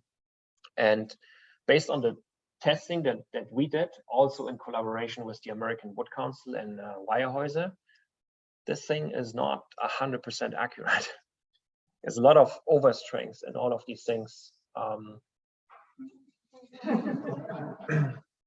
This is one of the favorite rabbit holes.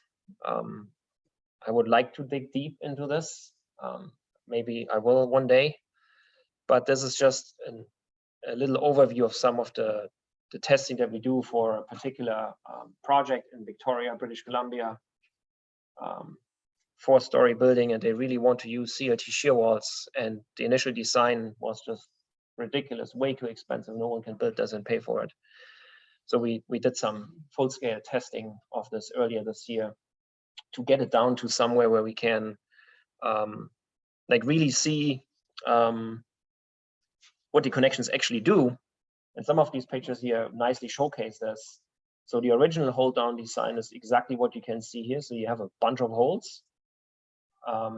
And as we went along with the testing, we started eliminating fasteners, because we just did not get the desired performance that we needed and wanted. Like, we basically wanted to push the mechanism of yielding into the fasteners and not ripping the end of the CLT panels. Making a connection that was designed ductile according to the CSA with failure mode 3, failure mode 4, maybe even. So we get 1 or 2 plastic hinges. It did not develop any plastic hinges. It just like broke the CLT like up here and ripped out the whole side of that CLT panel. Because of that, I believe some of the buildings that are currently built with those shear walls will not perform if we ever, God forbid, get a big earthquake. But I believe they will not really perform because there's just way too many fasteners in these things. I'll click through those slides quickly so that you can see how the shear wall works. Pay some attention to, obviously, the hold downs. Look at the spline when it starts working, and these base shear brackets with the slotted holes. It's quite interesting how that works if you click through the images.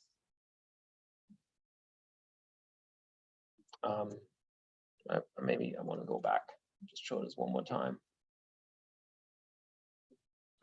So we had to iterate here. I think we did like 24 of these tests until we got it right. We ran out of CLTs actually. Didn't have enough. And you can't buy this right now because the CLT manufacturers are also busy.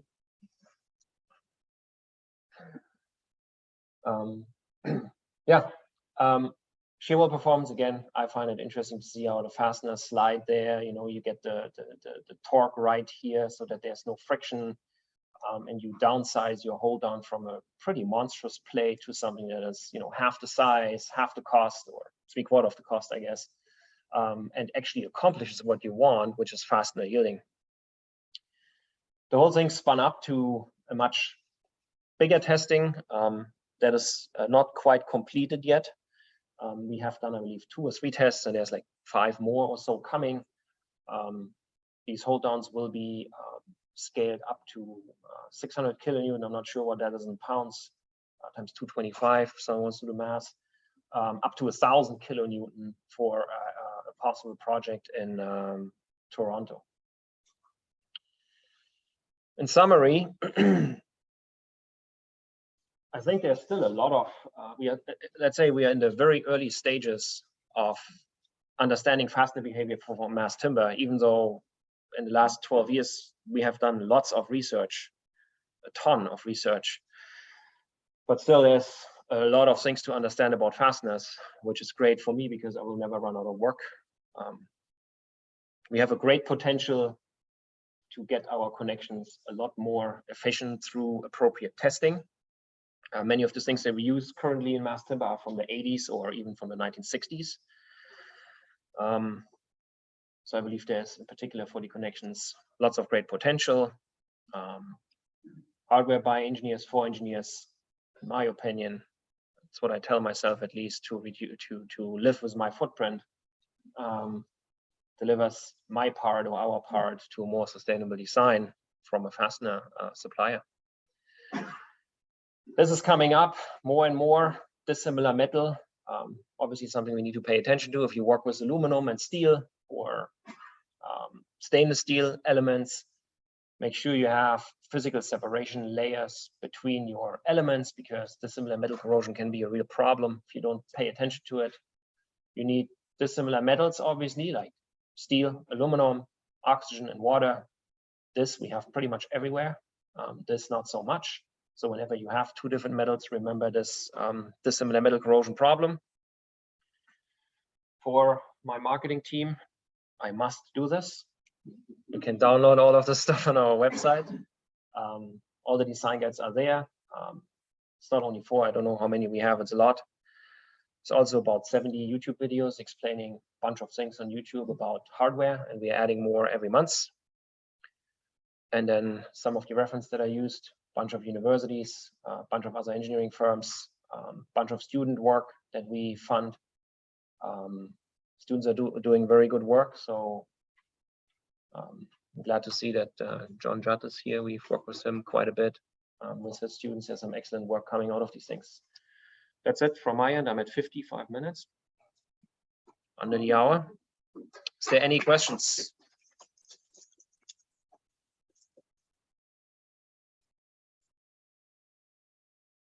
Ben, yes, please. So in these connections where you're interested in not doing the fire plot, it must be different. Of course, yeah, yeah.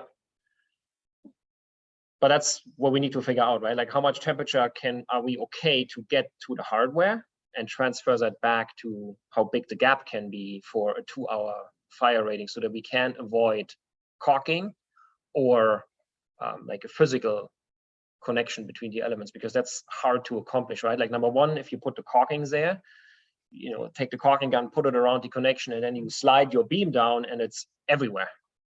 It's just no longer in your connection, really, right? So that needs to be looked at in a bigger scope of work. Unfortunately, you know, the fire testing that we did, I think it was $25,000 per test.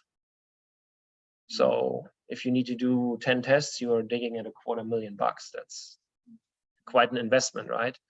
And you don't have protection there, right? Because all your competitors will use that same thing, right? They would say, oh, these guys did aluminum, we have aluminum too, so that's good, right? So there needs to be some industry collaboration there to fund this, to make mass timber better, right? Cannot only be one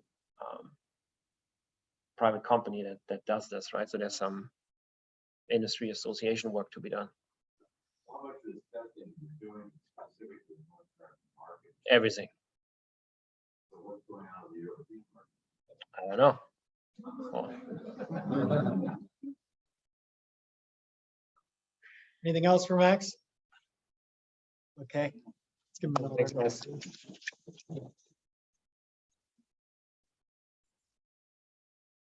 I'd love to talk to you, Ben, about, and Max, about that fire rating thing a little more, but my opinion on that is that there's no pressure differential across any gap.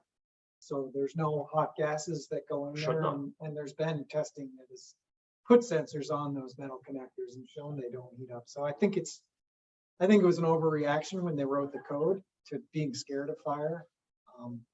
If you read that line in the code very tightly, you'd have to put a line of caulk, and it doesn't even need to be fire rated, along a CLT going over the top of the beam. Yes. So it's just incredible. But unless you test it and you have a full-scale test under loaded conditions, Of that specific joint. Yeah, you would not really like ever know, and not everybody's gonna accept your engineering judgment, right?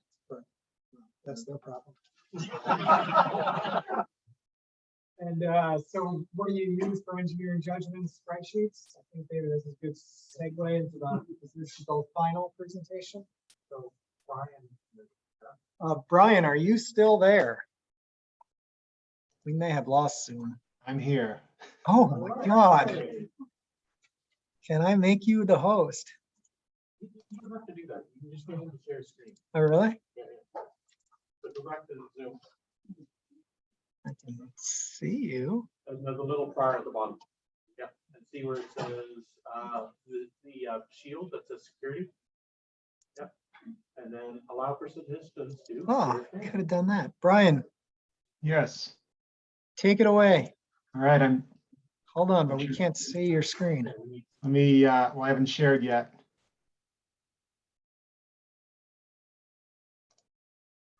So stop sharing. No. It says I can't share my screen while you are sharing your screen. All right.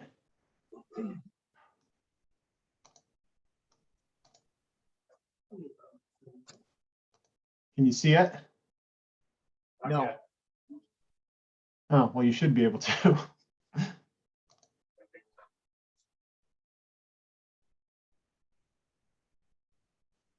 The internet here is slow. Maybe that's all it is. Oh, wait, you know what? Here we go. We're seeing something. Spreadsheet. See a spreadsheet? Yep. All right. Shall I introduce this topic? Sure. Go right ahead. Take it away. All right. So this is the part of the day where we share our favorite spreadsheets. And I have two spreadsheets that I want to share, and I kind of took that word favorite to heart. So I kind of thought about, why are these my favorite spreadsheets? And they are two spreadsheets that I made, and I like them both for different reasons, and they are both fastener spreadsheets. This first one is a dowel fastener spreadsheet. It calculates the shear capacity of connections made with bolts, pins, lags, screws, or nails. You can see those kind of down here, different tabs. It does not include wooden pegs yet. That's kind of on my wish list. I actually have a different spreadsheet for that, but they'll get added to this eventually. You guys might have something similar. It's a pretty standard spreadsheet, really. It's an important spreadsheet. There are tables in the NDS that have these values in them. There's a great online calculator from the American Wood Council that does a lot of this too. And all that was great for when I had to QC this spreadsheet. This is really an extended version of those resources. It can calculate capacities with the side member and the main member at any angle to one another, which is different than those other resources. And it can do multiple fastener connections, so it accounts for edge and end distances, spacing. It can also do staggered bolt or staggered fastener connections. It's set up for any commercial species or grade. It also includes A36 plate steel. So like I said, it's a fairly standard spreadsheet, but it's a really important one. And the reason that it's one of my favorites is actually how usable it is. It's really versatile.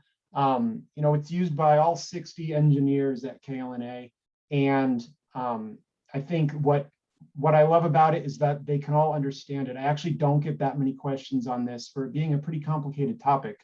And I think that all comes down to this image on the right, which is the best part of it. So these directions up here say to define the orange cells first to generate the applicable visual aids. So the orange cells are the loading state, so how the load acts on the side member, and the member angle, the main member angle, which is the angle of the load to the main member. So if I change those, it changes this image. So I can put in angles and it updates, and it has all of the end distances, loaded and unloaded edge distances. It tells you what a row is. It defines widths, all those things that can be really confusing when you're looking through the NDS. And then the cells that don't matter get grayed out. So you can just, put a big number in there and it's not going to affect your capacity. And then, like most spreadsheets, you put in your demand, and it calculates your capacity and gives you a unity value. all of the calculations are just below it if anyone has to dig into it. That's why I like this one. It's because it's usable and it's been really successful for KLNA, and I think it's saved a lot of time. The other spreadsheet that I want to show today is a bit more complicated. It's actually not on our standards just yet. It's a more unique spreadsheet. I call it the screw any angle spreadsheet. And this is the user diagram.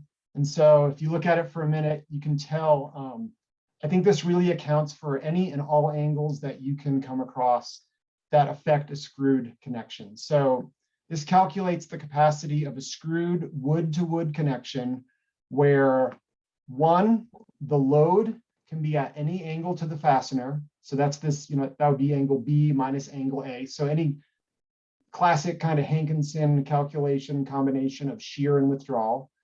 Two, the screw is can be installed at any angle to the axis of both the side or the main member. So angles B and C. So those members can be at any angle to one another. And then where it gets more complicated is that three, the angle of grain can be at any angle to the primary axis of both the side or the main member. So I think this covers all possible screw connections. It was originally intended to be a mass timber design tool for lateral load transfer from a panel to a diaphragm. From a panel diaphragm to a shear wall. And so if you can imagine this side member as like a CLT floor panel and the main member as a shear wall, whether that's a CLT wall or just a top plate or something. And if you install this screw at something like a 45-degree angle, and you apply a lateral load, then you're able to transfer that lateral load through a combination of shear and withdrawal in that fastener. And so that's what this spreadsheet has mostly been used for. But if you get creative, you can think of a lot of other things you could do with it. I guess I'll just say that I wouldn't rely on this for proprietary connections where there's testing data, especially just following Max's presentation. But it can be used to approximate or compare. This spreadsheet was developed mostly from code calculations that are addressed in the NDS, but some of it is engineering judgment. Mostly related to the end grain factor. I think Max touched on that actually. And while I was developing the spreadsheet, the NDS finally published information on head pull through. So that was great. So these are two of my favorite spreadsheets. One because it's versatile, but really usable by young engineers. And one because it was just a real challenge to develop. And that's what I wanted to share today. Great. Thank you, Brian. Thank you.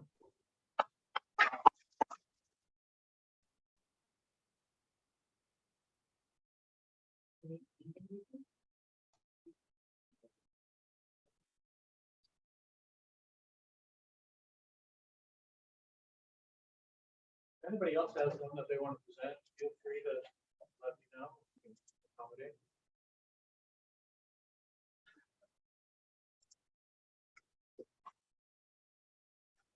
I don't know where you put it on there. It's obvious. What?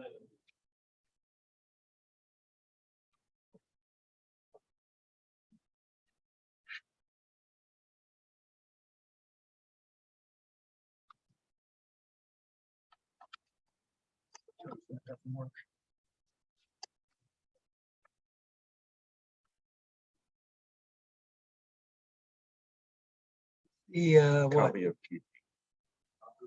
Oh, I already have this. Hi. Better just copy it here just in case. I don't.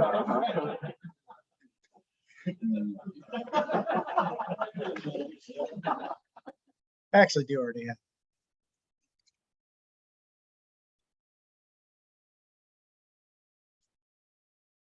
Yeah, I did that so you could have the mouse. Turn off the banner.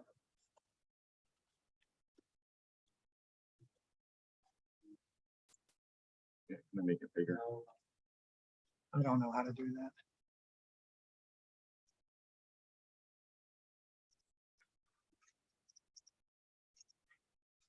Better? So I got my PhD on key beams, and I do a lot of engineering on those, but I really don't like doing the math. I've got shorthand ways of doing it, but the longhand actually requires solving differential equations, which I'm hoping to never do again. So I actually have an Excel spreadsheet that does it for me. And yes, you can solve differential equations in Excel. I'm not going to go through the math on it, but essentially this is, we just input our span. And if we've got point loads on a keyed beam, oops, keyboard's not on.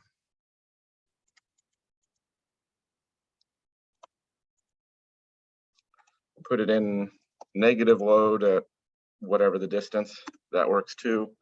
Enter some of your material properties,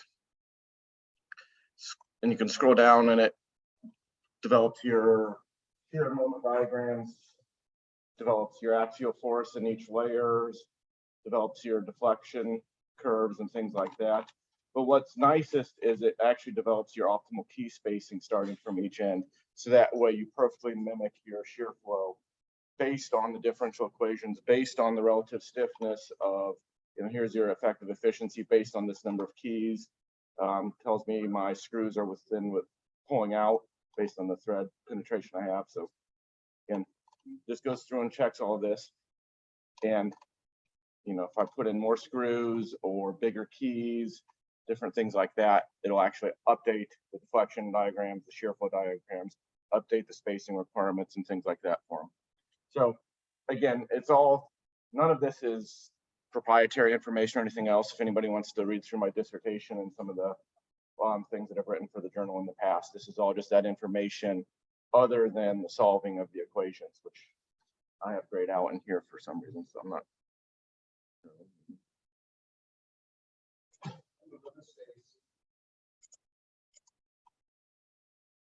So standard beam limit states that you have to check for this one, you know, block shear crushing of this, rotating of that, net tension, bending, compression side, failure. For these as well, you know, block shear of those keys. So pretty much all of the standard, it's basic mechanics checks for the most part. It's just getting the shear flow is really dependent on how stiff each of those components are, because it's somewhere between fully composite and not, or fully simple stack. So that's just my favorite spreadsheet, mostly because it's like 3 years of my life in a 4-page Excel spreadsheet. So that's all I had. Dick, did you want to show any, Dick? Yeah.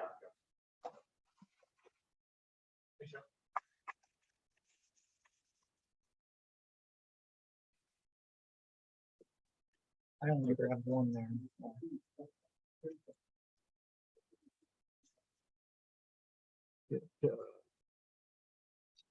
Heel joint.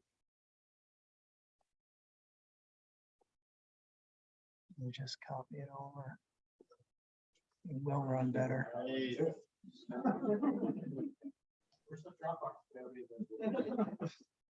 We share the screen, Chris.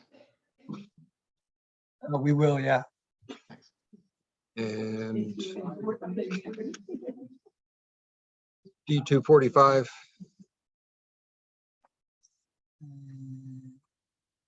Where was That's beams with level. D245. it? PDF here. Yeah. Oh, wait a minute. No, that's not what I want. I don't guess I don't have that. Wedge through channels. Well, let's do that down at the bottom.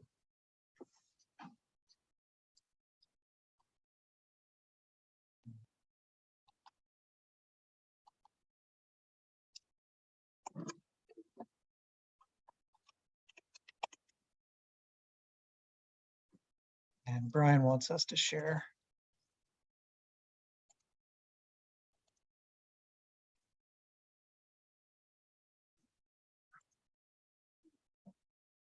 All right. Okay, let me turn this off.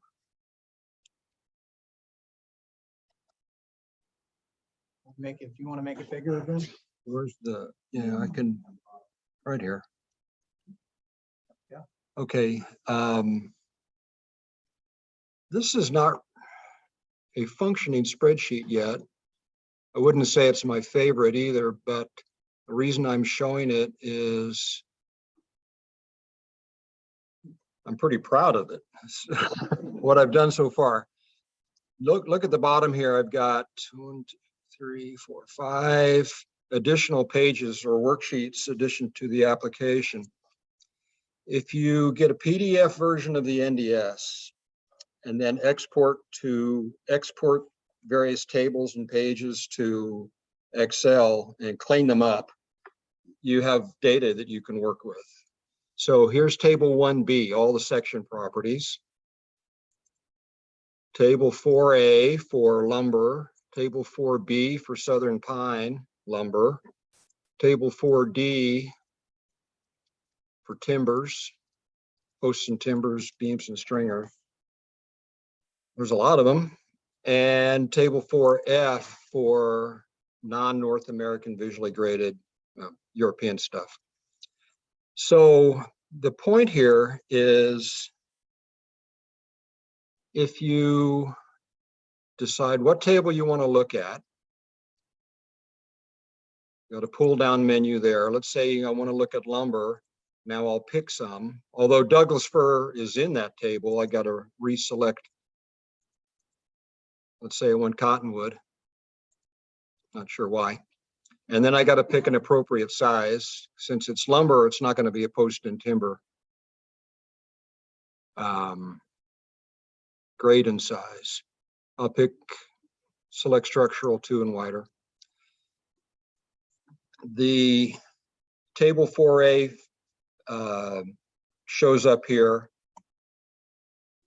And with these other selections, I've got my active table list. This is all of the lumber. Next to that is the active grade and size. And then next to that are the numerical values I'm looking for. Whoops, right there for member 1. And what I've done is I've done this for 3 different members, anticipating that at one point I'm going to want to design a wedge through tenon problem with a beam and a post. So I need the beam characteristics, I need the post characteristics, and I need the wedges. The wedges are why I have lumber in there. And it wasn't really any extra work to add the non-North American species as well. So the great thing about this is once you have all the data available, if there's something in there that you don't need, like modulus of elasticity when you're doing the design, just delete that one and you can tighten up the spreadsheet. You don't have to look at all this data because most of it's unnecessary. Let's see, do I have this? It's not protected. So VLOOKUP is your friend. It's not a very good friend, but it does a lot of work for you. It's a nuisance function to use, and that's the primary means of going into these tables, pulling out pieces you want and sticking them over to a location where you can operate.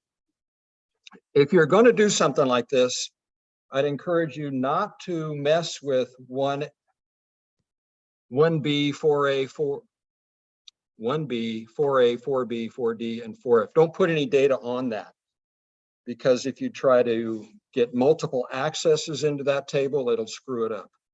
Put all your pointers and your additional information on this sheet, and then hide it if you don't want to look at it. If you don't want it to appear in a calc package or anything like that. So anyway, what I'm driving at here is the blue are my input parameters. Here are my connection parameters, basic geometric dimensions on that connection. And then down here will be my limit states, all the various ways that I think this connection can fail. So I'm showing this as a sample of the kinds of things you can do if you pull out stuff from the NDS. And I've got a little error checking going on in there. Warning, I've got lumber values selected for a timber section in case you overlook some of those changes. So Did you scan them in and then just use post-processing to extract the data, or does the AWC?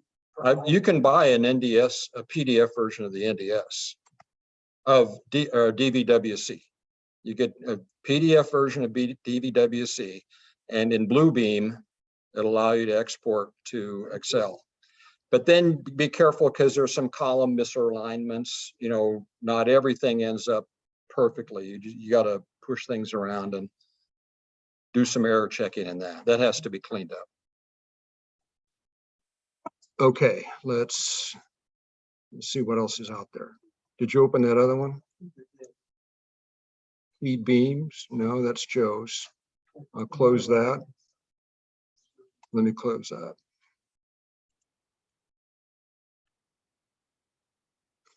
And let me close this.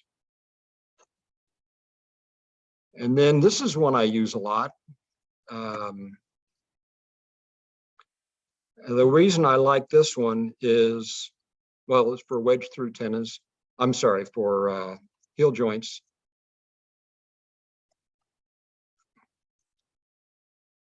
That's not what I want. Collapse the ribbon.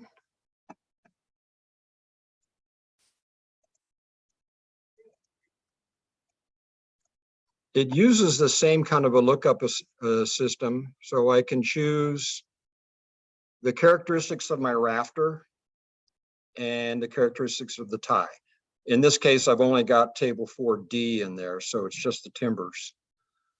But I can also, if I want a solid sawn or a rough sawn size, then I'll select custom as the size and enter 8x12 or whatever it happens to be. So anyway, I like the arrangement of the input. You've got compressive force in the rafter, you've got the pitch shown, you've got the tie rise if it happens to be a scissor truss, and the important parameters like the relish length, L sub B, and the depth of the notch that you, or the depth of the bird mouth notch that you need. Theta is calculated for you. Tie force is given.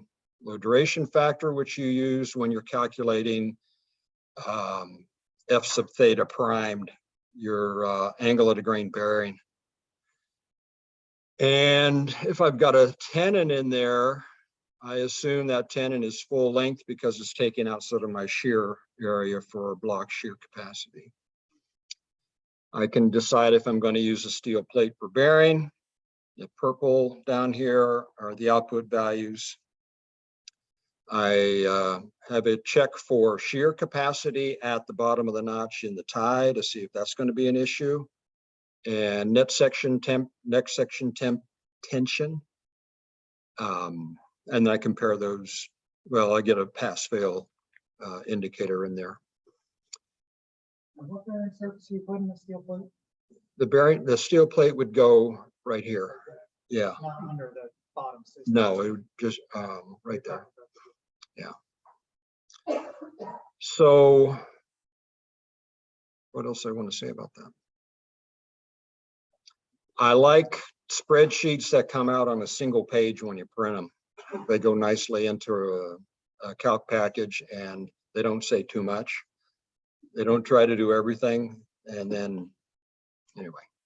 Okay, so that's what I've got. All right. How do I delete? Where's your delete key? Delete? Yeah, It's in, I'm gonna clean up your desktop here. be careful about that. This X, that one, yeah. Doesn't- There, Delete that I'll for let me. you do I it. trust you. Okay. Guys out there in Zoom land, you still here? Now they've left. Well, that, I think that concludes the official part of the symposium. I'm here. Am I right about that, Mark? Cash bar is open. The AGM will be back in this room in 24 minutes. Slideshow slides to me, so I can download them now.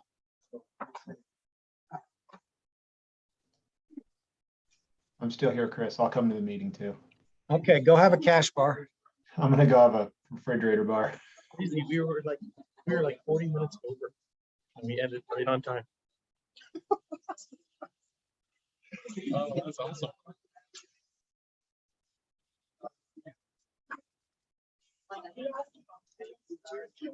Oh, well, I think that was really well. Interesting mix of everything. Very just new stuff. Old stuff.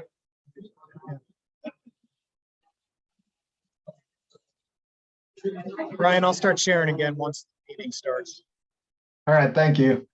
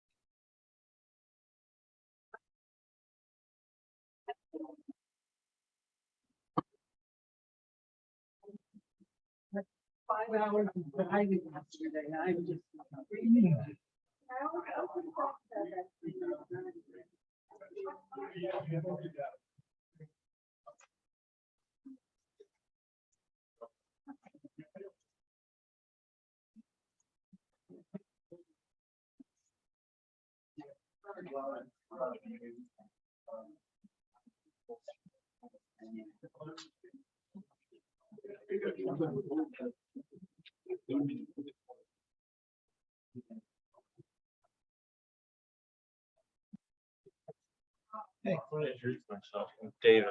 I work for Nate at Benson. Oh, yeah, I think I heard you were a new guy there. And, There was a new guy there, so that's great. Nate, I'm glad Bensonwood got you here yeah, me too. today. 'Cause, Bensonwood fell off the list accidentally. Yeah, I my name and pen on the list. Yeah, no, I'm glad you did. Yeah. Where are you Nate said- from? You're, I'm from Rhode Island originally. okay. You're Went- living in went to school Westmoreland? in Montana, Went to school in Montana. What school? yeah. Montana State. Okay, yep. And yeah, just moved to Westmoreland Cool. in last November. So I've been to Benson a year. How'd you hear about Benson? I've known, I mean, I'm a woodworker. Okay, And so, they've been on the radar for oh, good, 4 years. good. It's like a good time. Yeah, well, Nate wanted me to introduce myself. Great, well, nice to meet Nice you. to I meet look you. I'm forward sure to, I'll I'm see you just around trying to get town. my Yeah. pictures up and everything. So.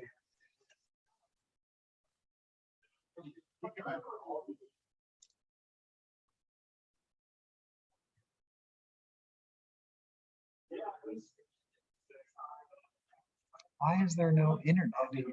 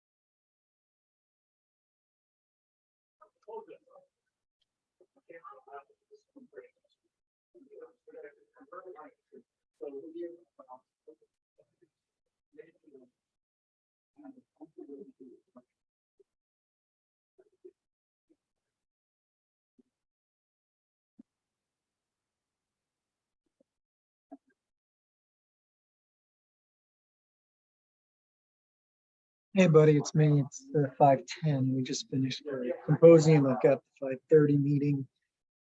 Yes, the party is the Christmas party in Montreal, I believe, Monday after Thanksgiving weekend, US Thanksgiving weekend. So, yeah, give me a call. If you sign me up for Boston, I'm sure we can make it work. Okay, bye.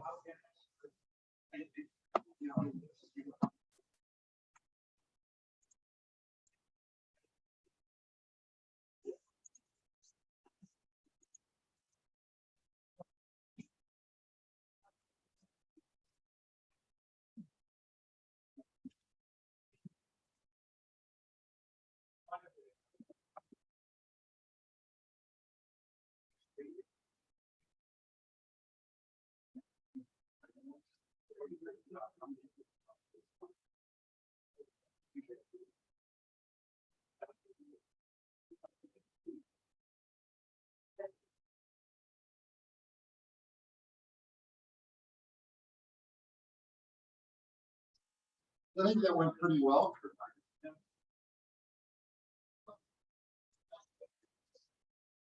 I think you're right. I think, you know, some of these are pretty useful.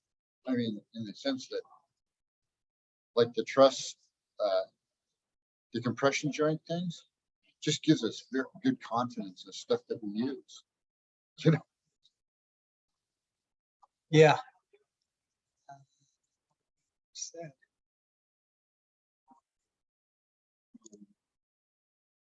I may need to.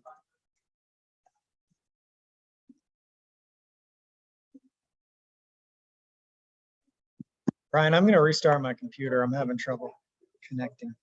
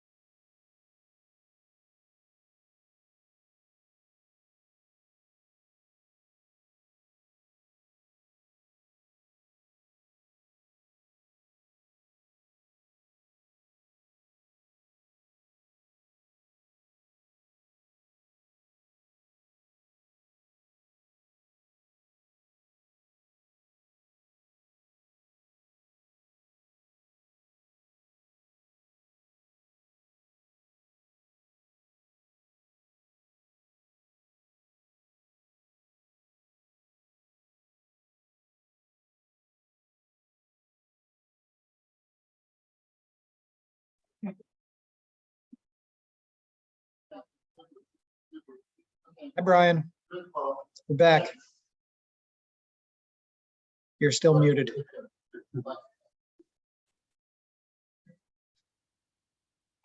He went to have lunch, so he may not be. But Reduce slideshow. Yeah. it seems like we're good. Now let me just see if I can download the images for the slideshow. That was that's when I realized we were out. Spot Latimer's pictures, and I can get these, hopefully.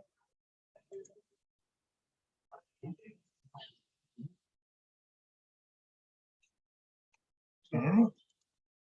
So how many people have given you slides? It looked like, no, like 6 or 8. Yeah, I think that's perfect. yeah, it's enough to You're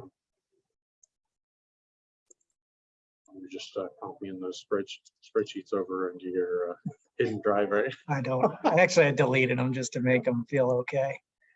So I almost commented on Joe's. I'm like, can you show me how to get that differential equation thing to work? Because I got halfway through my spreadsheet for key beams and gave up. I had an earlier version of Joe's key beam spreadsheet, which he made, I think when he was first started there. Oh, yeah. This pictures to share with Scott Ratterman. Oh, good. It was 8 or May. And I think Joe sent me some pictures. So Zoom is up and running It is. and Brian can hear it. I just got back. This is really funny that I'm the only person that Zoom is set up for. Can you see what we're doing, Brian? Am I sharing my screen? I see your face. Okay. All right, so I guess it's working. Seems to be. Seems to be. A little strange the way that happened. At least it happened at 5:10, you know. Yes, after we were not done. at Yeah, 9 o'clock. Although it seemed like Zoom was having some troubles and kicking, Yeah, we got kicked off a PowerPoint bunch of times. you did. but I think it might have been on Zoom's side.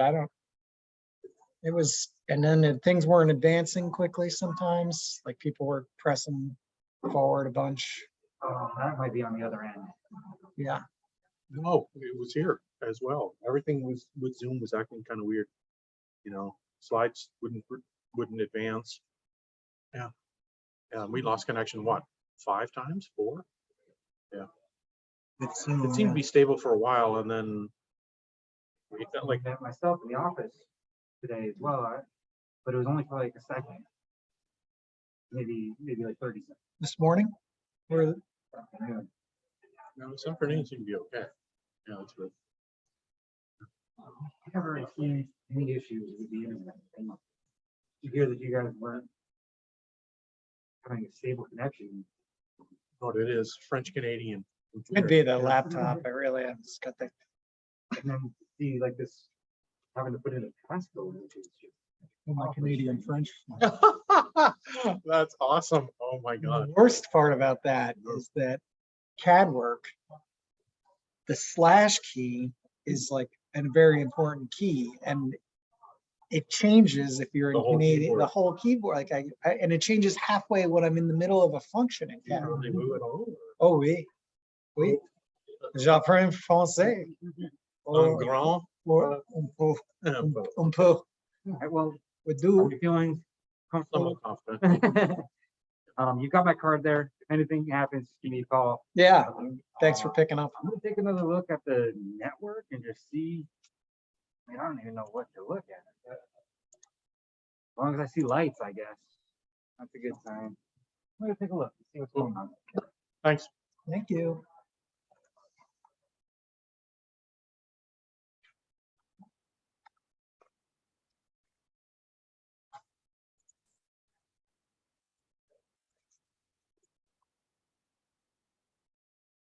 So the red desk is open? Opened at lunch. $35 for that trust book is a great deal. Oh, I think so. I'm definitely yeah. gonna get it. Yeah, there's very limited quantities. There may not even be enough if everybody here Oh, wants. there's no, there's only like a dozen copies left because Dick printed off, I forget how many. 100 or 100? No, like 50. And then he gave it out to all the people who were involved. And Oh, so I when you start netting it out, there's probably like 25 left. Well, we should reprint it and If it's, that the whole idea was that it was expensive to do. And it's uncertain if you're going to sell a 200 run, and who's going to tie up. We'd also have to tie up like $5 grand, right? They were pricey. were they? Yeah. Like, I don't think whatever it is. Whose money did he tie up? Is that the guild's money? No, it's ours. It's ours? So we own them. So all the proceeds come back to us from the book, yeah. Theoretically, I don't know if anybody's tracking that. Sure hope so. Like half the audience who would benefit from the guide probably got the guide. Yeah, well, I mean, PDF is, yeah. Oh, that's from Helen? Yeah. Yeah, Helen's- Somebody wanted, David wanted, I sent it to him too.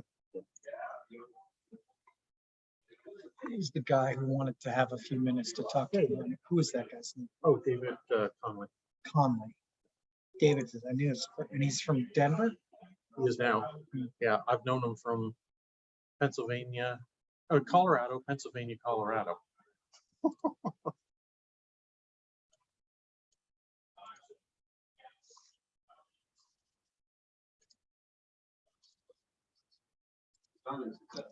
Yeah, I think it went really well. Yeah.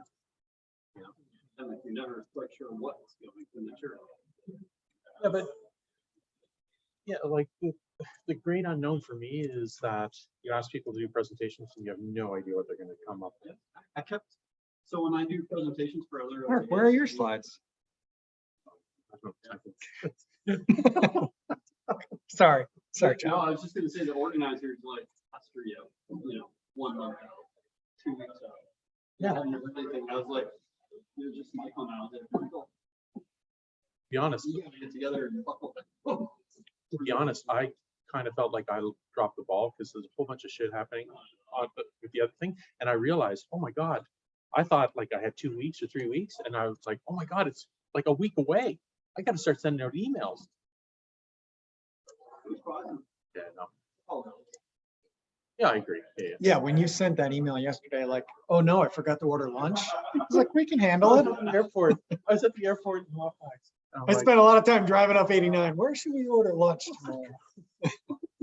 Like we didn't even talk about it. Like 20 pizzas and you'd be fine. Yeah, but the problem is you can't do it into the hotel. They don't want you. So the pizza we're getting tonight, they're making. What's that? You think your guys are gonna get them back? Yeah, exactly. What time is it? Oh, It is 5:30. Are you a professional? No.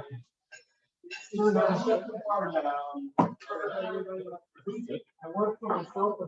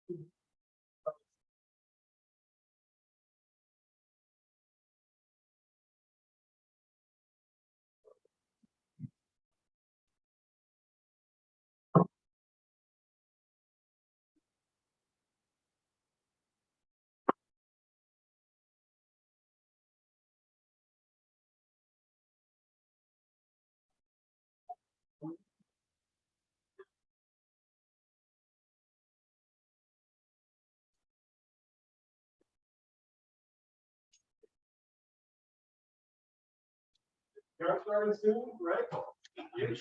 I hope so. Whenever you get everyone back in here, Tim. Chris, you're gonna have to go out there as well. I'm not even an engineer. You're on a web session.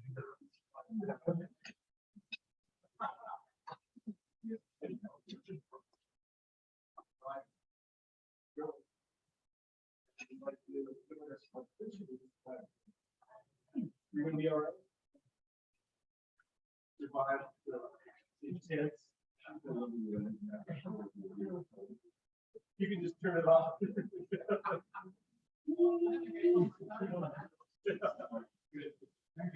Really, it is probably, I mean, I just thought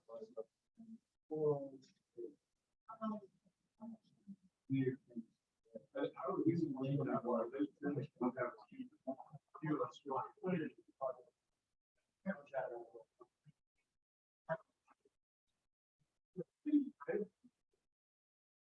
Haven't done it in Bristol.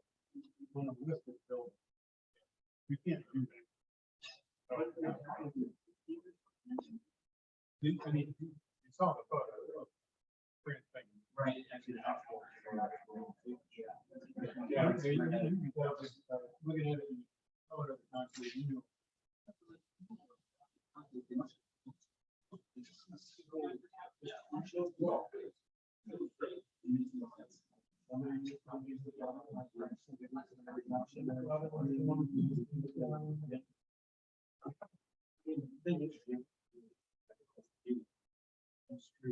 Way more. Somebody got, yeah, somebody went out of it. All right.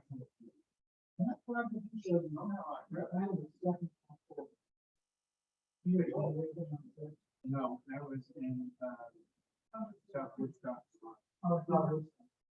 Right. Well, where that cord came in, the bottom, you're like a foot and a half off.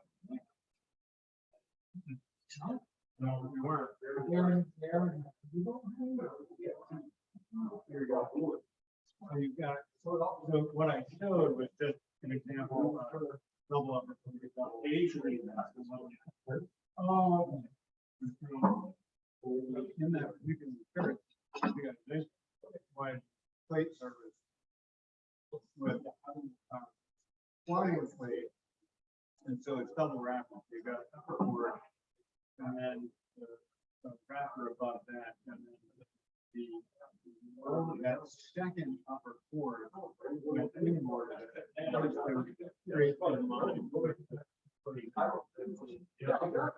There were two plates.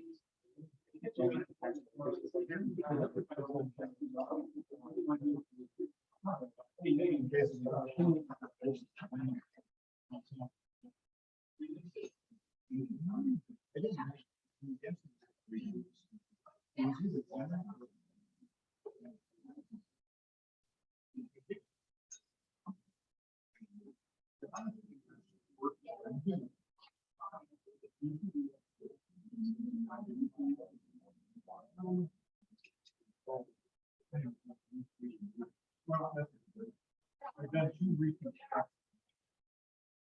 But. Let's start off with Yeah.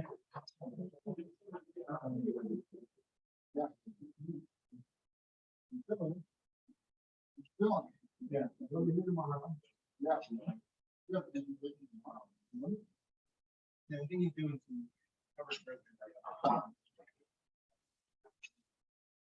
Well, definitely.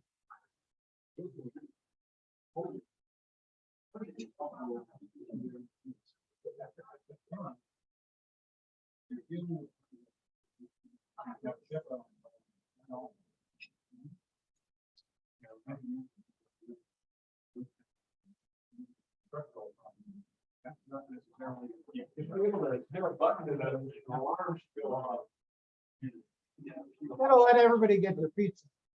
They're bringing them out one slice at a time.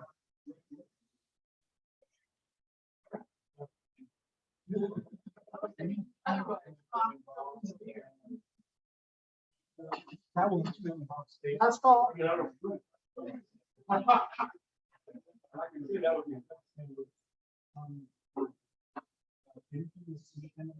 Funded by a nonprofit. I run a statewide grant program.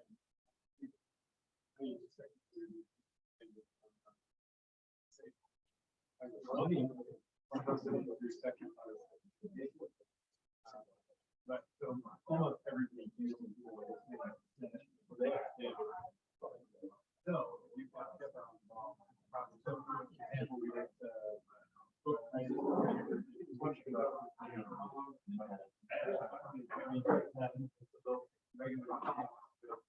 everybody involved.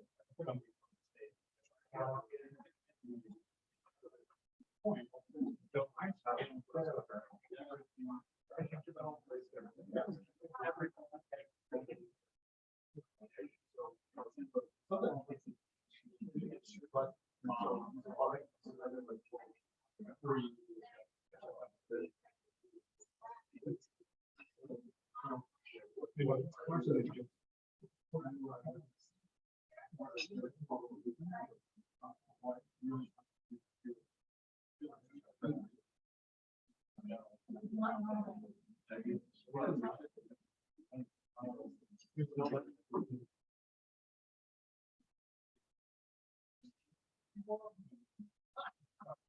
No, I'm just.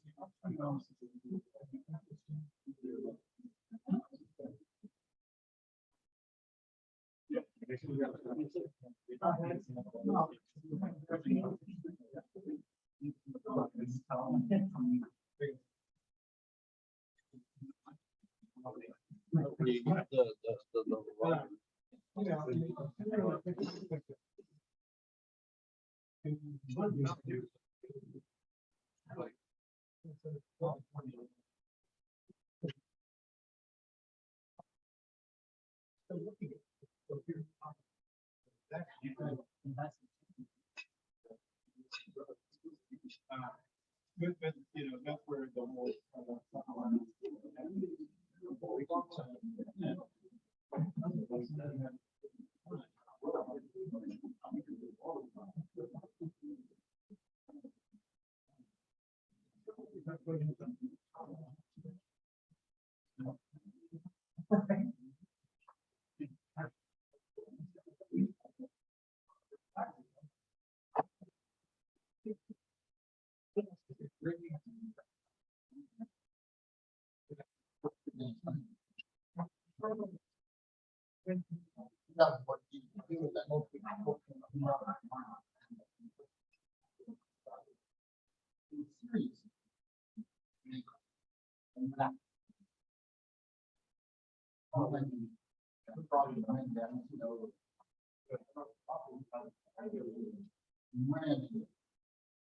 That time.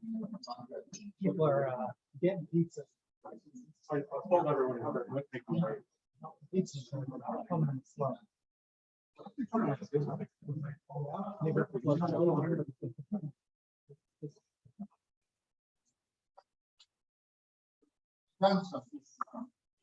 Right? The problem is gas. No, yeah, that'll be good. Gluten free. Yeah. I'll go get some other food. I hope. After this, I'm a carbohydrate addict.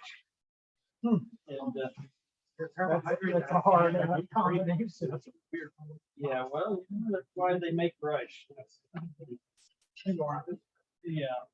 A lot of rice. My cousin was it's a professional, like semi-professional cyclist on team protein.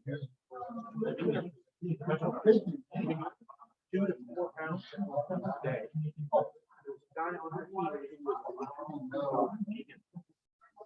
He would eat a dozen bananas for breakfast and lunch.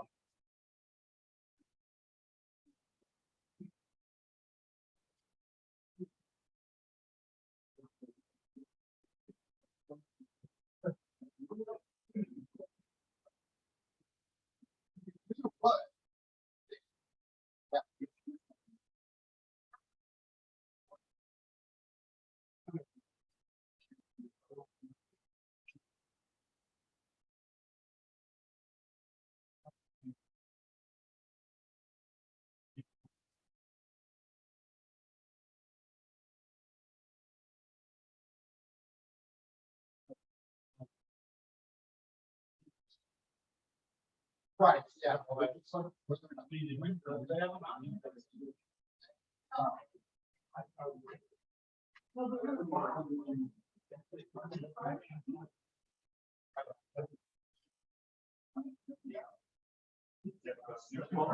We can get started. We got a quorum.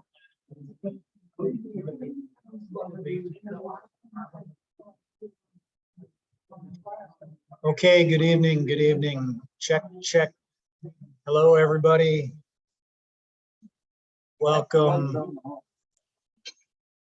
Yeah.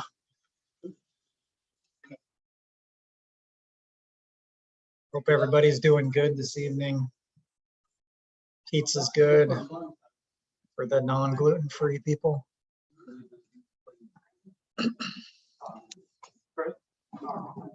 Check, check, check, check, check, check, check, check, check. I can also turn it up and down here, Mark. Okay. Hello, hello. Everybody in the back row can hear me? Janet? Yeah.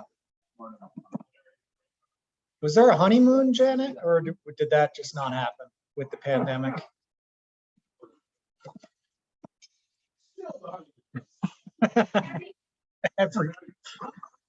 Oh, man. Okay, so welcome to the annual general meeting for the TFEC.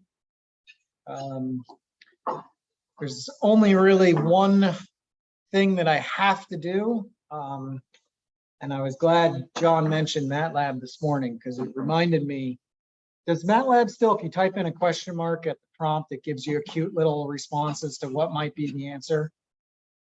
It should. Yeah, well, I don't know where he is, but yeah, maybe you don't know Jared, right? I don't know why I'm looking at you, but he was sitting over there. Anyway, when I was in graduate school there, or undergraduate, you type in a question mark in MATLAB, and sometimes the response would be something helpful, but sometimes the response was RTFM. And that means read the effing manual. So if you don't know something, just RTFM. And so if you don't know what to do, you go back to the bylaws of the TFEC and you look for some guidance. That's what I do as a chair. That's why these people ahead of me have put the effort in to create these laws so that we can proceed in an orderly fashion. So the only real responsibility I have is to report on the finances, which for the past 2 years have been pretty much a losing proposition for us. We've constantly spent money and not gained a lot of money. That's because we haven't asked for sponsorships at this symposium. Number one, that's when we can make a lot of money sometimes. But our membership has not taken off in the way that you might want or think that it should or could, because we do also make money, which we then spend on research through membership. That's our primary way of raising funds. So basically right about now, we've got about $40,000. By March, we'll have about $33,000 by the time we get done fulfilling our obligations to BYU and kicking off what hopes to be another, a new round of research on beam reductions. So that's what that's budgeted for right now. In terms of the 2023-24 budget, that has not been really discussed at the XCOM level, but I imagine it'll be similar, although we may try to do more to increase funds and increase research. Also depends on how much cost sharing the TFG is able to do to support our research. And that depends on how many successful projects they're able to pull off. Are there any questions on this?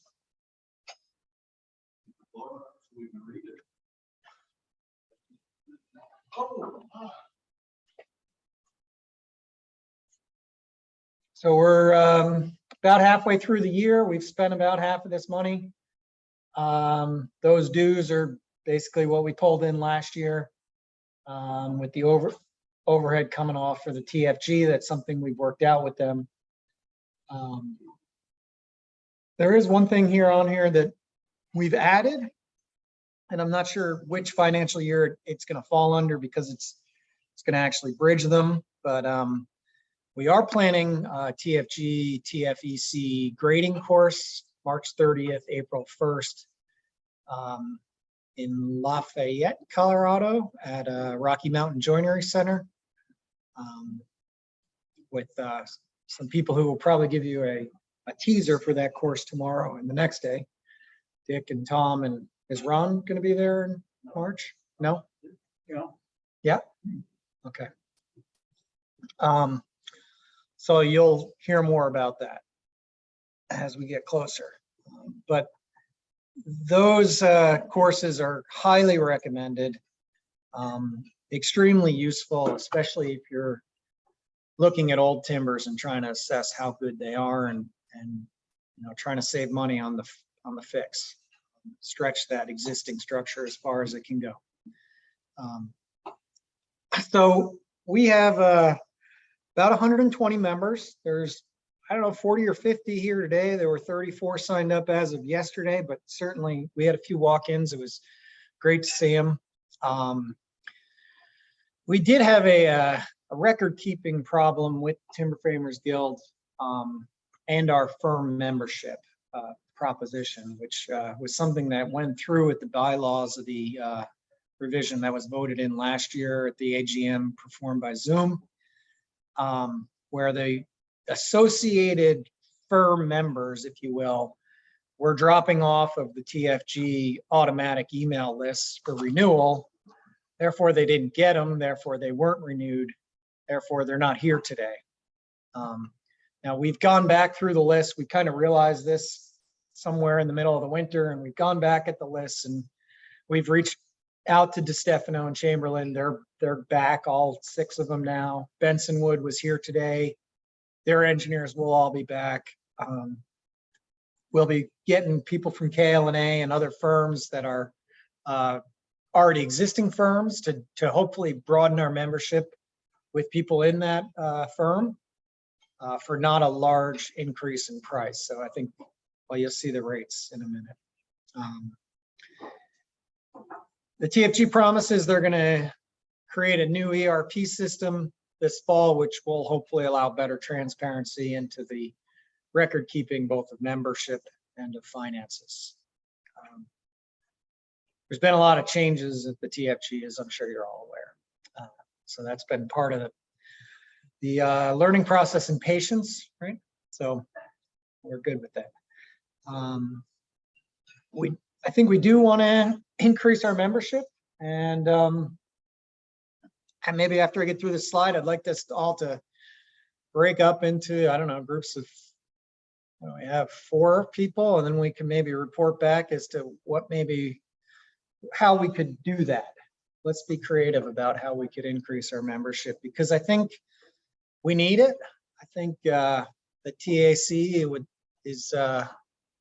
is a great group, and they are always looking for new ideas as to what avenues of research are valuable and available. And so the more funds we have and the more participation we have from those members, the better it is. Another thing we've done in the last few months is we've started member spotlights. Kyle Webb, I think, was the first one, just came out in Scantlings. Dick is going to be spotlighted. The next Scantlings, Dick Schmidt. And so we're going to go around the group and tap on you to interview you and talk about what you do. And if you would like to be part of that process of being interviewed or writing or editing or whatever, we just think it'd be a great way to get to know people a little bit individually, one-on-one, slowly through the year as we don't see each other.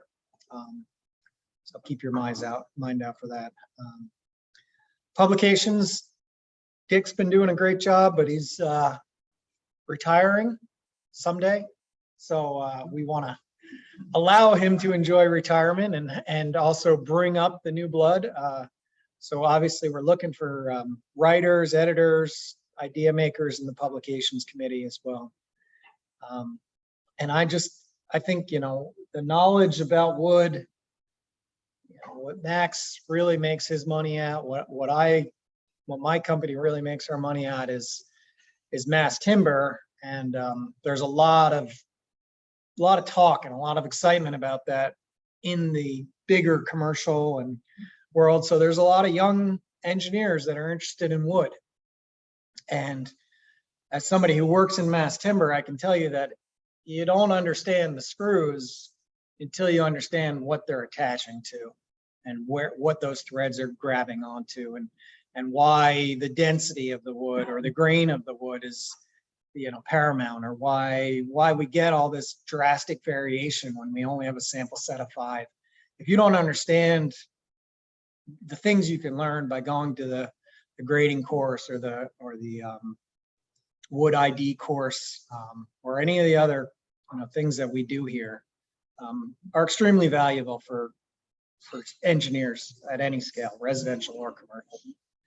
So I think with all the excitement out there in the industry, if we don't do a better job of promoting ourselves and promoting the knowledge and the exchange of knowledge that we offer, I think we're missing an opportunity to really make everything better so that Max can sell more smaller screws, more bigger screws. Fewer, exactly, to each project. So let's break out. What do we have? 1, 2, 3. Let's break out into 4 groups.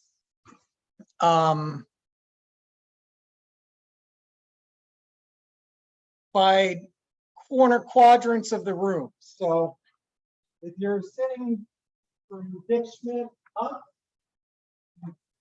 this side, you're in group 1. If you're next row up towards me, and this side you're in group 2. And then split yourselves up in the back. I can't see it the 2 groups as well. And just talk about how we could be a bigger group, how we can get more people.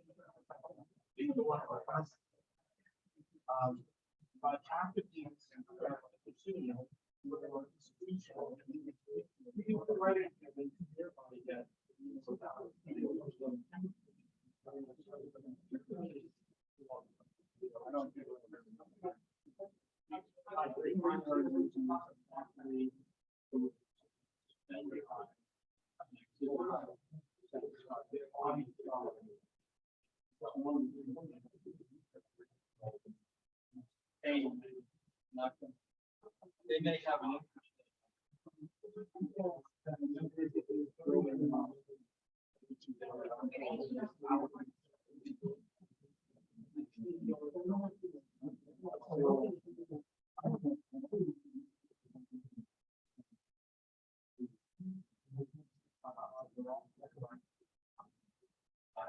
research projects.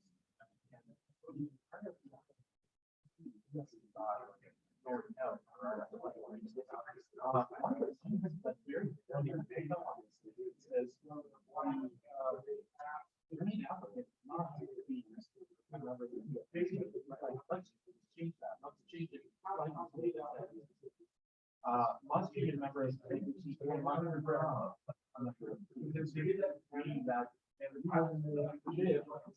not a member, you should join it. I know the money.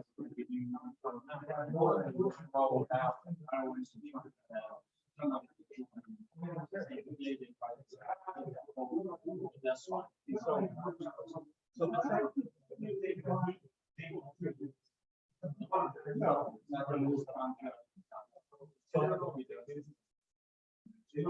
So the trick is, you have a relatively small.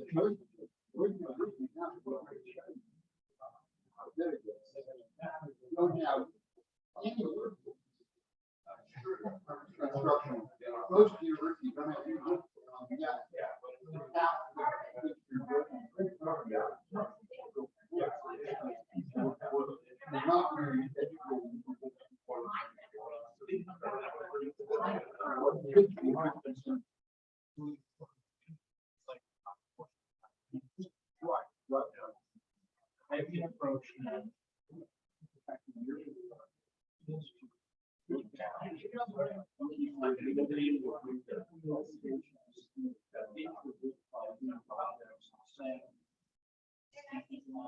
A good membership for sure.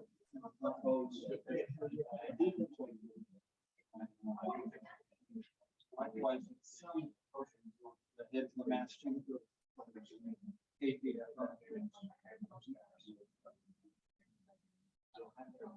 I have another view, which is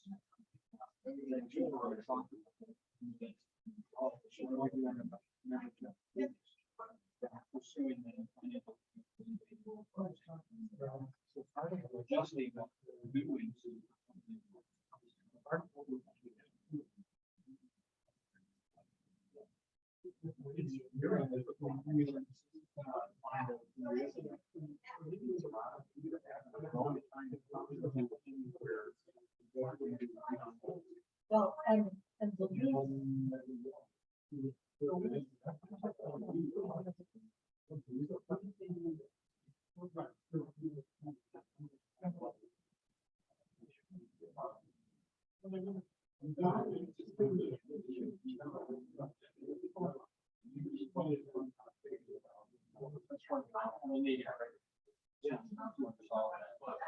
he's bad interested in line TFEC renewals and fuel. So we got kind of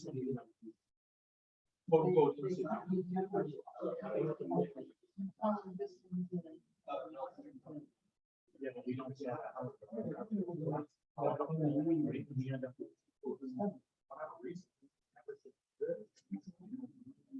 we might not get back, or they might not even know. You know, you take the stuff out of it, you say, hey, I'm not getting you can't be seen. What are you guys up to?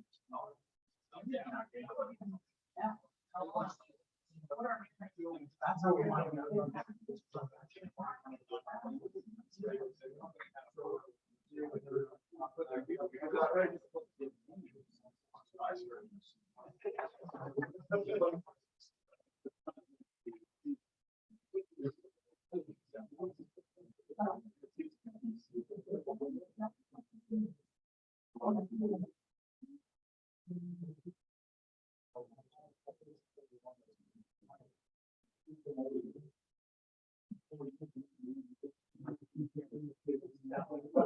Oh, that new one.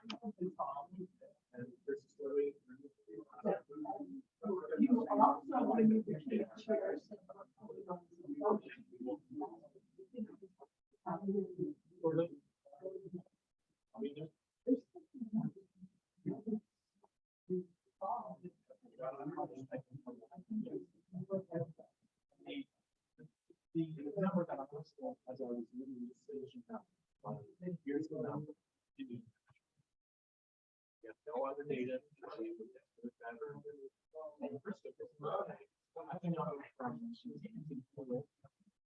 Number for 19 months. And I think we're figuring out where they think there's no reason. We have no. But back to stock memberships. And we have to go on. Yes, more members, they be great, right? But the reality is that, I know my region, we build less than 1% in all in a given year.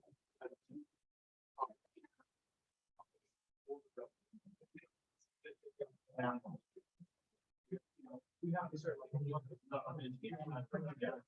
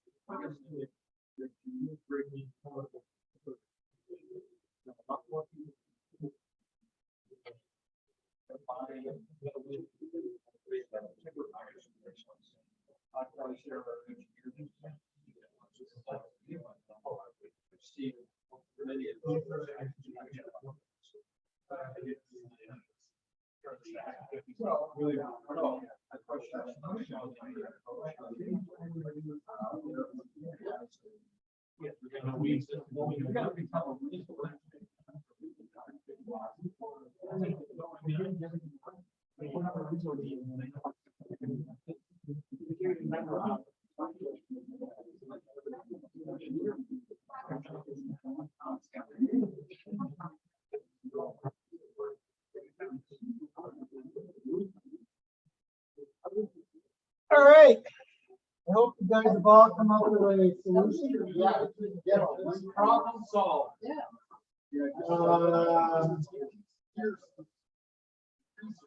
Love to hear the ideas. Paul.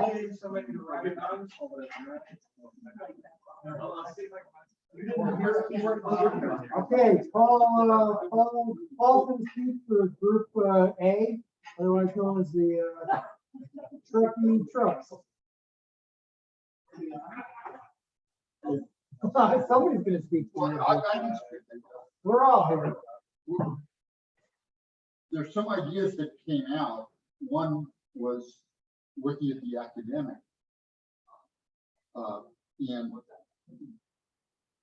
And this is, of course, from Eric Howard's suggestion, is to try to recruit more students and faculty to at least know we exist in Boston. And possibly the members, and of course, Dick says that might be somewhat difficult because of the fact that he's, making responsibilities. But there may be certain programs that can be approached. One of the suggestions was that when we give the grants, that we make it a, part of the grant is to become a member of the TFEC and win the grant. And then there would at least have communication from further on. And we roll it into with the grant expenditure, so we don't actually have to pay it.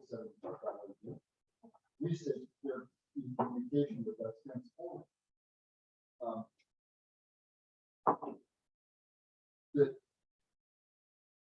other suggestions were to try to look at maybe advertising with wood design building or something like that have some quote for membership there, because that gets read by a lot of people.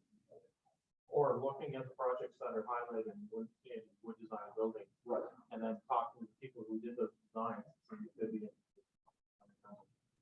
Right. And the one thing I had is the idea that people think it's a long shot, is to somehow give a link on AWC or AFPA websites as a resource.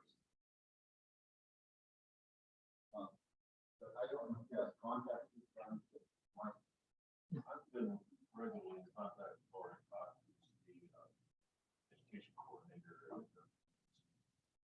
You like a link on their site, other links for other information. Anyway, that was the some of our group's participation. Other than that the calendars have been active on encourage people to express interest and we're also looking at trying to work with Jill to get the membership rosters so we know who's a current member and also approach members that were previously TFEC members and try to recruit them back. Any more from one of those? Okay, the group in the back left. And that first group. We talked about universities as well. I mean, we were all talking about what universities actually teach different classes. So it seems like education at a bachelor level gets lumped into basically or deal or whatever. And it's always like 1 or 2 weeks worth of time and not really a dedicated class. So maybe identify who universities are doing more of that at the undergrad level and reach out to them. So that avenue get more exposure to the other folks. I guess the whole thing was just get more interviews. And that's basically the young people side.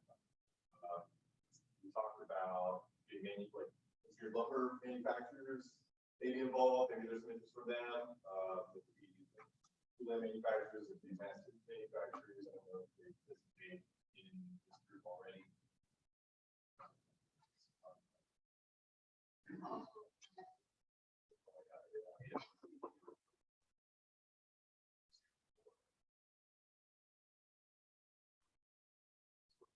Our exposure to those entities.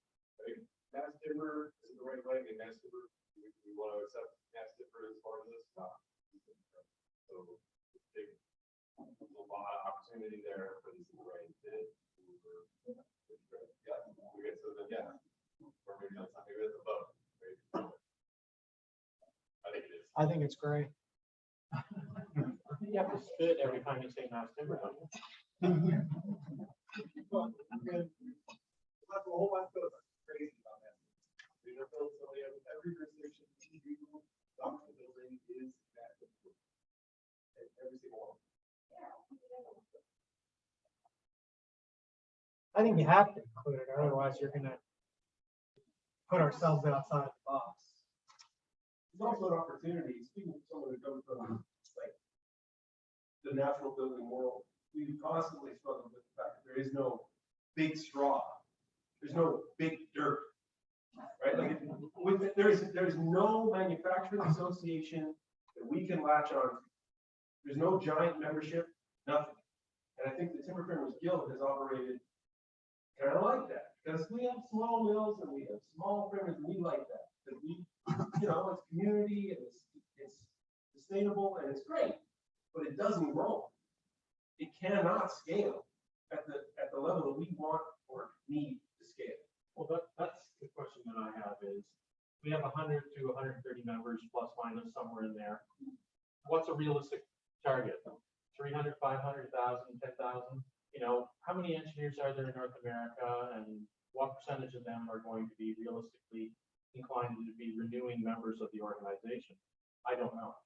Yeah. I just don't know the stats. I don't know any of that stuff. What I told our group was, in my neighborhood, somewhere around 0.25% of the homes that are built in a given year are timber frame. But how about all the wood? Yeah, but we're talking about TFEC. Sure. Right? Sure. And so I don't think it's our job or our goal to educate people on shear walls or any of that fun stuff. They're tangential, but they're not core to the mission statement. So what are we looking for? Maybe that's where we should start, is where are the goalposts and where are we headed? Because if we're looking at aspirational things like 1,000 members, we've got a lot of work. But if we're looking for 150, that's incremental. Or even 200.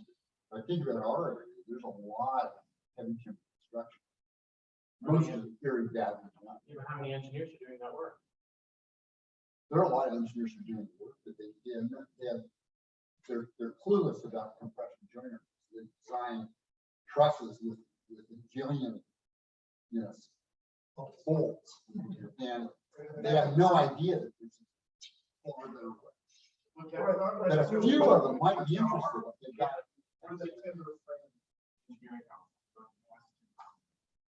Mass timber school. How many of us here have done a lot of mass timber conferences? The rest of a few of us have done a few. We can do that a lot, but the rest of us have done a few. Why do we think we should do the mass timber well when the mass timber engineers aren't here? There's none that are here. I think Paul's point is the opposite of that, is that we should be teaching mass timber people about timber framing and converting them The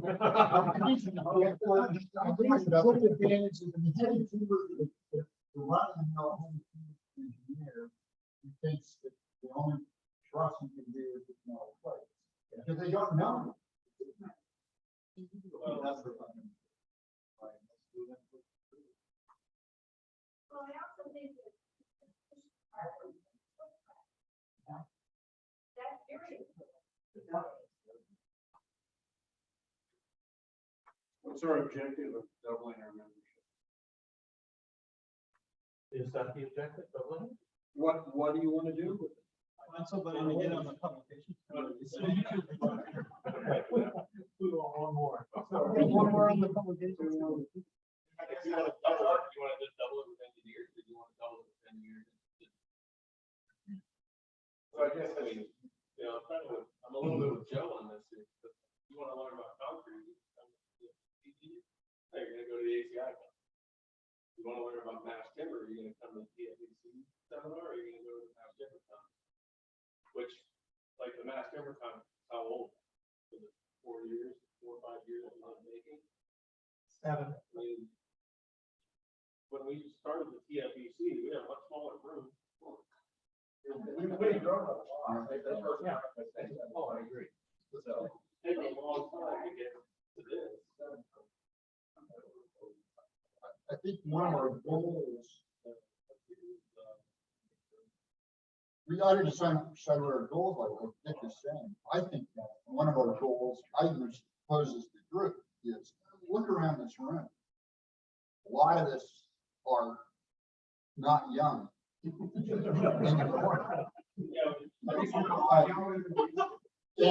I would think maybe one of our goals is to recruit younger engineers that are interested in, and some of these are already working for firms that do this work. Yeah, I must say, based on the presentations we have today, I'm feeling more comfortable in the future of timber frame engineering. You know, I just look at the quality of the presentation some of the younger members have put on today, and I feel, oh, these guys know their shit. Yeah. I agree with you 100%. There were some great presentations today. And I talked with Chris earlier. I asked him if I could have 5 or 10 minutes to address our group here during this member meeting. But right now I don't feel I need to, because I know everybody. The people that I want to do address are not here right now. Yeah. And aren't they on our membership? Sort of, yeah. So that's what, as far as our group in this forum, you know, we came up with, you know, contacting past members, you know, we reach out to larger. The one that seemed like the overarching question is, why should people become a PhD? Not how we get them. And it was really about the research and things like that we do. And so we need to make sure we're doing the research that actually gets out there. Part of that is that's why we need more members, is we have more money to do the research.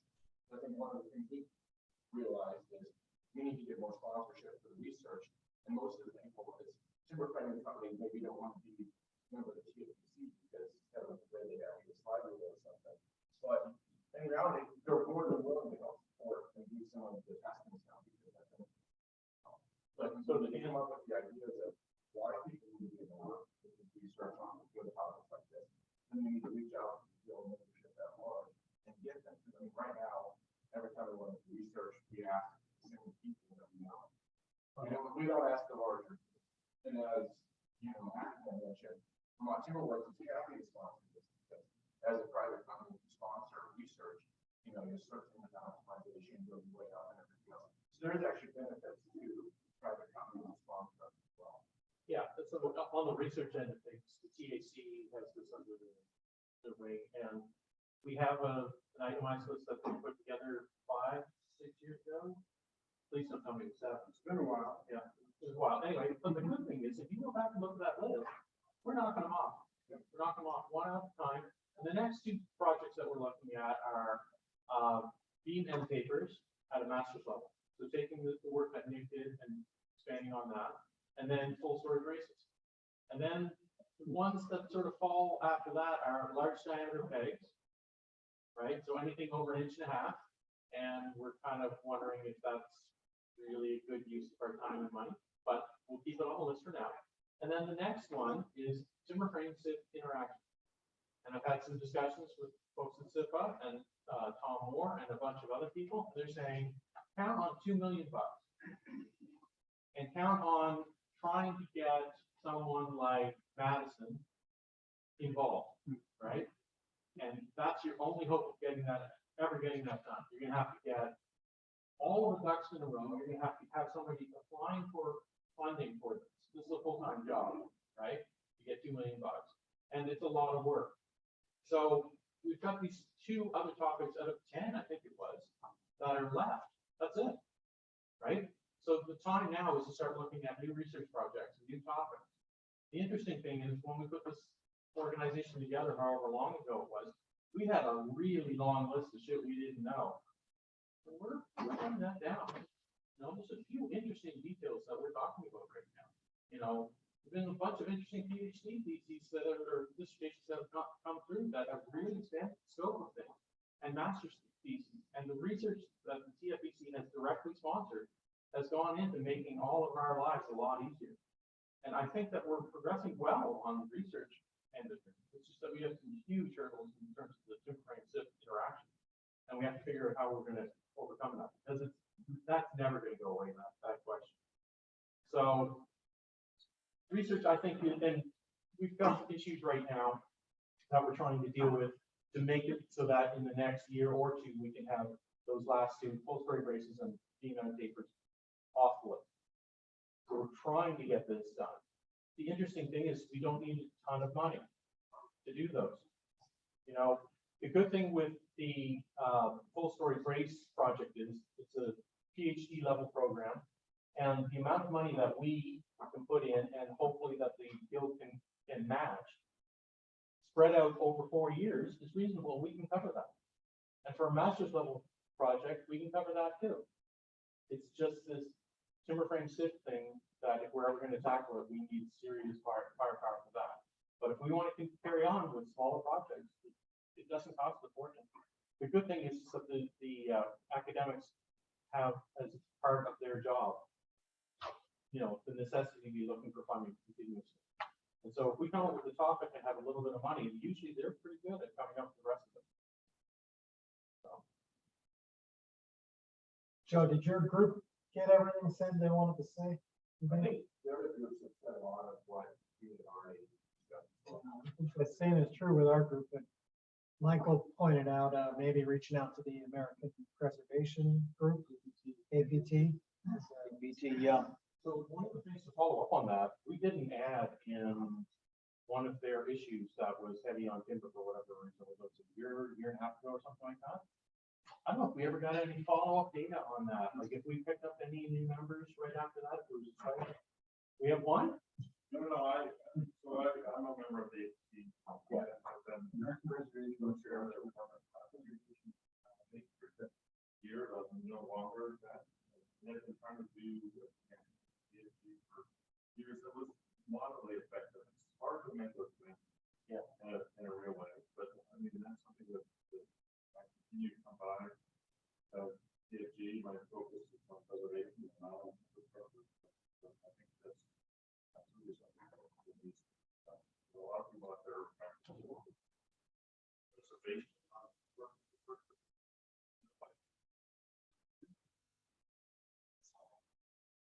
The other one's buying the epoxy.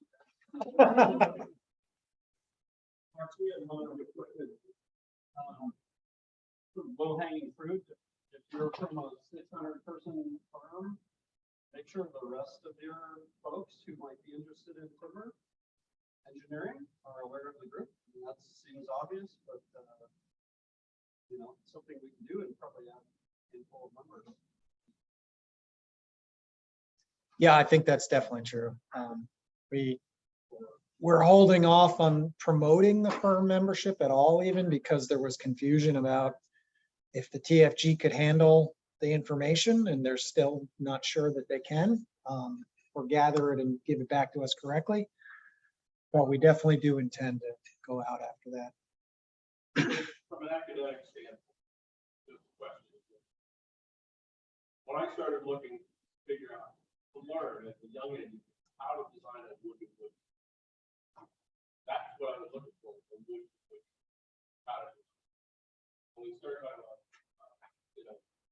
mass timber, you're talking about connecting wood with metal parts. And to me, that's what makes them a little different. But at the time, I didn't have Google.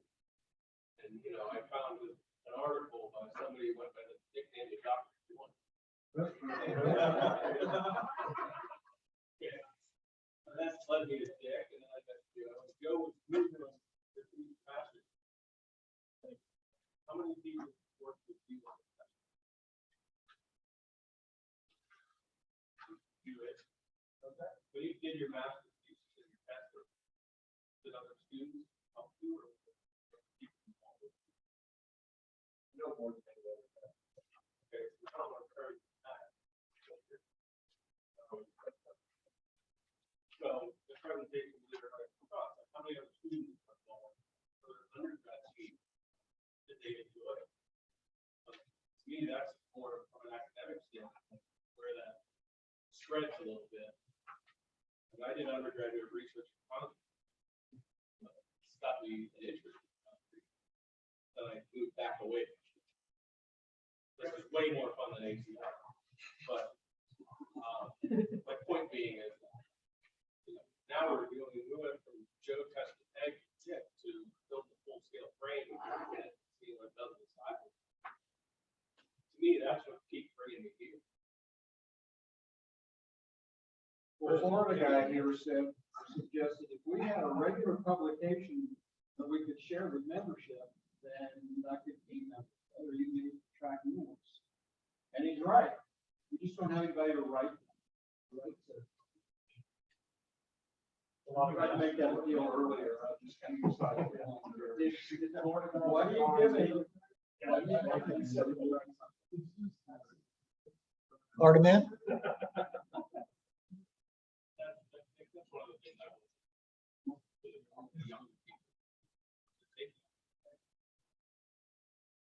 I think especially when all you guys are talking, keep it. It made me actually a little bit nostalgic.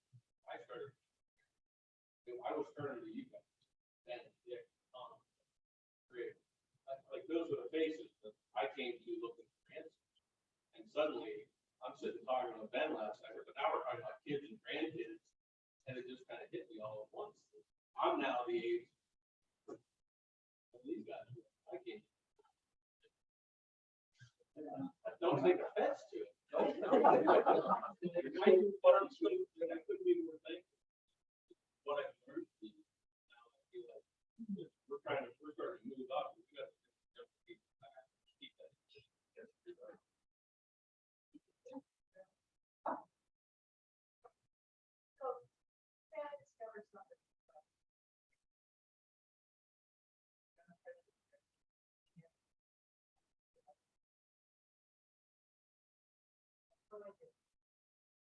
I'm sure all of us have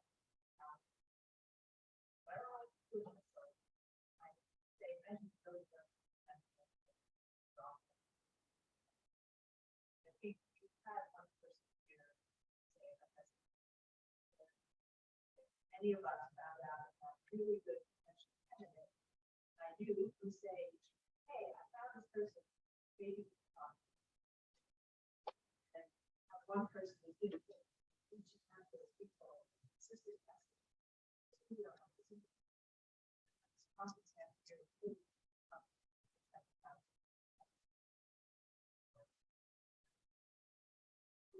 And then when the conference comes about,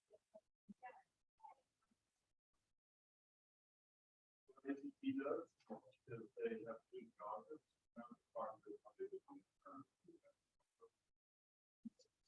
Maybe not.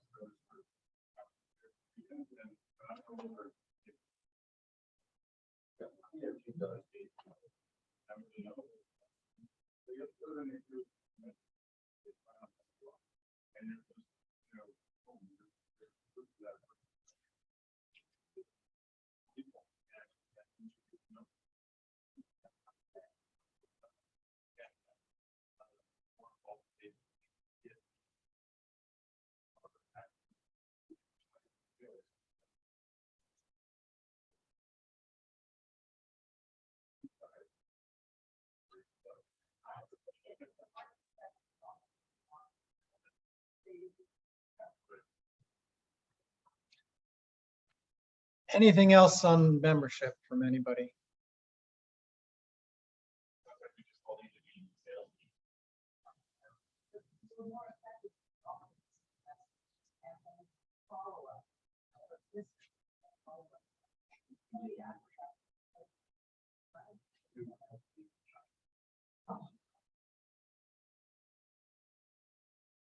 I will reiterate what I said before. I think the guild membership in general, is not aware that you don't have to be an engineer, but a supporter of TFEC.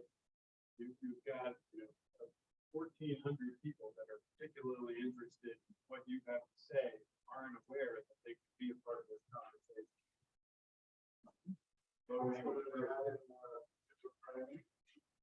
Saying the benefits of being a member of the guild. I think I just heard Dick talk to Helen say that exact thing, Tim. Say, if we had a one pager that summarized the benefits. Yeah. Well, another possible source. The number of the guild are using engineers that aren't members of TFEC. Just as happen to be local to their own. Just send something out to them. Have the other guild members just send an email out. Have them introduce the And just TFEC say, to their I know engineer. you're doing temporary engineering. You know about this. Good idea. Janet?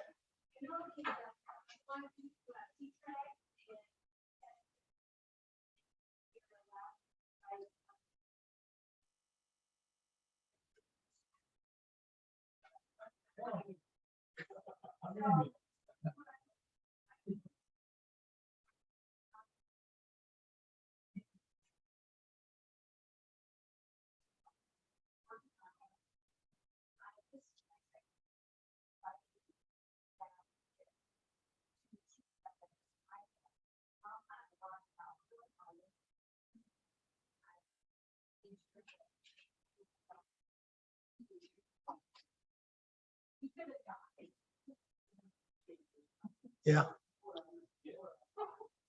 Sounds like the mentor thing, some variation of that, yeah. Yeah.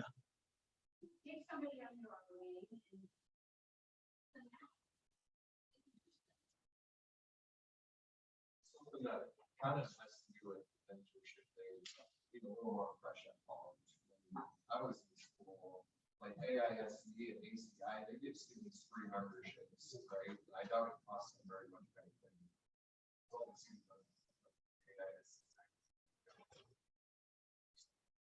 But then once I got out of school, all these free memberships that I put on my resume, apply for jobs, started getting me up and following up with a real member now. And I think a lot of companies, when you start, they offer you can be with one or two organizations to come pay for it. So if you put them in there, but students for free, they go through gym jobs with companies that will give you a membership.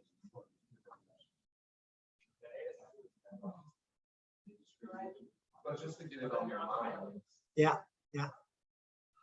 Because I mean, at least for me, when that stuff was free, I signed up for it. From the rest of the country. But then obviously they won't. I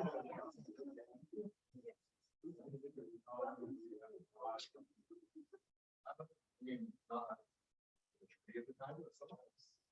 But like, why are you interested in steel?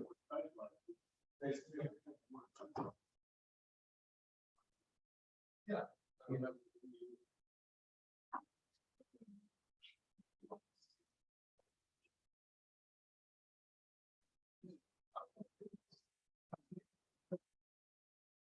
Well, yeah, I mean, I think you're getting into policy, which is the next slide. So because the rates are actually not part of the bylaws. The rates are set by the XCOM and reviewed annually with TFG, and also at this membership meeting, if any proposals are changed, they need to be reviewed and approved by our membership. So Right now, the individual membership annual cost is $75, and the firm membership,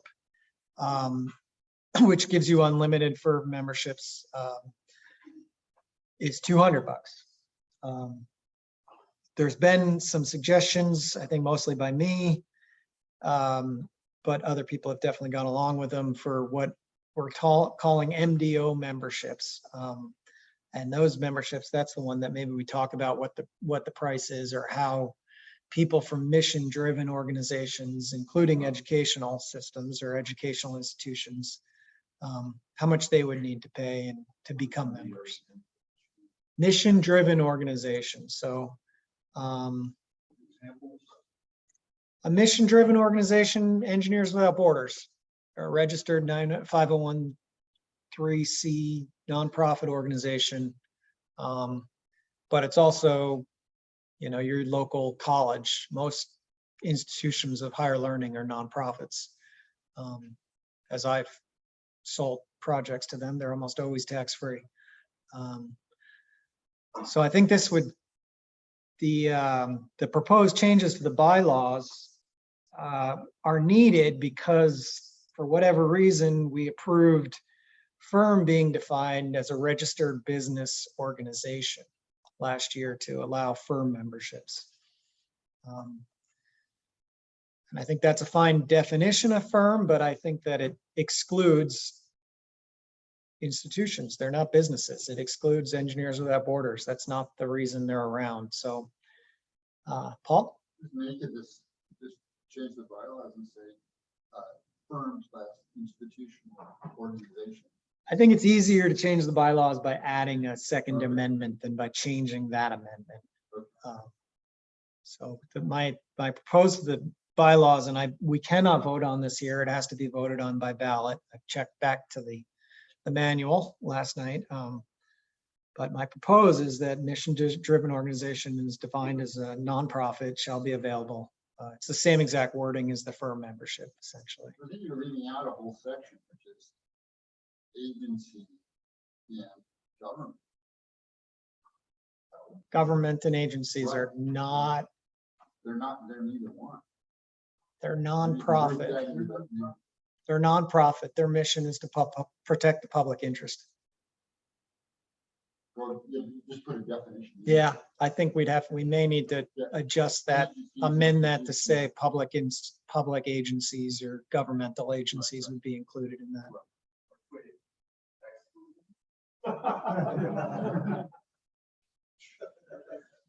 Are you making a motion, Joe? I'm hearing a motion to change this proposal to governments and public. I don't think they're Forest Service.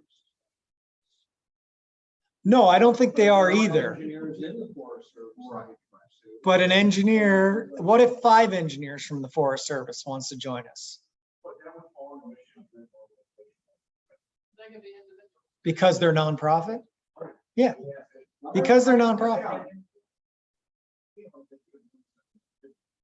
They can always join us as an individual. What we're trying to do is help organizations who have 4, 5, 6 members not all pay $75.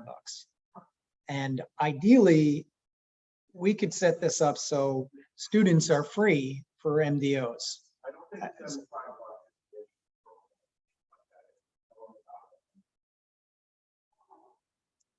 Absolutely, but I don't think we can go out and promote policy until we know what it is. So we. I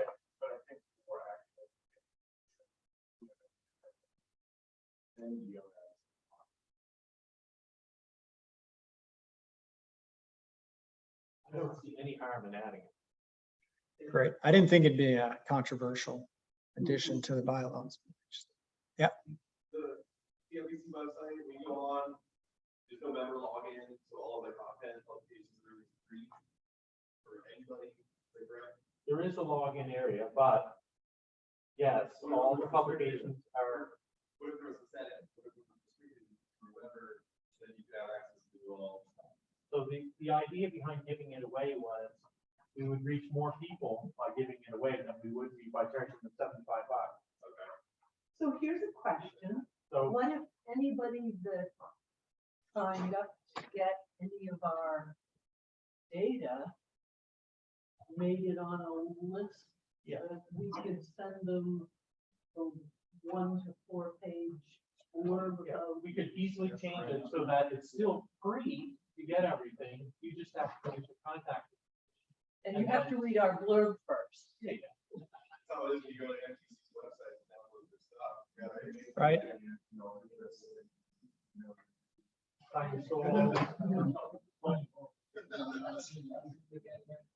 So we just do have to remember that we are a baby organization. We're not a brother or sister organization. We have a parent organization that runs our website, our data, our bank account, our finances. So we're working within the reality of a system we don't control.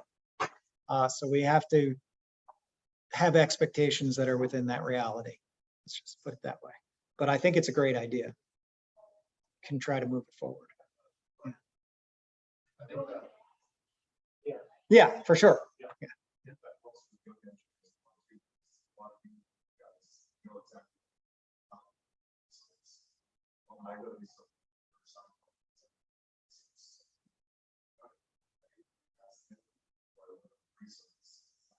Oh, no, we're all still looking things up. Don't you think you will ever not have to?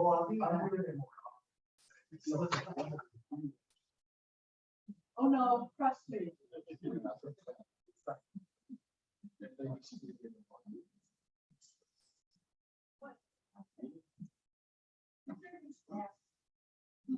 Yes.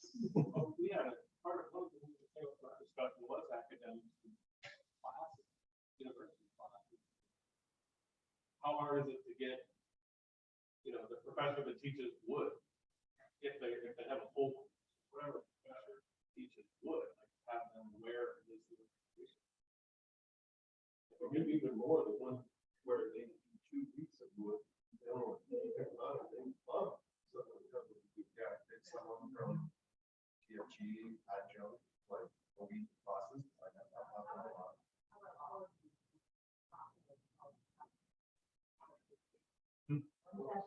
It's not, yeah, it's not as much as showing up. To go through TFEC, go actually teach how to design this, maybe show up for a week. But I don't know.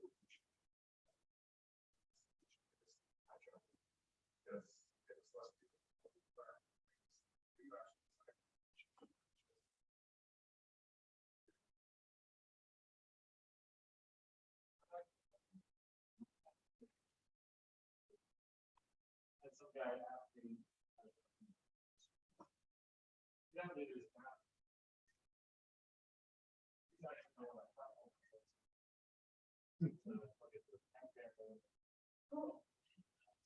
Yeah, I go to one chemistry school every year. Oh, nice. For one day. Yeah. I guess if people are doing that, it'd be great for other people in the TFEC to know, so we could help either promote it or. What would it cost to have a course, a semester, an in-person course, you know, January? Right? How many people would need to take that for 3 weeks? And what would a university pay?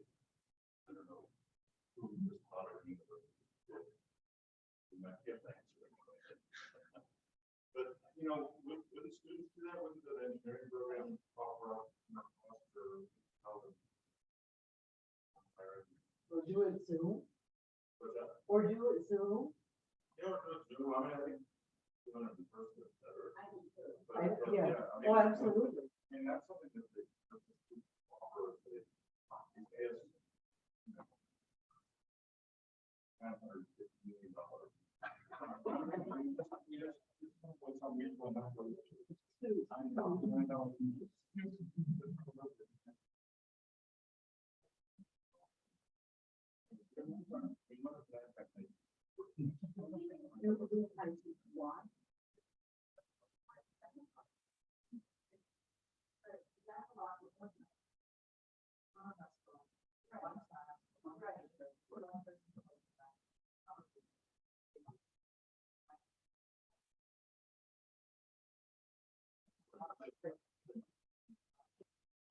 Does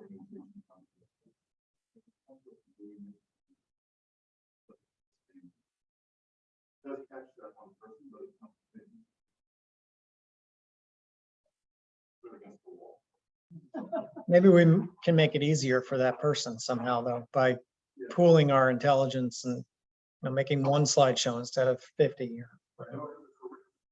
Yeah.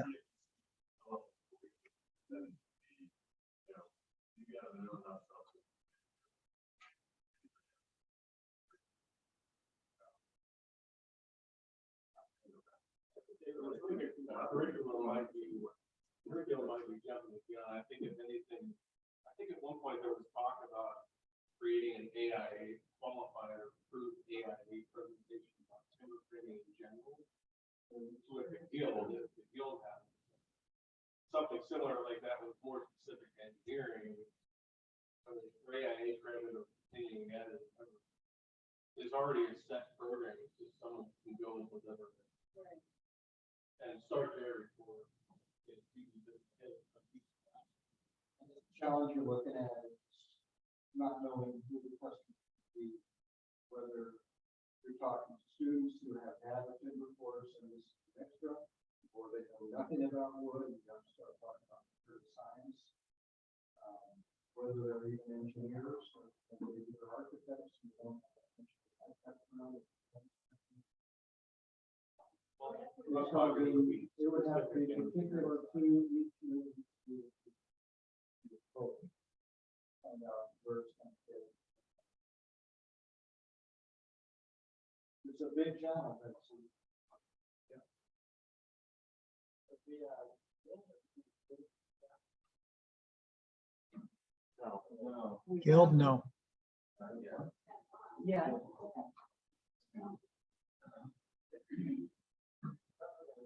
Might have to drop out chapter. I'm not sure.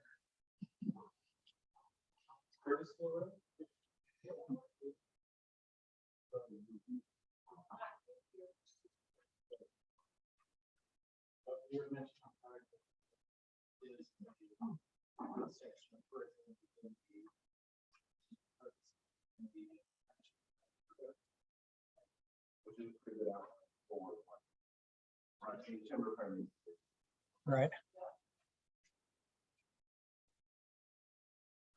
Well, this has been a really good discussion with a lot of good input from from everybody here. So thank you all for that. I think that the executive committee will certainly take it all back. I saw Mark putting some notes down. I put some notes down.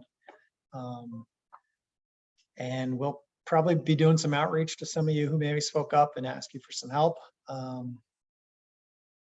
And obviously, if you have any other ideas, please reach out to us.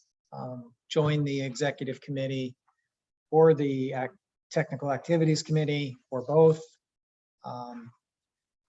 We're also looking for the next chair-elect to succeed Brian after he takes my position in a year and a half or whatever it is. So you sure can. Second, close nominations. All in favor?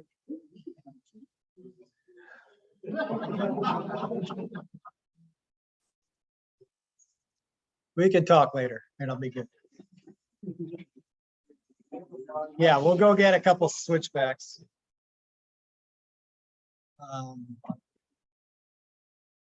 If there are no new businesses to discuss, I can officially adjourn this meeting at 6:53, and we will start the slideshow 7 now. Okay, just move it right over to mine. Yeah, you can let the other riffraff in. A couple of things before we, you want to talk about regrading force in Lafayette? We already announced it. Yeah, I mean, is there anything else we want to add to that? No?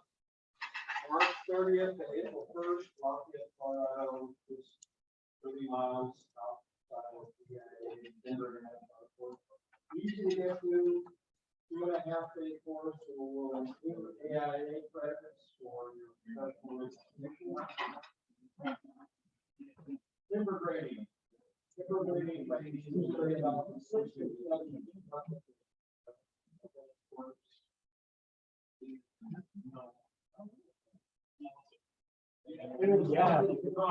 Yeah, that's more uptake ever. One, Anthony is the fire. Michael Cuba. Yep. Starting with our committee constructor, we'll have a constructor from WWPA, which will probably get a certified grade perspective on it.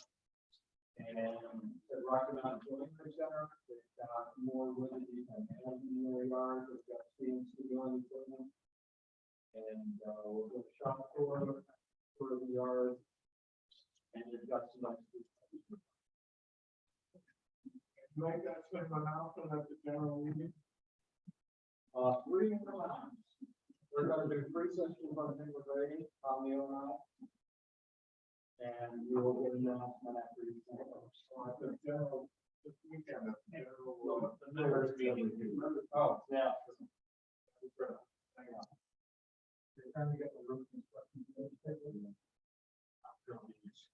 Okay, I'm gonna kick this slideshow off with a, go ahead, Mark. Just one last, I want to take some time to thank everyone who took the time for the presentation. Presentations were awesome. The quality of the presentation today was not quite talked about. They were really good, really impressed with the depth of knowledge and the sharing and openness of everyone to share their knowledge. I really want to thank everyone for taking that time.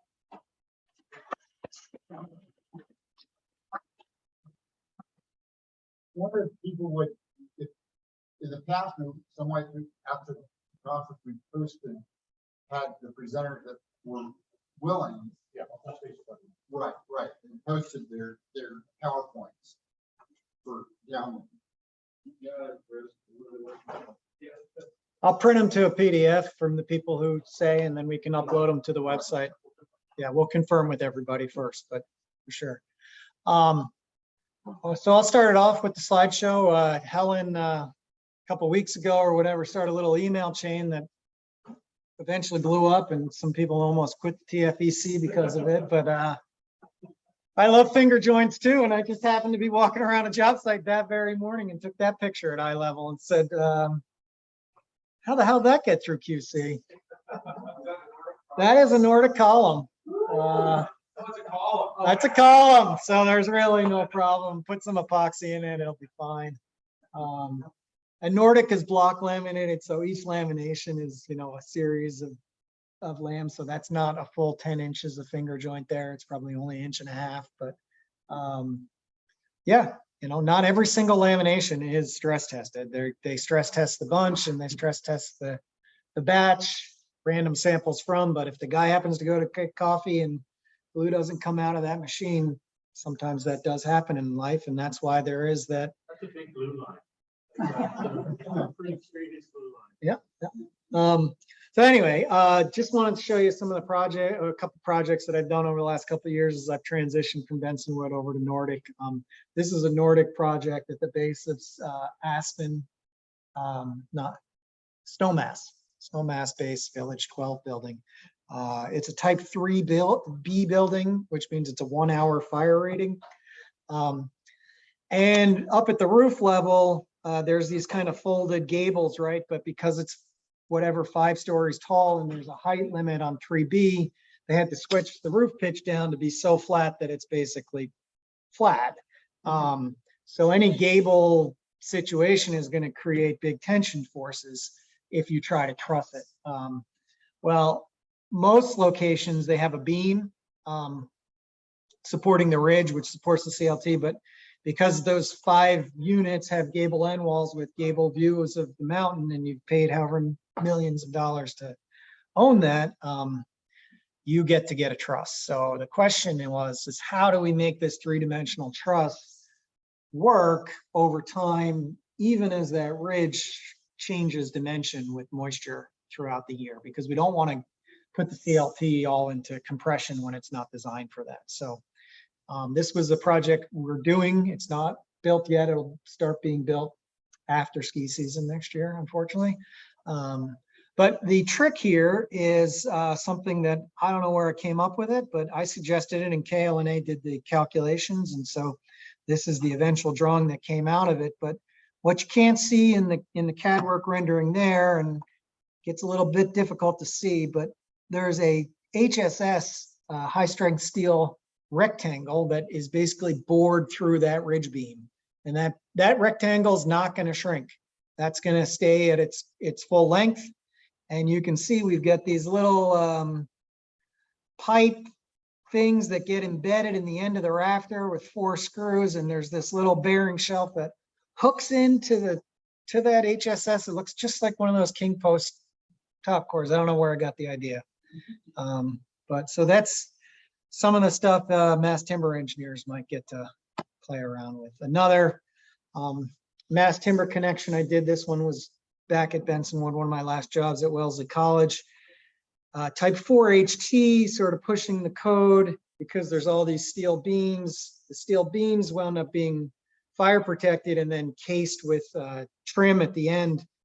But steel has tolerances that are 1/4 inch, 1/2 inch. It can be anywhere in space. And so when you're designing these timbers that are to 1/16, your connection needs to allow for that variation. And so what we wound up coming up with was these embedded hangers. These beams are upside down. There's a steel tongue that's going into that beam and picking up the load. And then these top plates are 7/8 inch thick pieces of steel. And they can actually span the gap, which I think we designed for a 3/4 inch gap. And then there are 5 or 6 holes that were perfectly drilled to be the right size to run powder actuated nails through, so we could clamp the top flange down to the steel beam. And then the last little trick was that we have to create an adjustable bracing condition at the bottom, at the reaction of the joist where it was pushing on the beam. So there's a little, that's what all these webs are here. These are the backside, but there's a web filler stuffed in there with a slotted hole and a bearing washer that we could move in and out to engage the joist and make sure it was tight when we left. And that's the way it looked at the end after they trimmed everything out. Pretty amazing. This is another one for me that I was kind of interested in. This is in Portsmouth, New Hampshire, in a very historic area. So hard to build anything there without raising eyebrows. But what you're looking here is an exterior interior space. And they are, we call them the vessels. They are actually parts of footballs. If you can envision a football, I played football, that's the shape they are, sort of conical spherical things. The ribs are a laminated Douglas fir for the first half on the inside, and then it goes to a laminated Alaskan cedar on the outside. So there's a composite species going on here, and that is allowed in the A190 spec as long as the laminator knows how to do it. And it'll be really interesting to see how these cedar components hold up in the end. Project did get a CLT roof, so it does have some Nordic product in there as well. And those are my only slides. I'll call up the next victim. Thank you. Joe Miller, you're next.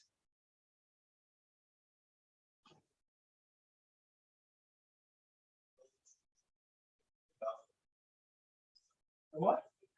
That umbrella truss. Yeah, so there was a big strap over the rafters that held the rafters down. The pipe is embedded within the ridge that's sticking out and cantilever. So it can't go up. Yeah. So I actually don't know what most of these photos are, other than they're probably fire tower projects. We had a folder on our shared drive that said TFEC slideshow. So I emailed it to Chris this afternoon. And since I'm the one who emailed it to Chris, I'm the one who gets to talk about it. This is actually a project I did. This is just a standard golf course pavilion in Wisconsin. But when they're not paying attention to what a timber frame engineer can do, we start to throw all sorts of key beams in there. We've got some girth in there, upward wind braces. You know, it's just one of those things that none of it was really necessary, except I did it and they didn't say no. So I thought it looked kind of cool. This is ash. I know that much, but I don't know anything else about the photo. Other than it was probably a pain to raise. The mechanical equipment with some cool wood framing. You know, I mean, it's not in this photo, but we do have a client that does all built interiors for office spaces. So all they do are interior mezzanines and things like that. And every project we have to design to fit up a freight elevator. You know, I mean, so it's just kind of a neat design restriction. Well, once we did get to get a helicopter to unload a truck downtown Chicago and lift it onto the top of the building. But so I decided lateral loading is kind of hard, and also like snow and other stuff. So, you know, I figured if you can just put a sign up, right? This was a project that we did with, not sure the name of the company now. Vermont, thank you, in Illinois. And it was a 120-foot diameter, 20-sided clear span building. Whatever. It was a big clear span building, and it was the only one of its type that was built. What was kind of cool about it was the guy had gotten a patent for this style of 20-sided building. And so we actually had pretty good drawings of what was originally supposed to be built as, because, you know, the patent department still had the patent drawings for this original design building. It had some structural issues, so the actual town that owned it had put this sign up. And I think at some point we'll do a whole talk on this. But, you know, Jarrett had talked about, you know, New Jersey dairy engineers, and I wanted to let him know that Midwestern engineers can come up with even greater things. So steel beams welded together, right? And then, you know, kind of an inverted truss there with, you know, single saddles on some of the cables. So just a little bit of everything on that one. This is inside that project. Yeah, no, this was, there's lots of fun going on here. So anyway, it's not just New Jersey dairy farmers. So this was the existing repair. Well, you run one that's. Wait, you know, it's weird. There are very few projects I've gone into and I said, I don't feel comfortable in this building. This is about the only building I've been into when I walked in for my first visit, where I was like, I'm not sure I feel comfortable in this, because it is 115-foot span or whatever else all the way across here. The ceiling is low. The storm drain is backing up, so the water level is rising in the middle of it as I'm standing there. And we're stuck in the driveway. We got this little, anyway, that's another talk. You know, fire tower, we do like to do timber framing, and that's kind of our style. So, you know, a wide oak timber frame, we had some nice wind braces, you know, clean post trusses, nice girths and things like that. You know, I mean, from an engineering standpoint, it's nothing spectacular. It's just kind of nice when we actually get a reflected ceiling plan that everything about it is something we like. I look at this project and I'm not sure if there's anything in there, you know, that I could sneak into it without just making it up, you know, obnoxious for another project. You know, we even did an English pine joint on the top of the post. I mean, did we need to? No. Timber framer was okay with it. With no wallers. Well, that's where they pull in their RV or whatever it was. I like your swing beam. Yeah, I mean, just everything about it kind of looks good. And, you know, I mean, so we talk about mass timber and all that other stuff. And I think that's one thing we sometimes forget about. What we as timber frame engineers get excited about is the aesthetic. You know, yeah, we're engineers and everything else, but a lot of our decisions have, you know, aesthetic qualities to them as well. We get to be a designer at some level. And so when we get to do things like this, you know, I guess I would rather do this, you know, once a year than mass timber project every day. Yeah, and well, it was nice when a timber framer actually takes a photo and sends it to us at the end of the project. You know, that's kind of a rare thing too. So same timber framer, looking up. This is a wedding chapel on the same site. So this is just a wedding chapel, hopefully single use only. But you know, and so this is just the space. And again, you know, he's the type of guy where we can say, well, we need down braces. No, we need a up brace. No, the dragon needs to intersect with the wind brace. I mean, you know, he's all that, and he's goes for it. So this is a timber framer. The owner was just, he didn't know to say no. You know, and whenever you can actually get somebody to put a brace in front of a window intentionally, I mean, it's just like everything about it. It's like we actually did a timber sill. I mean, how often are you going to do a timber sill in a project and not get yelled at? So does that got straps on that side for outward thrust? How's that? this is central Missouri. I mean, it doesn't need anything. It doesn't need, this is enough wall. We don't need any braces. That wasn't the point. A nice frame. Apparently, I don't know about this project. Anybody? Anybody?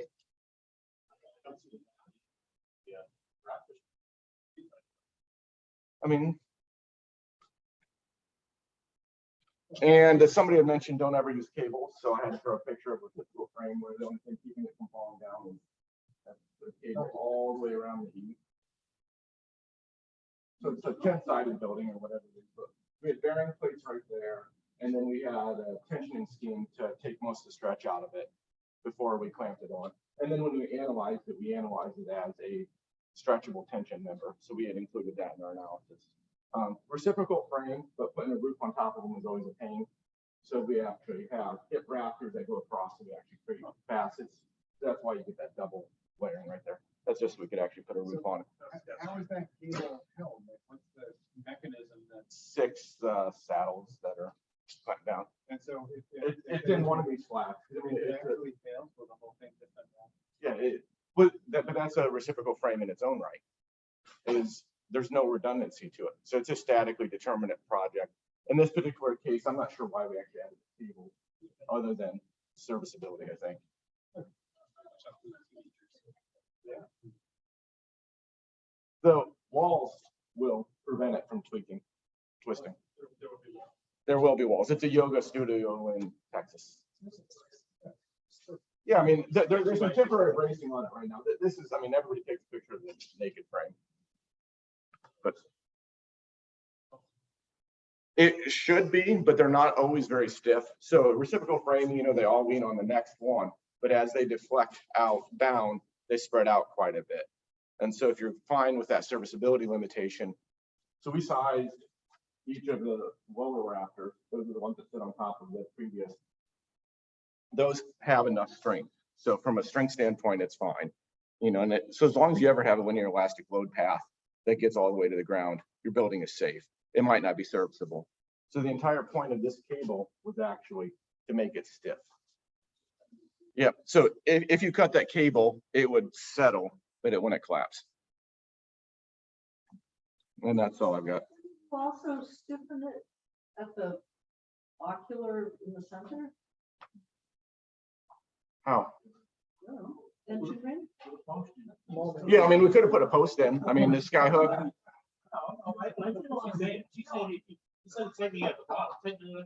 But those are all notched together. So the idea is those are all leaning against each other. So if you have a compression ring there, you have to have an equal tension ring around the outside.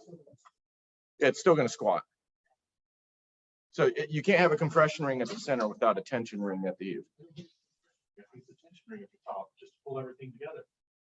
But the squat is the flexural bending and the thrusting out of the rafter below where it sits over the top of the previous notch. So anything you do at the top, I mean, that top is already tied together with fully threaded screws and everything else. That's as stout as it comes. No, from here to there, nothing is going to move. That's rigid. So anyway, it was just kind of a fun one. That's all I got.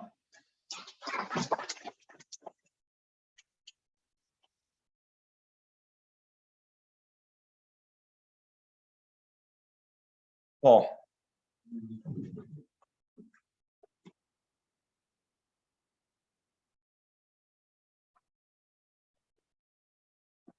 Let's see, how do we work this? There we go.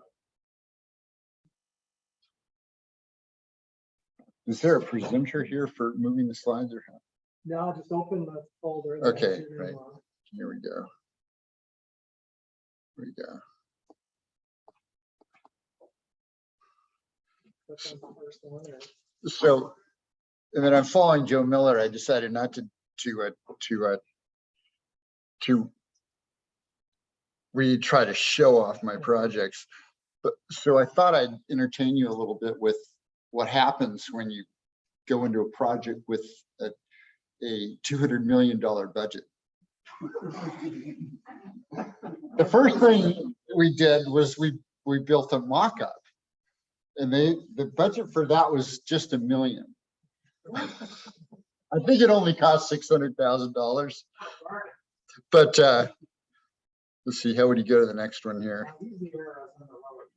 Okay, there we go. Yeah, because we built it like a movie set with just trusses and so forth.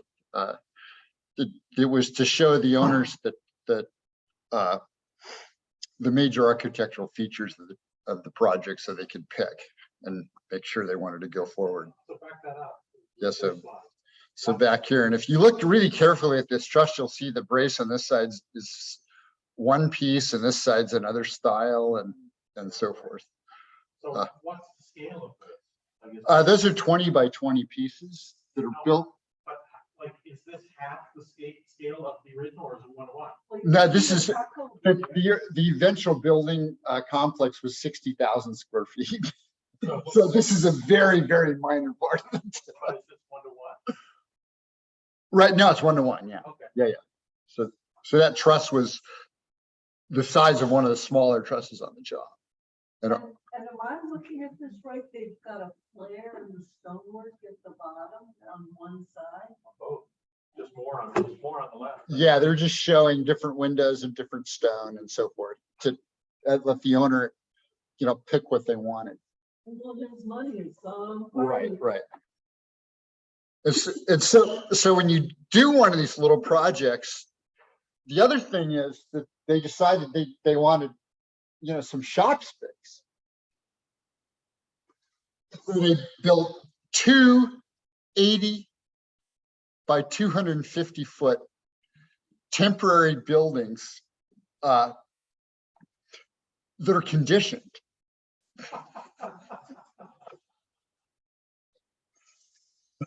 And my little project in this was to do anchorage for the timber racks that were in there. And unfortunately, later on, they were so restrictive about pictures. When they were actually in the process, I couldn't take any pictures. I was in there other times, but they wouldn't let me take pictures. So You couldn't take pictures for your record? during construction, they wouldn't let me take pictures of the stuff that was actually in process. So they were pretty restrictive, but all this in the end, we got some very beautiful work. So it really allowed, and this ended up being a cascade joinery project, and they did some exceptional work. And this is just an example of one of many of the trusses on the job, which was the major exterior architectural feature. How big are those purlins? The purlin's like 10 by 10. And then the main truss members are 9 by 9, but we built them up from 4 10 by 10s were glued together. So because they didn't want the big checks you would get from actually cutting a large timber like that. Okay. And so moving on from that little project, I just thought I'd share just a couple connections that I like. And you might be interested in this. This is a second floor connection, and the connection, the timber is crossed thread screws. So there isn't a kerf plate or anything like that. It just has 8 crossed fully threaded screws, and then we're screwing down either the joists or blocks between the joists. and it has a little bit of riser plate off the floor. There's actually another piece of plywood on top of there, so it doesn't actually show up on this side, but you can see. And so that's a really nice connection that's very versatile, that can be moved and adjusted in the field. You can actually erect the frame before you screw it down. So that's one connection I like. Let's see, where's the, oops, wait, where did I miss? They got out of sequence. There we go. Where's the next one? I missed something here. Do we get them all? Huh. Oops. I don't think we got them all. Let's, there's supposed to be just another piece in there. But that's just get truss. And the point in this one is there's this has Western style with tails on it. So we can't use our lightning bolt notch we used at one end, but we used a barrel bolt going all the way through. And that worked pretty nicely. And I had a picture of that. I don't know where it went, but in any case, thank you. And we'll move back to the next person. Just make sure, yeah, I guess it didn't get in there. Okay.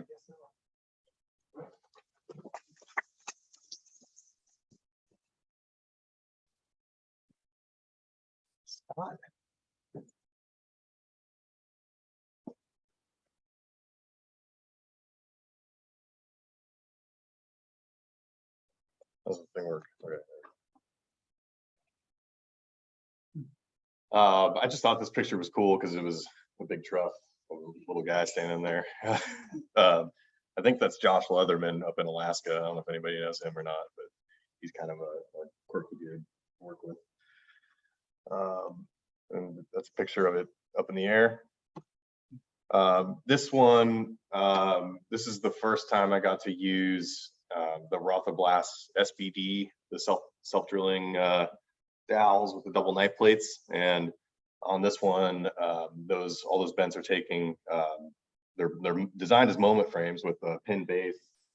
And I think each one of these, probably can't see it, but I think each one of these has either there's like 14, so there's like 2, 2, or 1, 1, 1, 1. So there's all these screws here for that moment connection. And I was told it went together really nicely, and I think we're probably going to use it again. But yeah, that was New Energy Works. That's in Bainbridge Island, Washington. Did that show up in their calendar as one of their photos? It looks familiar. This is brand new. This was probably 2 months ago, so it wouldn't be this year. I think I saw there's one actually. It was one, I think Fire Tower has it where it's in the calendar. I don't know, Joe or Dick, if you guys know what I'm talking about. It's got larger bolts and they're staggered, and it's like obviously a moment connection. Duncan, okay. But yeah, I mean, it's designed R equals 1.5. We're in seismic design category D. Got the thing to work out. It's working. And then everything in and out of the page here is just collected and tied back to the main lateral system by the EOR, shear walls, or something else back there. This one was a couple years ago. This person came to us and was working with the architect who consulted on all the Lord of the Rings movies, and she was obsessed with Tolkien, and so they spent $1 million on a like 850 square foot cabin. This is in Mosier, Oregon, which is about 10 miles east of Hood River, and it's just quirky. Thought it was cool, and it's a picture of the inside. I think they said they were going to use it as an Airbnb, but I can't imagine why you would do that. Yeah, that's all I got.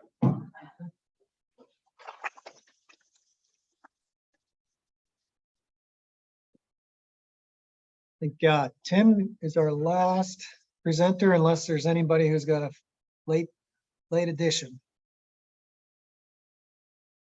Thank you.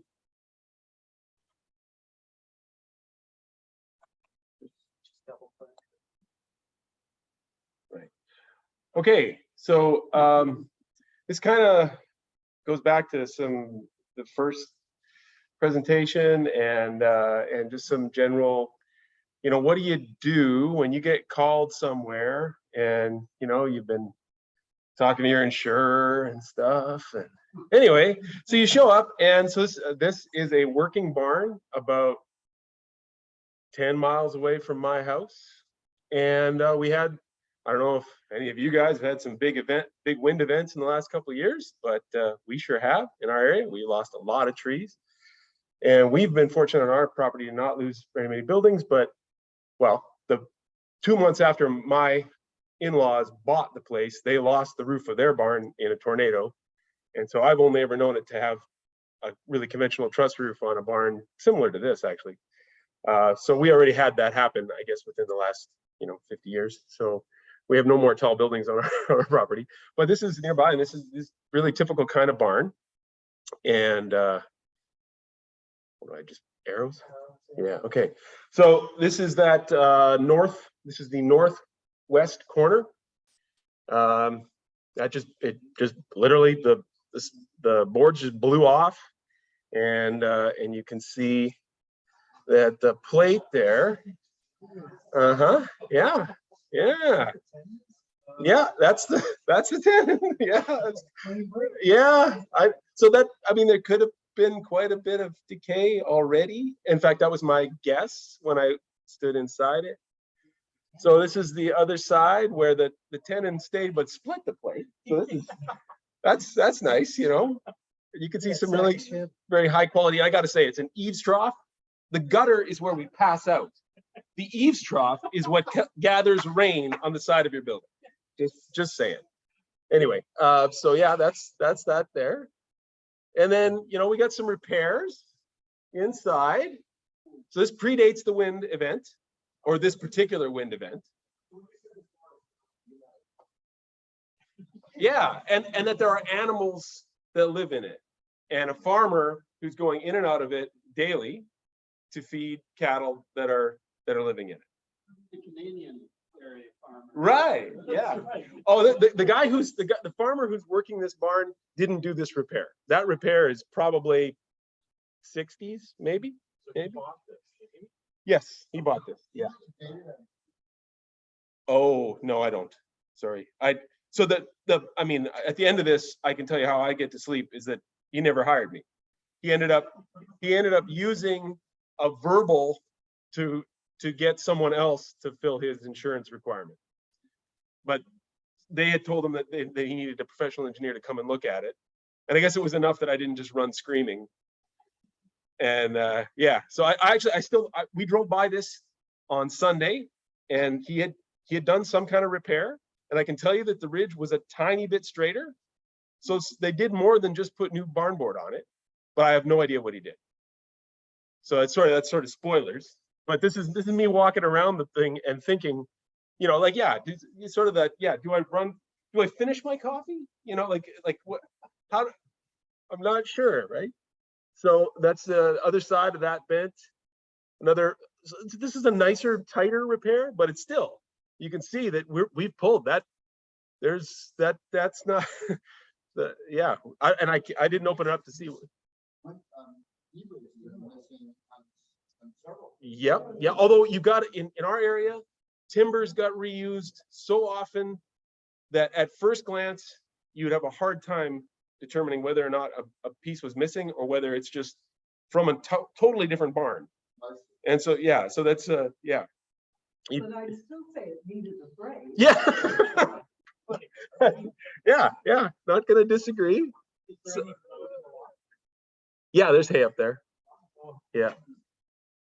So yeah, and there's a pretty nice looking gable, and that's the non-wind end. That's the east end. That's the good end. It doesn't get the. So I don't know. This was just really we could discuss or not because I didn't, But I think that's all I got. Yeah. That's a structural ladder, right? Oh yeah. We're sorry. Where? No. That's just. And I don't know whether that was. Yeah, I didn't. Yeah. So this is, yeah, exactly. I've got a similar barn I'm looking at that's in Northern California. The belongs to forest species under Trinity Lake. Yeah. In the really north central part of the state. And the construction looks similar, although this is again, we're out of mine, it's just a simple. Right. Yeah. Yeah. That one, ours was built in like 1870. Yeah. This is probably in that era. Yeah. I mean, this is, so in the 1850s, this area would have been being logged, and then down on actual Lake Ontario shore. Like this is probably 15 miles north of Lake Ontario, and then on the shore and down into Prince Edward County and Wolf Island and stuff. They were already 50 and 60-year-old barns down there, and you can go to barns down there where you don't see the reused timbers. There's some well built. Anyway, it's like I get called to a bunch of these. Right. Yes. Yeah. I can do a before and after. Yeah. But I mean, I get called to a number of these every year, and I try to help. And in the actual slideshow, I'm going to show one where I worked with a really good timber framer from Peterborough, and we did a real budget repair on a barn that's now a working barn that was basically derelict. And that was really cool. And I would love to have done that on this, because this is a way bigger barn. And it actually has livestock in it, or under it right now. But yeah, anyway, I don't know how often you guys get called to this kind of thing, because somebody knows that you're a timber engineer. Weekly? All right, yeah, yeah. And yeah, I don't know. I mean, usually it's a lot of fun when you're not terrified. But anyway, I wanted to show that one because I'll try and do a follow-up. That's a great, yeah.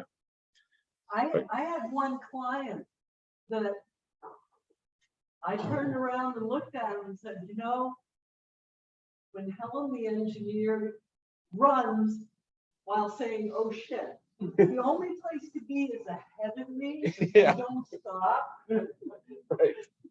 They don't have to outrun the bear. They just have to outrun you. Yeah. Yeah. Yeah. Anyway. Yeah. No, well, those were holding a hay rack that he's no longer using because he's got bales. But he never finished using all the hay, and I should have a shot of the hay in the loft, because there's hay in that loft that's probably been there since the 50s, since he finally got a baler, and he just never used it up. And it's, contributing to the spread and rotting, yeah, and contributing to decay. It might be, yeah.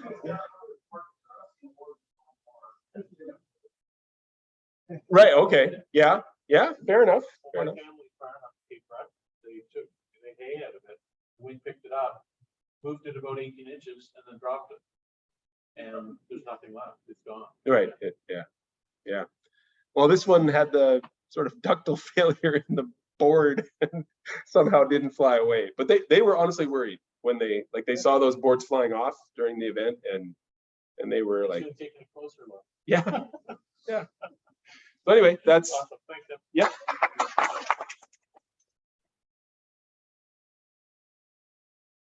That concludes the TFEC festivities for the day. Challenge you to drink some more beer tonight, or whatever else you want to do, and see you all tomorrow. For anybody who is coming theoretically to meet with Eric tomorrow morning at breakfast, he won't be there because he got COVID. Yeah. You can still eat breakfast at 7. No,